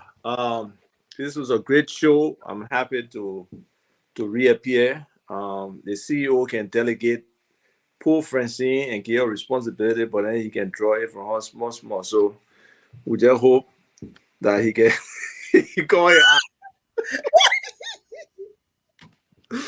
No, I'm saying to you. Sometimes if I really get tired, I say, Francine, whenever I say anything to you, it means that I say no, I'm busy, I'm tired. So you're right. I don't know how you get to know this. Seriously. No, but honestly, you be doing for true. You be making a poor thing that I got control who come on the show or not, right? That's why he can do when he wants to say no. I asked him someone, he said, go ask Francine. I said, look at it one. He wants to say no, just say no. Don't say came into Doc. No sense. Say go ask her. Go ask Doc what she the one in charge. Thank you for uncovering the secret today. That's what he does. That's what he does. I know By the time he say it to I Doc, have to that say know he this wants to because know. this is what we used to do during CDC government. So I have to say now we're going to a new government. That's a new. Go ahead, Abba. Yeah, but seriously, thanks to your viewers, the active commenters, and then the silent people who in the background be giving input, be giving feedback. That this show has become like a part of a lot of people's lives, you know. So we appreciate the election success. The fact that this platform was in the right direction in terms of the choice of the people and supporting Joseph Boyka. Now, I think it's a major responsibility of Spoon to help this government and to keep this government accountable. Help this government in trying to get, professionals on who will understand the mapping, that strategy, that trajectory that and Lenny just talked about, how we move this country forward. I think a lot of lessons can be learned if Spoon can share that information with our people. I think they will absorb it a lot faster, with the outlets you have in terms of the radio, plus this particular platform that people listen to on a live basis. So that responsibility, I think, is very huge. I think we have a new lease on life. It really starts tomorrow. And like you said, Spoon, President Boyka will be appointing his cabinet from Tuesday to Friday and maybe beyond, because look, the number of jobs in government is not easy to fill everything, right? So his cabinet will be filled maybe, but those underlying critical positions may not be filled. But it's upon him as the leader. He has to set the tone. There already has been some low negative talk coming out, but he got to make sure that he wants a legacy government, a government that can change things, that can make the foundational things that would move Liberia forward, from national ID card, from clear land ownership, from really empowering Liberians to be a part of this private sector that needs to move our country forward. Aid will not move our country forward. Loans will not move our country forward. Liberians working, generating revenue, paying their taxes, and elevating themselves up that social and economic ladder is what will move our country forward. So, I really appreciate the show. The question you're asking was about Linda Greenfield, and I just hope the package you're bringing, the combination of sanctions, economic support, and everything will be very helpful to this government. The statement we have made today about, or whether today or yesterday, since it was recorded, we don't know the real account balances. I know there have been limited information shared with some of the transition teams, so we don't know what's there. But hopefully, there's funding there to cover some of the immediate expectations of people, whether it's from salary, whether it's from social benefits that people are expecting, whether it's from one or two programs that have been promised. Hopefully, the international community and stuff can at least start to get Joseph Boyka on his feet right, because if he's not starting the right way, if he's not holding people accountable, if he's not appointing the right people, there will be a very tough 6 years for us. So we just pray for him to be that insightful grandfather, that father of the country rule, and really look at this as president for all Liberians, not just for Unity Party or for his friends and family, to make the difference for Liberian people. Liberian people have suffered too long. It's not, the suffering now, we see our people, when we go in so many ghettos, the way we see people living, the way the young people are on drugs. That's not how Liberia is supposed to be. They are losing their childhood, they are losing their lives. So Stanton, thank you for this platform, and I look forward to the show tomorrow. I hope we all can come on tomorrow, come early, because the guys will come in studio, those that will be available. But again, everybody will be here to make to make their argument. Like I said, our brother Asido will be joining us tomorrow. We're going to talk about the post-analysis, the post-inaugural program, and bring everything to the table. The way forward, guys. I really don't know why the doors are backing. They are so. If I have my way, I would just tell them to go spend some time to bush a quarter or chicken soup. People waiting. The people waiting. They push a quarter minute. Yeah, they waiting. Yeah, they go spend some time. That would be better. But I want to say thank you, guys. Thank you, Nelson. Thank you to the entire team. Thank you to Madam Titi. It will be a great day tomorrow. Please set your alarm a new day for Liberia. Seriously, it will be a very beautiful program tomorrow. You know, They're Ava will be celebrating going. Liberia. Ava will be going crazy because you know what we are talking about now. There will be no more George Weah. We'll just be going back to say, but George Weah did this. Now it will be about what Joseph Yiman Parker done. Who will be his finance minister? Who will be the minister of defense? Who will be the minister of justice? Who will be the minister of state?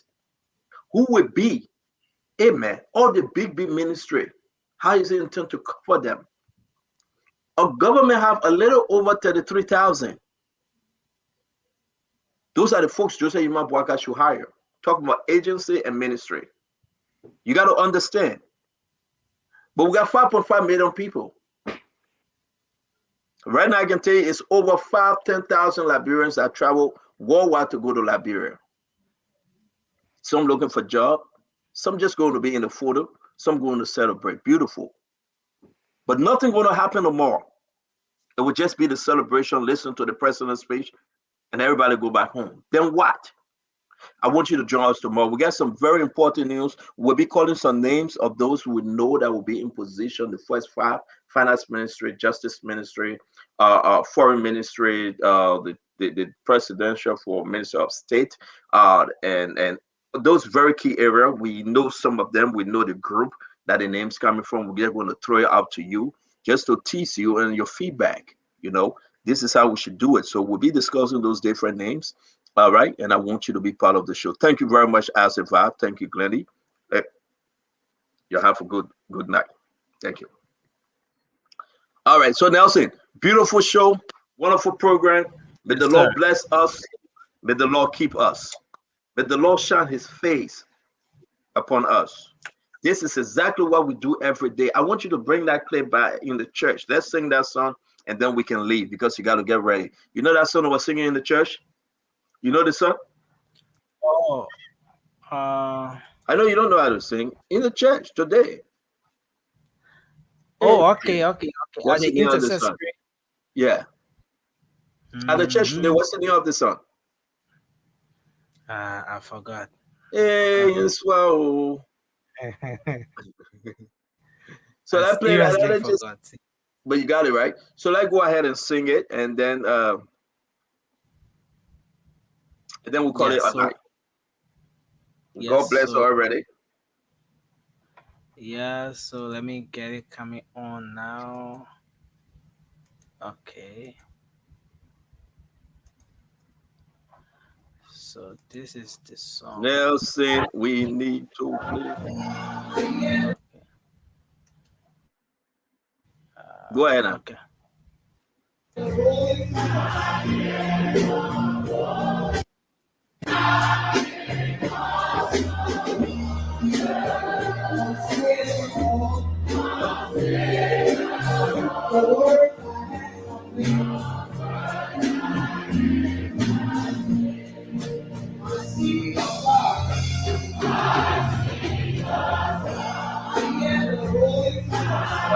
Yeah, the rolling thunder.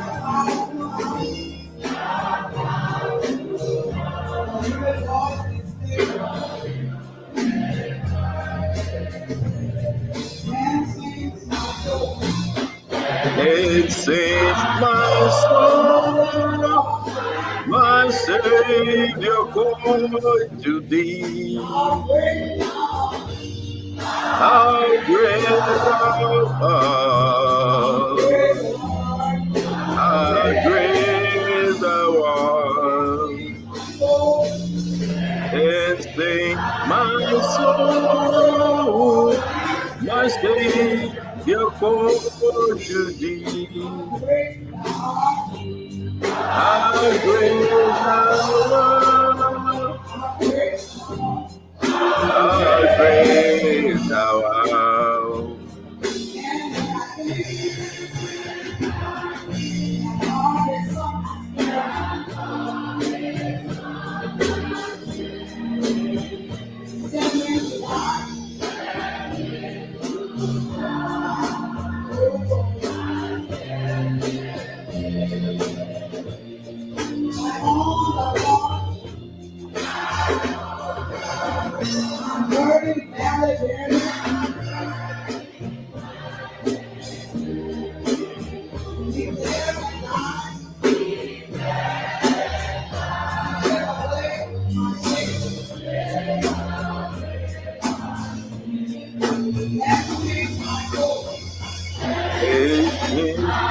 soul, my Savior, call to thee.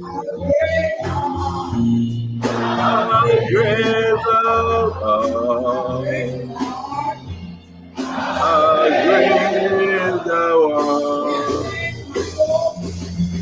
This things my soul, my Savior, call to thee. How great thou art, how great thou art.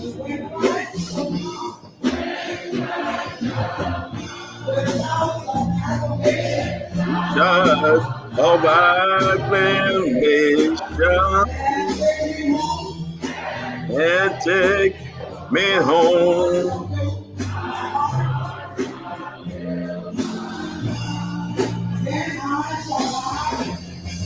Then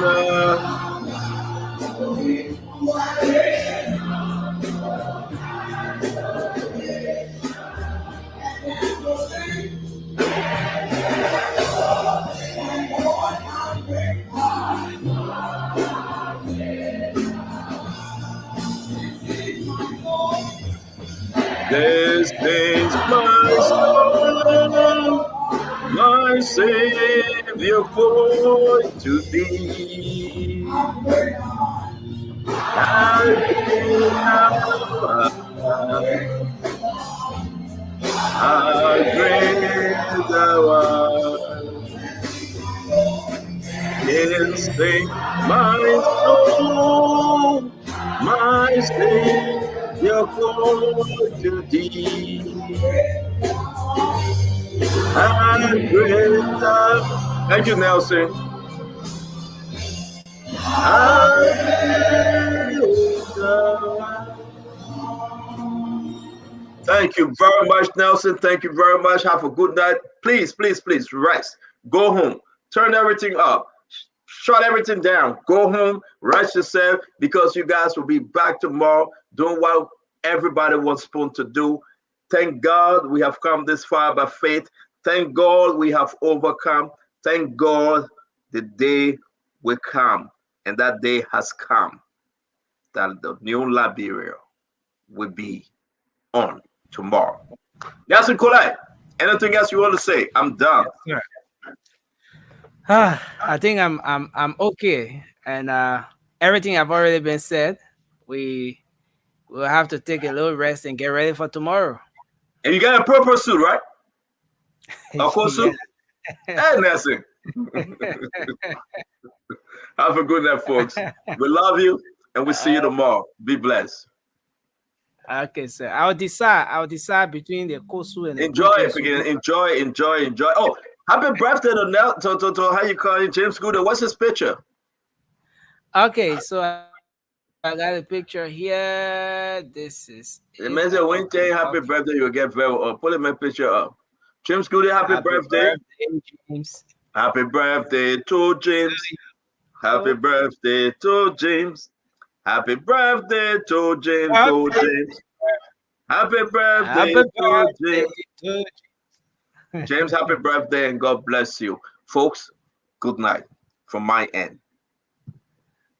Okay.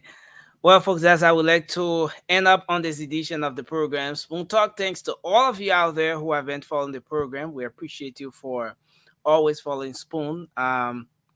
Whether is on Fabric 101.1, Spoon 107.5, or Super 95.5. We appreciate you for following. Or maybe online, Super TV on Facebook, Fabric TV on Facebook, or Spoon TV on Facebook. We sincerely appreciate you for following. And those of you who have been following via the YouTube handle as well, Spoon Talk Live, thanks for following. And the host of radio stations across the country, we appreciate all of you for following the program. And of course, tomorrow is going to be the D Day, a lot to talk about. And yes, so till we come your way again tomorrow, have a good night. I'm Nelson Colette, and bye bye for now.